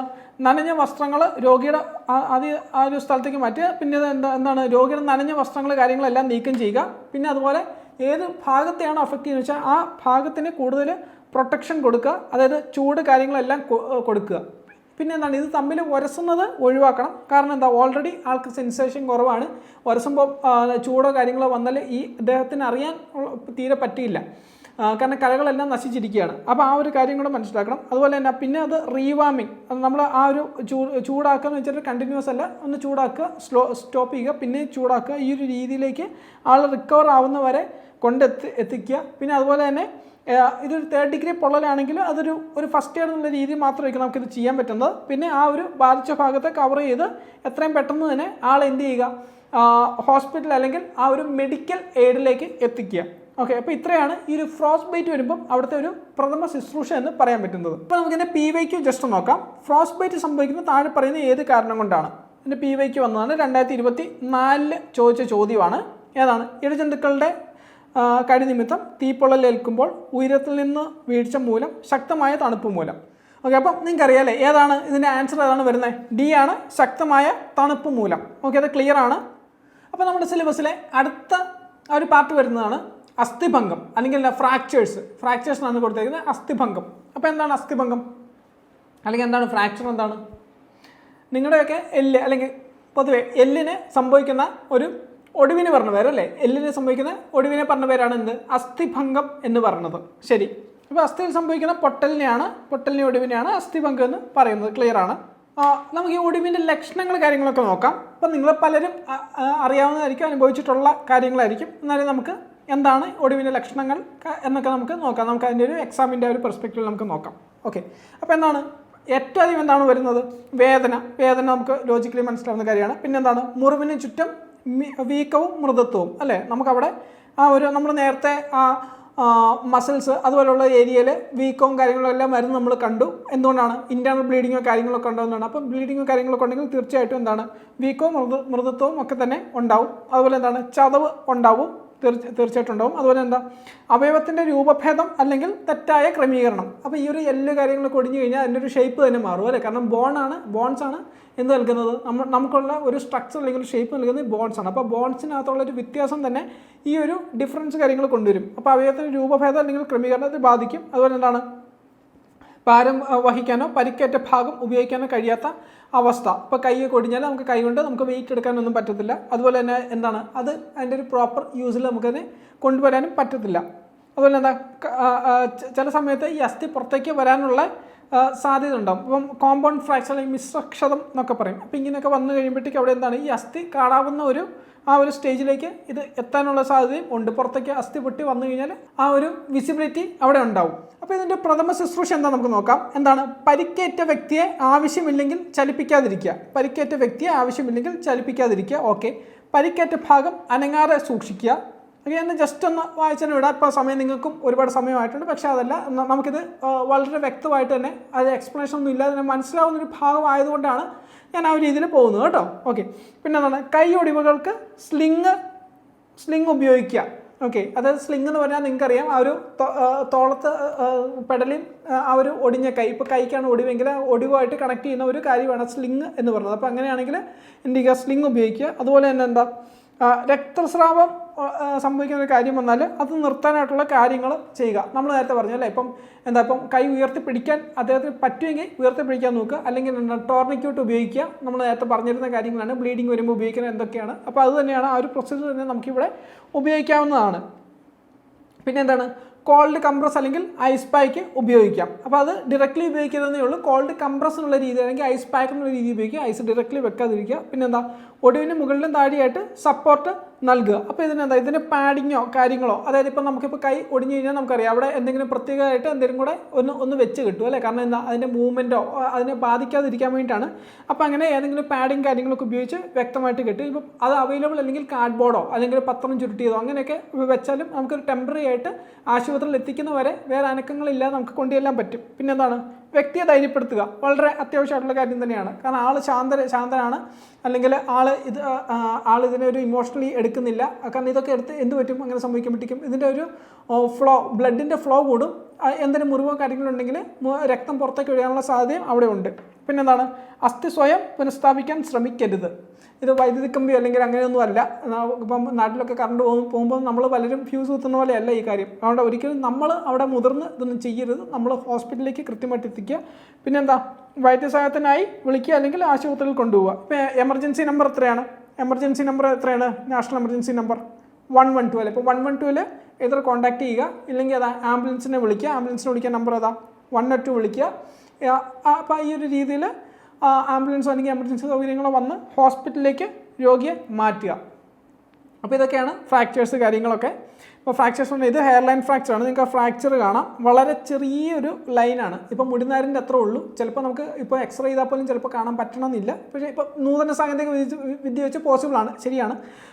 പിന്നെ ഈ ഒരു ഫ്രാക്ചർ എന്ന് വെച്ചാൽ ഓവർ യൂസ് കാര്യങ്ങൾ സ്പോർട്സ് ഇഞ്ചറീസിലൊക്കെ ഉണ്ടാകുന്ന ഒരു ഫ്രാക്ചറാണ്. അപ്പോൾ ഇതിന് പ്രോപ്പറായിട്ടുള്ള റെസ്റ്റ് കാര്യങ്ങളൊക്കെ കൊടുക്കാനുള്ളത് തന്നെയാണ് ഇതിനുള്ള സൊല്യൂഷൻ. പിന്നെ വരുന്നത് ഗ്രീൻ സ്ട്രിക്ക് ഫ്രാക്ചർ എന്ന് പറയും. ഇപ്പോൾ ഈ ഒരു ഫ്രാക്ചർ കാര്യങ്ങളൊക്കെ ഉപയോഗിക്കുന്നത് പ്രത്യേകിച്ചും കുട്ടികളിൽ സംഭവിക്കുന്നതാണ്. കുട്ടികളിലുണ്ടാകുന്ന ഫ്രാക്ചറാണ്. അപ്പോൾ ഇതിന് പ്രത്യേകം എന്ന് വെച്ചാൽ ഒരു സൈഡിലായിരിക്കും പൊട്ടലുള്ളത്. എൻ്റെ വളഞ്ഞു നിൽക്കുന്ന ഒരു കൈൻഡ് ഓഫ് ഫ്രാക്ചറാണ് ഉണ്ടാകുന്നത്. പിന്നെ എന്താണ്? പിന്നെ ക്ലോസ്ഡ് ഫ്രാക്ചർ, ഓപ്പൺ ഫ്രാക്ചർ എന്നൊക്കെ പറയും. ഇപ്പം ക്ലോസ്ഡ് ഫ്രാക്ചർ എന്ന് പറഞ്ഞാൽ അവിടെ പൊട്ടിയിട്ട് ആ ഒരു ഏരിയയിൽ അതുവഴി തന്നെ ഇരിക്കും, ഫുള്ള് വട്ടത്തിലൊടിയും അവിടെ തന്നെ ഇരിക്കും. പക്ഷേ ഓപ്പൺ ഫ്രാക്ചർ എന്ന് പറഞ്ഞാൽ അത് പൊട്ടിയിട്ട് പുറത്തേക്ക് വരാനുള്ളൊരു സാധ്യത കൂടുതലാണ്. ഓക്കെ. പിന്നെ നമുക്ക് സ്പൈറൽ ഫ്രാക്ചർ നമുക്ക് നോക്കാം. സ്പൈറൽ ഫ്രാക്ചർ എന്ന് പറഞ്ഞാൽ വട്ടത്തിലൊടിയുന്നതാണ്. അങ്ങോട്ടും ഇങ്ങോട്ടും വട്ടത്തിലൊടിയുന്ന ഒരു ഫ്രാക്ചറാണ് സ്പൈറൽ ഫ്രാക്ചർ. പിന്നെ നമുക്ക് നോക്കേണ്ടത് കമ്മിന്യൂട്ടഡ് ഫ്രാക്ചർ എന്ന് പറയും. ഇപ്പോൾ കമ്മിന്യൂട്ടഡ് ഫ്രാക്ചർ എന്ന് പറഞ്ഞാൽ എല്ല് പല രീതിയിൽ പൊടിയുക എന്നുള്ളതാണ്. പലതായിട്ട് എല്ല് എവിടെ ഒടിവ് നടക്കുന്നോ അവിടെ നല്ല രീതിയിൽ എന്ത് ചെയ്യുക, 3-4 കഷ്ണമായിട്ട് ആ ഒരു സർക്കിളിൽ എല്ല് നന്നായിട്ട് പൊടിഞ്ഞു നിൽപ്പുണ്ട്. അപ്പോൾ അതിനെയാണ് കമ്മിന്യൂട്ടഡ് ഫ്രാക്ചർ എന്ന് പറയുന്നത്. നമുക്ക് ഗ്രീൻ സ്ട്രിക്ക് ഫ്രാക്ചർ നമ്മളിപ്പോൾ പറഞ്ഞ കാര്യങ്ങളൊക്കെ തന്നെയാണ്. നമുക്ക് ജസ്റ്റ് നോക്കാം എന്താണ് ഒരു ഗ്രീൻ സ്ട്രിക്ക് ഫ്രാക്ചർ എന്നത്. കുട്ടികളിൽ സാധാരണയായി കാണപ്പെടുന്ന ഒരു തരം അസ്ഥി ഒടിവാണ്. അപ്പോൾ ഇതിൽ അസ്ഥി ഒരു വശത്തേക്ക് വളയുകയും പൊട്ടുകയും ചെയ്യുന്നു, പക്ഷെ പൂർണ്ണമായും പൊട്ടുന്നില്ല. പിന്നെ വളയുമ്പോൾ പൊട്ടിപ്പോകുന്നത് ഒരു ഇളം പച്ച മരക്കൊമ്പിനോട് സാധ്യതയുള്ള രീതി എന്ന് വെച്ചാൽ ഇത് തന്നെ ഒരു സൈഡ് പൊട്ടുന്നു. ഇത് തന്നെയാണ് ഗ്രീൻ സ്റ്റിക്ക് ഫ്രാക്ചർ കൊണ്ട് ഉദ്ദേശിക്കുന്നത്. നിങ്ങൾ ആ രീതിയിൽ മനസ്സിലായാൽ മതി. കുട്ടികളിലുണ്ടാകുന്ന ഒരു തരം ഫ്രാക്ചേഴ്സ് ആണ്, അല്ലെങ്കിൽ കൂടുതലായിട്ടും ഇത് കുട്ടികളിൽ കാണപ്പെടുന്നതാണെന്ന് മാത്രം നിങ്ങൾ മനസ്സിലാക്കിയാൽ മതി. ഓക്കെ, പിന്നെ അടുത്ത കൈൻഡ് ഓഫ് ഫ്രാക്ചേഴ്സ് ആണ് ഇത് ക്ലോസ്ഡ് ഫ്രാക്ചർ, ഓപ്പൺ ഫ്രാക്ചർ. നമ്മൾ നേരത്തെ കണ്ടു, നമുക്ക് ആ പിക്ചർ നമുക്ക് ഒന്നുകൂടി ഒന്ന് കാണാം. അപ്പോൾ എന്താ ക്ലോസ്ഡ് ഫ്രാക്ചർ എന്ന് പറഞ്ഞാൽ അതിൻ്റെ സിമ്പിൾ ഫ്രാക്ചർ എന്നറിയപ്പെടും. ഒടിഞ്ഞ അസ്ഥി ചർമ്മത്തിൽ തുളച്ച് കയറാതിരിക്കുന്നതിനെയാണ് ഇത് സൂചിപ്പിക്കുന്നത്. പിന്നെ എന്താണ് കഠിനഭംഗം അഥവാ എന്താ ഓപ്പൺ ഫ്രാക്ചർ. ഓപ്പൺ ഫ്രാക്ചർ എന്ന് വെച്ചാൽ എന്താണ്, ഇതറിയപ്പെടുന്നത് ഈ ഒടിഞ്ഞ അസ്ഥി ചർമ്മത്തെ തകർക്കുകയും ഒരു ഓപ്പൺ ഫ്രാക്ചർ ഉണ്ടാക്കുകയും ചെയ്യുന്നു. അതായത് അസ്ഥി അത് പൊട്ടിയിട്ട് അത് തൊലിയുടെ പുറത്തേക്ക് അത് ഇറങ്ങി വരികയാണ്. ഓക്കെ, അപ്പോൾ ഇതാണ് ഈ ഒരു ഓപ്പൺ ഫ്രാക്ചർ കൊണ്ട് ഉദ്ദേശിക്കുന്നത്. അപ്പോൾ നമുക്ക് ആ പിക്ചർ നോക്കാം. നമ്മൾ നേരത്തെ കണ്ടു ക്ലോസ്ഡ് ഫ്രാക്ചർ നമ്മൾ കണ്ടു. അസ്ഥി അവിടെ പൊട്ടലുണ്ട്. പൊട്ടൽ വന്നിട്ട് എന്താണ് സംഭവിക്കുന്നത്? പൊട്ടൽ വന്നിട്ട് എന്താണ് അവിടെ സംഭവിക്കുന്നത്? അവിടെ തന്നെ ഇരിക്കണം, അതേ രീതിയിൽ തന്നെ ഇരിക്കുകയാണ്. പക്ഷേ അതേസമയം ഓപ്പൺ ഫ്രാക്ചർ എന്ന് പറയുമ്പോഴത്തേക്കും ഇത് പൊട്ടി പുറത്തേക്ക് വരുന്നത് കേട്ടോ. ഓപ്പൺ ഫ്രാക്ചർ പുറത്തേക്ക് വരുന്നത്. അപ്പോൾ ഇതാണ് അതിൻ്റെ ശരിക്കുള്ള ഒരു പിക്ചർ. ഡിസ്പ്ലേസ്ഡ് അല്ലെങ്കിൽ അൺസ്റ്റേബിൾ എന്നുള്ള രീതിയിൽ കാണിക്കുന്നതാണ് അതിൻ്റെ ശരിക്കുള്ള പിക്ചർ. ഇതിപ്പോൾ പൊട്ടിയിട്ട് എന്ത് ചെയ്യും? ഇതാണ് കൈയെങ്കിൽ പുറത്തേക്ക് അസ്ഥി വരും. അസ്ഥി നമുക്ക് വിസിബിൾ ആണ്. ആ കേസിൽ അസ്ഥി നമുക്ക് വിസിബിൾ ആണ്. അപ്പോൾ അത് ക്ലിയർ ആണല്ലോ, കൺസെപ്റ്റ് ക്ലിയർ ആണല്ലോ. അതിന് പറഞ്ഞ പേര് കഠിനഭംഗം എന്നാണ് ഈ ഒരു ഓപ്പൺ ഫ്രാക്ചർ എന്ന് പറയുന്ന പേര്. അപ്പോൾ ഇനി നമ്മൾ അടുത്ത് നോക്കുന്നത് ഏതാണ്? കമ്മിന്യൂട്ടഡ് ഫ്രാക്ചർ എന്ന് പറയും. അതും എന്താ? സങ്കീർണ ക്ഷതം. ഓക്കെ, സങ്കീർണ ക്ഷതം എന്ന് വെച്ചാൽ എന്താണ്? നമ്മൾ പേര് പറഞ്ഞുകൊണ്ട് തന്നെ ആ ക്ഷതമാണ്. അതുപോലെ തന്നെ അതിനോടൊപ്പം എന്താ ഭയങ്കര സങ്കീർണമായിരിക്കും. ഇപ്പോൾ ഉദാഹരണത്തിന് നിങ്ങൾ ഇവിടെ ഒരു പിക്ചറിൽ കാണുന്നുണ്ട്, നിങ്ങൾക്ക് താഴെ ഒരു പിക്ചർ കാണാം. ആ പിക്ചറിൽ എന്താണ്? ഒരു ക്ഷതം സംഭവിക്കുന്നു. ആ ക്ഷതത്തിൽ എത്രയാണ്? 4 തരം ആയിട്ടാണ് അത് ഒടിഞ്ഞിരിക്കുന്നത്. അതിനകത്ത് തന്നെ 4 എണ്ണമായിട്ട് ഒരു മൈനർ ആയിട്ടുള്ള ബ്രോക്കേജ് കാര്യങ്ങളെല്ലാം അവിടെ വന്നിരിക്കുകയാണ്. ഓക്കെ, അപ്പം ഇത്രയും ബ്രേക്കേജ് കാര്യങ്ങളൊക്കെ വരുമ്പോഴത്തേക്ക് എന്താണ്? അത് വളരെ കോംപ്ലിക്കേറ്റഡ് ആണ്. സോ എന്നെ പറഞ്ഞവരാണ് കമ്മിന്യൂട്ടഡ് ഫ്രാക്ചർ അഥവാ സങ്കീർണ ക്ഷതം. അപ്പോൾ ഇത് പൊതുവെ കാണപ്പെടുന്ന എപ്പോഴാണെന്ന് ചോദിച്ചാൽ, ഇപ്പം സ്പോർട്സ് ഇഞ്ചുറീസ് എന്ന് പറഞ്ഞാൽ അത്രയും ഒരു അഡ്വഞ്ചർ സ്പോർട്സിൽ ഒക്കെ ഇഞ്ചുറീസ് കാര്യങ്ങൾ വന്നാലും സംഭവിക്കാം. അതുപോലെ എന്താണ് കാർ ആക്സിഡൻറ്റ്സ് കാര്യങ്ങൾ, ഇപ്പം കോംപ്ലിക്കേറ്റഡ് ഉള്ള ആക്സിഡൻറ്റ്സ് ആണെങ്കിലും ഒക്കെ, അല്ലെങ്കിൽ ഉയർന്ന കെട്ടിടത്തിൽ നിന്നോ മരത്തിൽ നിന്നൊക്കെ ഉള്ള ഒരു ഭയങ്കര വലിയൊരു വീഴ്ചയാണെങ്കിലും ഒക്കെ തന്നെ സംഭവിക്കുന്ന ടൈപ്പ് ഓഫ് ഫ്രാക്ചറാണ് ഈ പറയുന്ന സങ്കീർണ ക്ഷതം അഥവാ കമ്മിന്യൂട്ടഡ് ഫ്രാക്ചർ എന്ന് പറയുന്നത്. ക്ലിയർ ആണ്? അപ്പോൾ നമുക്ക് അടുത്ത സ്ലൈഡിലോട്ട് പോവാം. പിന്നെ വരുന്നതാണ് എന്ത്? സ്പൈറൽ ഫ്രാക്ചർ അല്ലെ, പിരിഞ്ഞൊടിയുമാണ്. ഒരസ്ഥി ഒരു സൈഡിലോട്ടും മറ്റൊരു അസ്ഥി മറ്റു സൈഡിലേക്കുമായിട്ട് പിരിഞ്ഞ് ഒടിയുന്നതിനാണ് എന്ത് പറയുന്നത്? സ്പൈറൽ ഫ്രാക്ചർ എന്ന് പറയുന്നത്. അപ്പോൾ അതും ക്ലിയർ ആണ്, നമ്മളത് എക്സ്പ്ലെയിൻ ചെയ്യേണ്ട കാര്യങ്ങളില്ല. അപ്പോൾ ഇത്തരം തരത്തിലുള്ള പലതരത്തിലുള്ള ഫ്രാക്ചേഴ്സ് ഉണ്ട് എന്ന് നിങ്ങൾ മനസ്സിലാക്കുക. ഓക്കെ, അപ്പോൾ നമ്മളിനി അതിൻ്റെ PYQs നമുക്ക് നോക്കാം. താഴെ കൊടുത്തിരിക്കുന്നവയിൽ ഗ്രീൻ സ്റ്റിക്സ് ഫ്രാക്ചറുമായി ബന്ധപ്പെട്ട ശരിയായിട്ടുള്ളത് ഏതാണ്? ശരീരത്തിനുള്ളിൽ ഒരസ്ഥി പല കഷ്ണങ്ങളായി ഒടിയുന്നു. അതെന്താണ്? സങ്കീർണക്ഷതമാണ് അല്ലേ? ആദ്യം വരുന്നതല്ല, അത് സങ്കീർണക്ഷതമാണ്. ശരീരത്തിനുള്ളിൽ ഒരസ്ഥി 2ആയി ഒടിയുകയും അതിലൊരു ഭാഗം കലകളെയും ത്വക്കിനെയും തുളച്ച് പുറത്ത് വരുന്നു.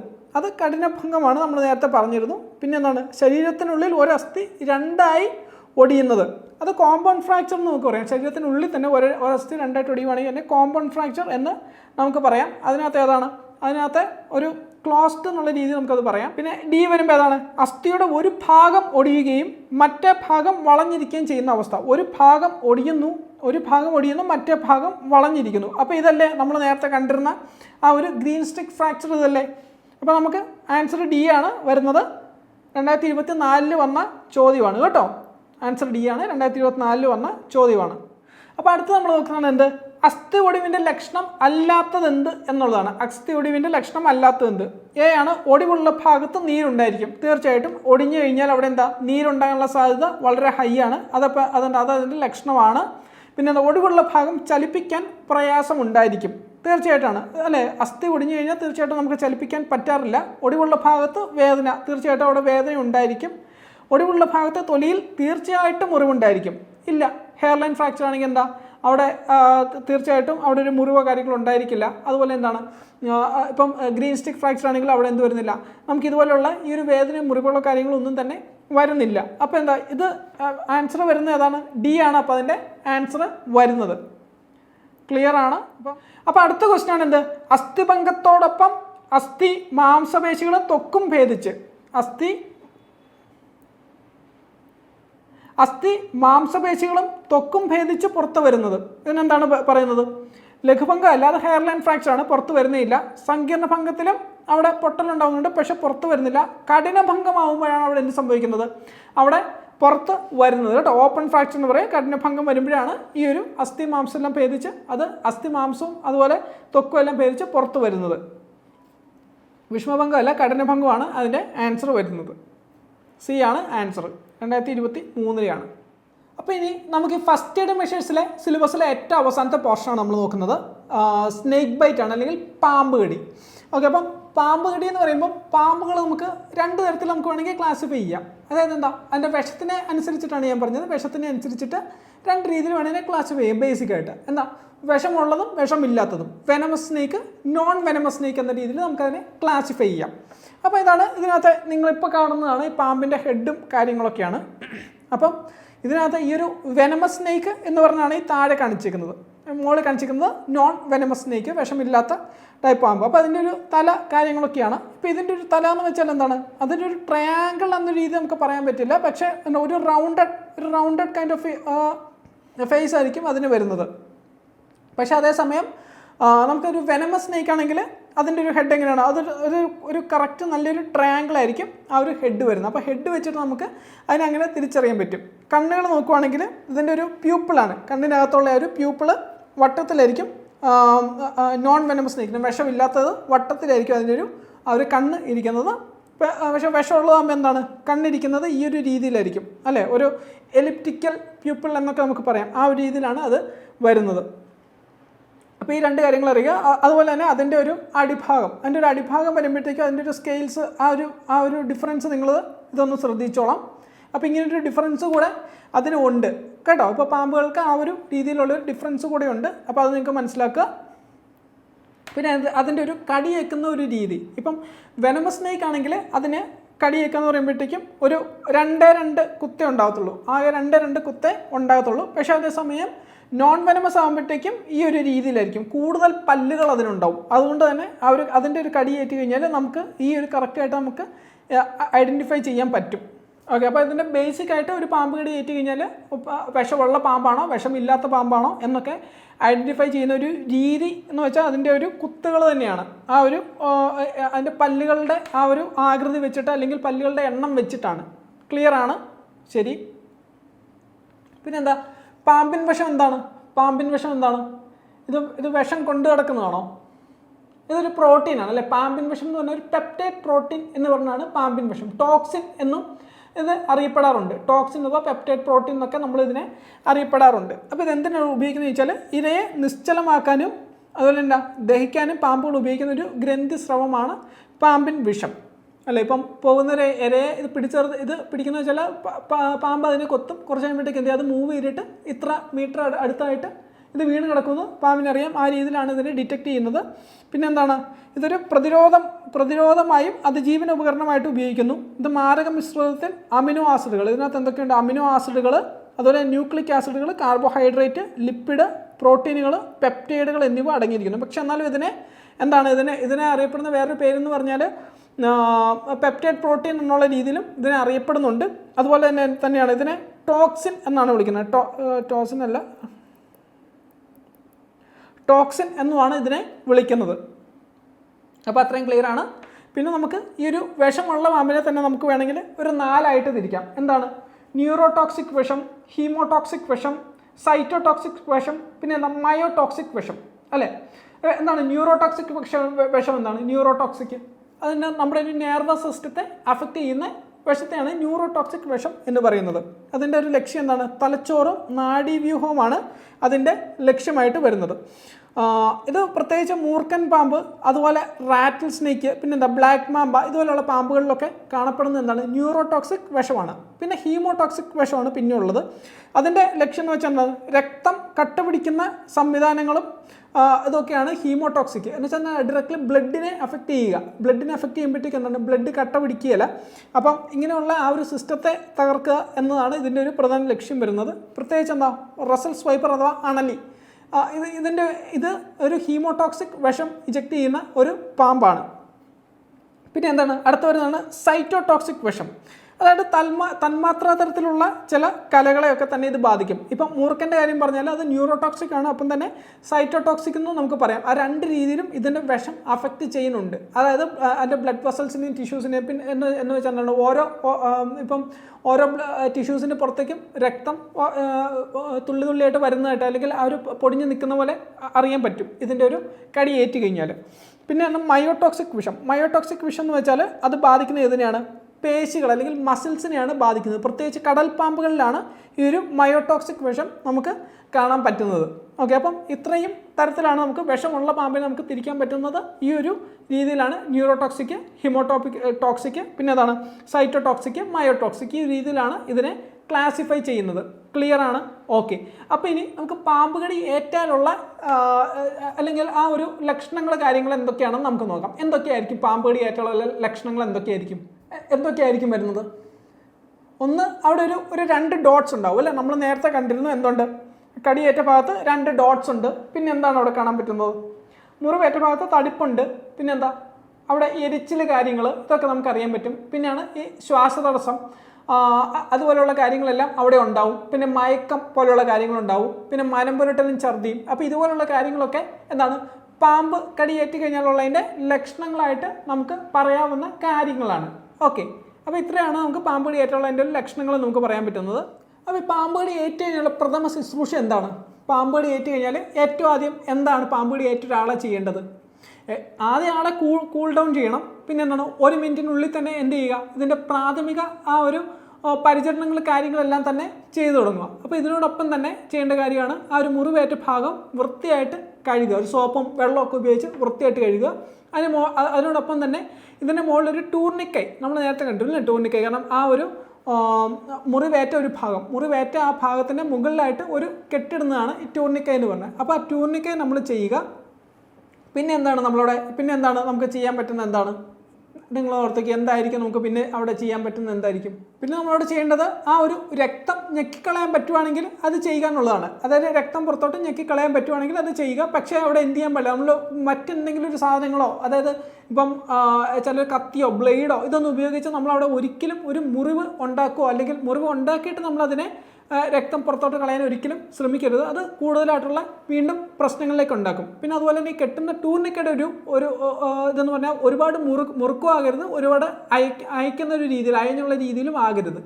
ഓക്കെ, ഒരു മീഡിയം ഒരു തരത്തിലുള്ള ഒരു കെട്ടാണ് ഇതിൽ പാടുള്ളൂ. പിന്നെ എന്താണ്? കടിയേറ്റ ആൾ നടക്കുന്നോ ഓടുന്നോ ഒന്നും ഇല്ല എന്ന് ഉറപ്പുവരുത്തേണ്ടത് ഒരു ഉത്തരവാദിത്തമാണ്. കാരണം ഇതൊക്കെ ചെയ്ത് കഴിഞ്ഞാൽ എന്ത് ചെയ്യും? ഹൃദയം കൂടുതലായിട്ട് ഇടിക്കാനും അതുപോലെ തന്നെ ഈ ഒരു ബ്ലഡ് ഫ്ലോ കൂടാനും ഈ ഒരു വിഷം കാര്യങ്ങളെല്ലാം എത്താനും ഒരു സാധ്യതയുണ്ട്. അതായത് ഹാർട്ടിനെയോ ബ്രെയിൻ എവിടെയാണെന്ന് വെച്ചാൽ ടാർഗറ്റഡ് ഓർഗൻസിലേക്ക് എത്താനും അഫക്റ്റ് ചെയ്യാനുള്ള സാധ്യതയുണ്ട്. അപ്പോൾ ഇതൊന്നും ചെയ്യാൻ അനുവദിക്കരുത്. അതുപോലെ എന്താ? ഈ കാപ്പി ചായ ഒന്നും കൊടുക്കരുത്. അവർ അവാർഡ് വാങ്ങി വന്നിരിക്കുന്നതല്ല, ഒരിക്കലും കാപ്പി ചായകൾ കാര്യങ്ങളൊന്നും കൊടുക്കരുത്. അതും എന്താണ്? കൂടുതലായിട്ടുള്ള ഗുരുതരമായിട്ടുള്ള പ്രശ്നങ്ങൾ കാര്യങ്ങൾ ഭക്ഷണം ഒന്നും കൊടുക്കാതിരിക്കുക. ഏറ്റവും ആദ്യം ചെയ്യേണ്ടത് ആൻറ്റിവനമുള്ളൊരു ഹോസ്പിറ്റലിൽ ഇവരെ എത്തിക്കുക എന്നുള്ളതാണ് കേട്ടോ. ആൻറ്റിവനമുള്ള ഒരു ഹോസ്പിറ്റലിലേക്ക് തന്നെ എത്തിക്കുക എന്നുള്ളതാണ് ഇതിനകത്ത്. ഇപ്പോൾ ഹോസ്പിറ്റലിൽ ഇപ്പം ശരിയാണ് പ്രഥമ ശുശ്രൂഷ ഭാഗമായിട്ട് അതിനുശേഷം നമ്മളിവരെ എവിടെ എത്തിക്കുന്നുണ്ട്? വൈദ്യസഹായത്തിന് എത്തിക്കുന്നുണ്ട്. പക്ഷേ എത്തിക്കുന്ന സ്ഥലവും ആൻറ്റിവനം ഉള്ള ഒരു ഹോസ്പിറ്റൽ ആയിരിക്കണം. ഓക്കെ, അപ്പം ഈ കാര്യം അതിനകത്ത് ഉറപ്പ് വരുത്തണം. പിന്നെ അതിനോടൊപ്പം തന്നെ നമ്മൾ ഉറപ്പ് വരുത്തേണ്ട ഒരു കാര്യമുണ്ട്. അതായത് ഈ പാമ്പിനെ പലരും ഈ പാമ്പിനെ തപ്പാനായിട്ടുള്ള ഒരു സമയം ഒരുപാട് എടുക്കുന്നത് കണ്ടിട്ടുണ്ട്. അപ്പോൾ ഇതും അവിടെ ഒഴിവാക്കണം. കാരണം ഏത് പാമ്പാണെന്ന് നിങ്ങൾക്ക് ഐഡൻറ്റിഫൈ, ഈവൻ നിങ്ങളിപ്പം അതിൻ്റെ തലയും കാര്യങ്ങളൊക്കെ കണ്ടല്ലോ, ഇത് തന്നെ സഫീഷ്യൻ്റ് ആണ്. നിങ്ങൾക്കത് പറഞ്ഞു കൊടുത്തു കഴിഞ്ഞാൽ അത് ഹെൽപ്ഫുള്ളാണ്. പക്ഷേ പാമ്പിനെ കണ്ടില്ലെങ്കിൽ പാമ്പിനെ തപ്പി പോകേണ്ട ആവശ്യമില്ല. അതിൻ്റെ എന്തെങ്കിലും പ്രത്യേക എന്തെങ്കിലും അടയാളങ്ങളോ ഡിസൈൻസൊക്കെ ഉണ്ടെങ്കിൽ അത് പറഞ്ഞു കൊടുത്താലും ഇത് മനസ്സിലാവും. അത് പാമ്പിനെ ചികിത്സിക്കുന്ന ആളുകൾക്ക് ഇതൊക്കെ മനസ്സിലാകാവുന്നുള്ളൂ. ആൻറ്റിവനമുള്ള ഹോസ്പിറ്റലിലും അവർക്കും ഇതിനെപ്പറ്റി നല്ലൊരു ധാരണയുണ്ട്. അപ്പോൾ ഏറ്റവും ആദ്യം ചെയ്യേണ്ടത് ഏറ്റവും ആദ്യം തന്നെ ഒരു ആൻറ്റിവനമുള്ള ഹോസ്പിറ്റലിൽ എത്തിക്കുക എന്നുള്ളതാണ്. അപ്പോൾ അത് നിങ്ങൾക്ക് ക്ലിയർ ആണ്. നമുക്ക് അടുത്തത് അതിൻ്റെ PYQ ഒന്ന് നോക്കാം. ഇപ്പോൾ ഇതാണ് താഴെ കൊടുത്തിരിക്കുന്നവയിൽ പാമ്പ് കടി ഏറ്റതിൻ്റെ ലക്ഷണങ്ങൾ ഏതെല്ലാം? ഒന്ന്, പാമ്പിൻ്റെ പല്ലുകൾ ഇറങ്ങിയ പാടുകൾ, അത് ലക്ഷണം തന്നെയാണ്. പിന്നെ അതാണ് കടിയേറ്റ ഭാഗത്ത് ഭയങ്കര വേദന, തീർച്ചയായിട്ടും വേദനയുണ്ട്, നമ്മൾ ഡിസ്കസ് ചെയ്തിരുന്നു. പിന്നെ കടിയേറ്റ ഭാഗത്തിന് ചുറ്റും നീർക്കെട്ടും ചുവപ്പ് നിറം നമ്മൾ ഡിസ്കസ് ചെയ്ത് നമ്മുടെ ഫോട്ടോ ആ ഒരു പിക്ചർ നമ്മൾ കണ്ടിരുന്നു അല്ലേ. പിന്നെ അതാണ് മനം പുരട്ടലും ഛർദിയും, തീർച്ചയായിട്ടും. അപ്പോൾ ഏതാണ്? D. മേൽ കാണിച്ചിരിക്കുന്നതെല്ലാം അതിൻ്റെ ഉത്തരവാണ്. അപ്പോൾ ക്ലിയർ ആണ്? ഓക്കെ, 2024 വന്ന ക്വസ്റ്റ്യൻ ആണ് കേട്ടോ. അടുത്താണ്, പാമ്പുകടി ഏറ്റ ആൾക്ക് നൽകേണ്ട പ്രഥമ ശുശ്രൂഷ താഴെ പറയുന്നതിൽ ഏതാണ്? ശാന്തമായി കിടക്കുന്നതിനോ ഇരിക്കുന്നതിനോ അനുവദിക്കുക, മുറിവ് വൃത്തിയുള്ളതും ഉണങ്ങിയതുമായ തുണി കൊണ്ട് മൂടുക, മുറിവ് സോപ്പും വെള്ളവും ഉപയോഗിച്ച് കഴുകുക. ഡി മുകളിൽ പറഞ്ഞവയെല്ലാം. ഇത് എല്ലാം തന്നെ എന്താണ്? പാമ്പുകടി ഏറ്റ ആൾക്ക് നൽകേണ്ട പ്രഥമ ശുശ്രൂഷയാണ് അല്ലേ? അപ്പം ഓപ്ഷൻ ഡി ആണ് അതിൻ്റെ ആൻസർ വരുന്നത്. 2024 വന്ന ക്വസ്റ്റ്യൻ ആണ് കേട്ടോ. അടുത്താണ്, പാമ്പുകടി ഏറ്റതിൻ്റെ ഒരു ലക്ഷണം. ഒരു ജോഡി ചെറിയ മുറിവ്, പനി, വിശപ്പ്, ദാഹം. ഏതാണ്? ഒരു ജോഡി ചെറിയ മുറിവ് തന്നെയാണ് പാമ്പുകടി ഏറ്റതിൻ്റെ ലക്ഷണമായിട്ട് വരുന്നത്. 2022 വന്ന ക്വസ്റ്റ്യൻ ആണ്. അപ്പോൾ നിങ്ങൾക്ക് ഫസ്റ്റ് എയ്ഡിൻ്റെ ആ ഒരു ക്ലാസ് കാര്യങ്ങൾ നിങ്ങൾക്ക് പൂർണ്ണമായിട്ടുണ്ട്. ഇനിയിപ്പോൾ നിങ്ങൾക്ക് വരുന്നത് ഹ്യൂമൻ ബോഡി കാര്യങ്ങളാണ്. ഹ്യൂമൻ ബോഡി അല്ലെങ്കിൽ ഒരു ബേസിക് ആയിട്ടുള്ള സർക്കുലേറ്ററി സിസ്റ്റം, റെസ്പിറേറ്ററി സിസ്റ്റം, ഇതൊക്കെയാണ് വരുന്നത്. ഇത് നമ്മൾ അടുത്ത പാർട്ടായിട്ട് നമ്മൾ ഡിസ്കസ് ചെയ്യും കേട്ടോ. അടുത്ത പാർട്ടായിട്ട് തരും എക്സാമിന് മുന്നേ. ആ പാർട്ടും കൂടെ തന്നിട്ടേ നിങ്ങളെ എക്സാമിന് വിടുകയുള്ളൂ. ഓക്കെ, അപ്പം നമ്മൾ ആ ഒരു പാർട്ടും കൂടെ ഡിസ്കസ് ചെയ്യും. ഓക്കെ, അപ്പോൾ ഇന്നത്തെ ക്ലാസ് കഴിഞ്ഞിട്ടുണ്ട്. അപ്പം പ്രോപ്പറായിട്ട് നിങ്ങൾ GK പോർഷൻസ് MEM ഒക്കെ പ്രോപ്പറായിട്ട് പഠിക്കുന്നുണ്ട് എന്നൊക്കെ വിശ്വസിക്കുന്നു. അതുപോലെ നമ്മുടെ സ്പെഷ്യൽ ടോപ്പിക് ആണെങ്കിലും നിങ്ങൾ കൃത്യമായിട്ട് റിവിഷനും കാര്യങ്ങളും എല്ലാം ചെയ്യുന്നുണ്ട് എന്ന് വിശ്വസിക്കുന്നു. നിങ്ങൾക്ക് ക്ലാസ് നിങ്ങൾക്ക് മനസ്സിലാവുന്നുണ്ടെങ്കിൽ നിങ്ങൾ തീർച്ചയായിട്ടും നിങ്ങളത് കമൻറ്റിലൂടെ ഒന്ന് അറിയിക്കുക. പോസിറ്റീവായിട്ടുള്ള കാര്യങ്ങൾ വരുമ്പോഴും നിങ്ങൾ കമൻറ്റിലൂടെ തന്നെ ഞങ്ങളൊന്ന് ഇൻഫോം ചെയ്യുക. ഓക്കെ, അപ്പം നമുക്ക് അടുത്ത ക്ലാസ്സിൽ കാണാം. താങ്ക്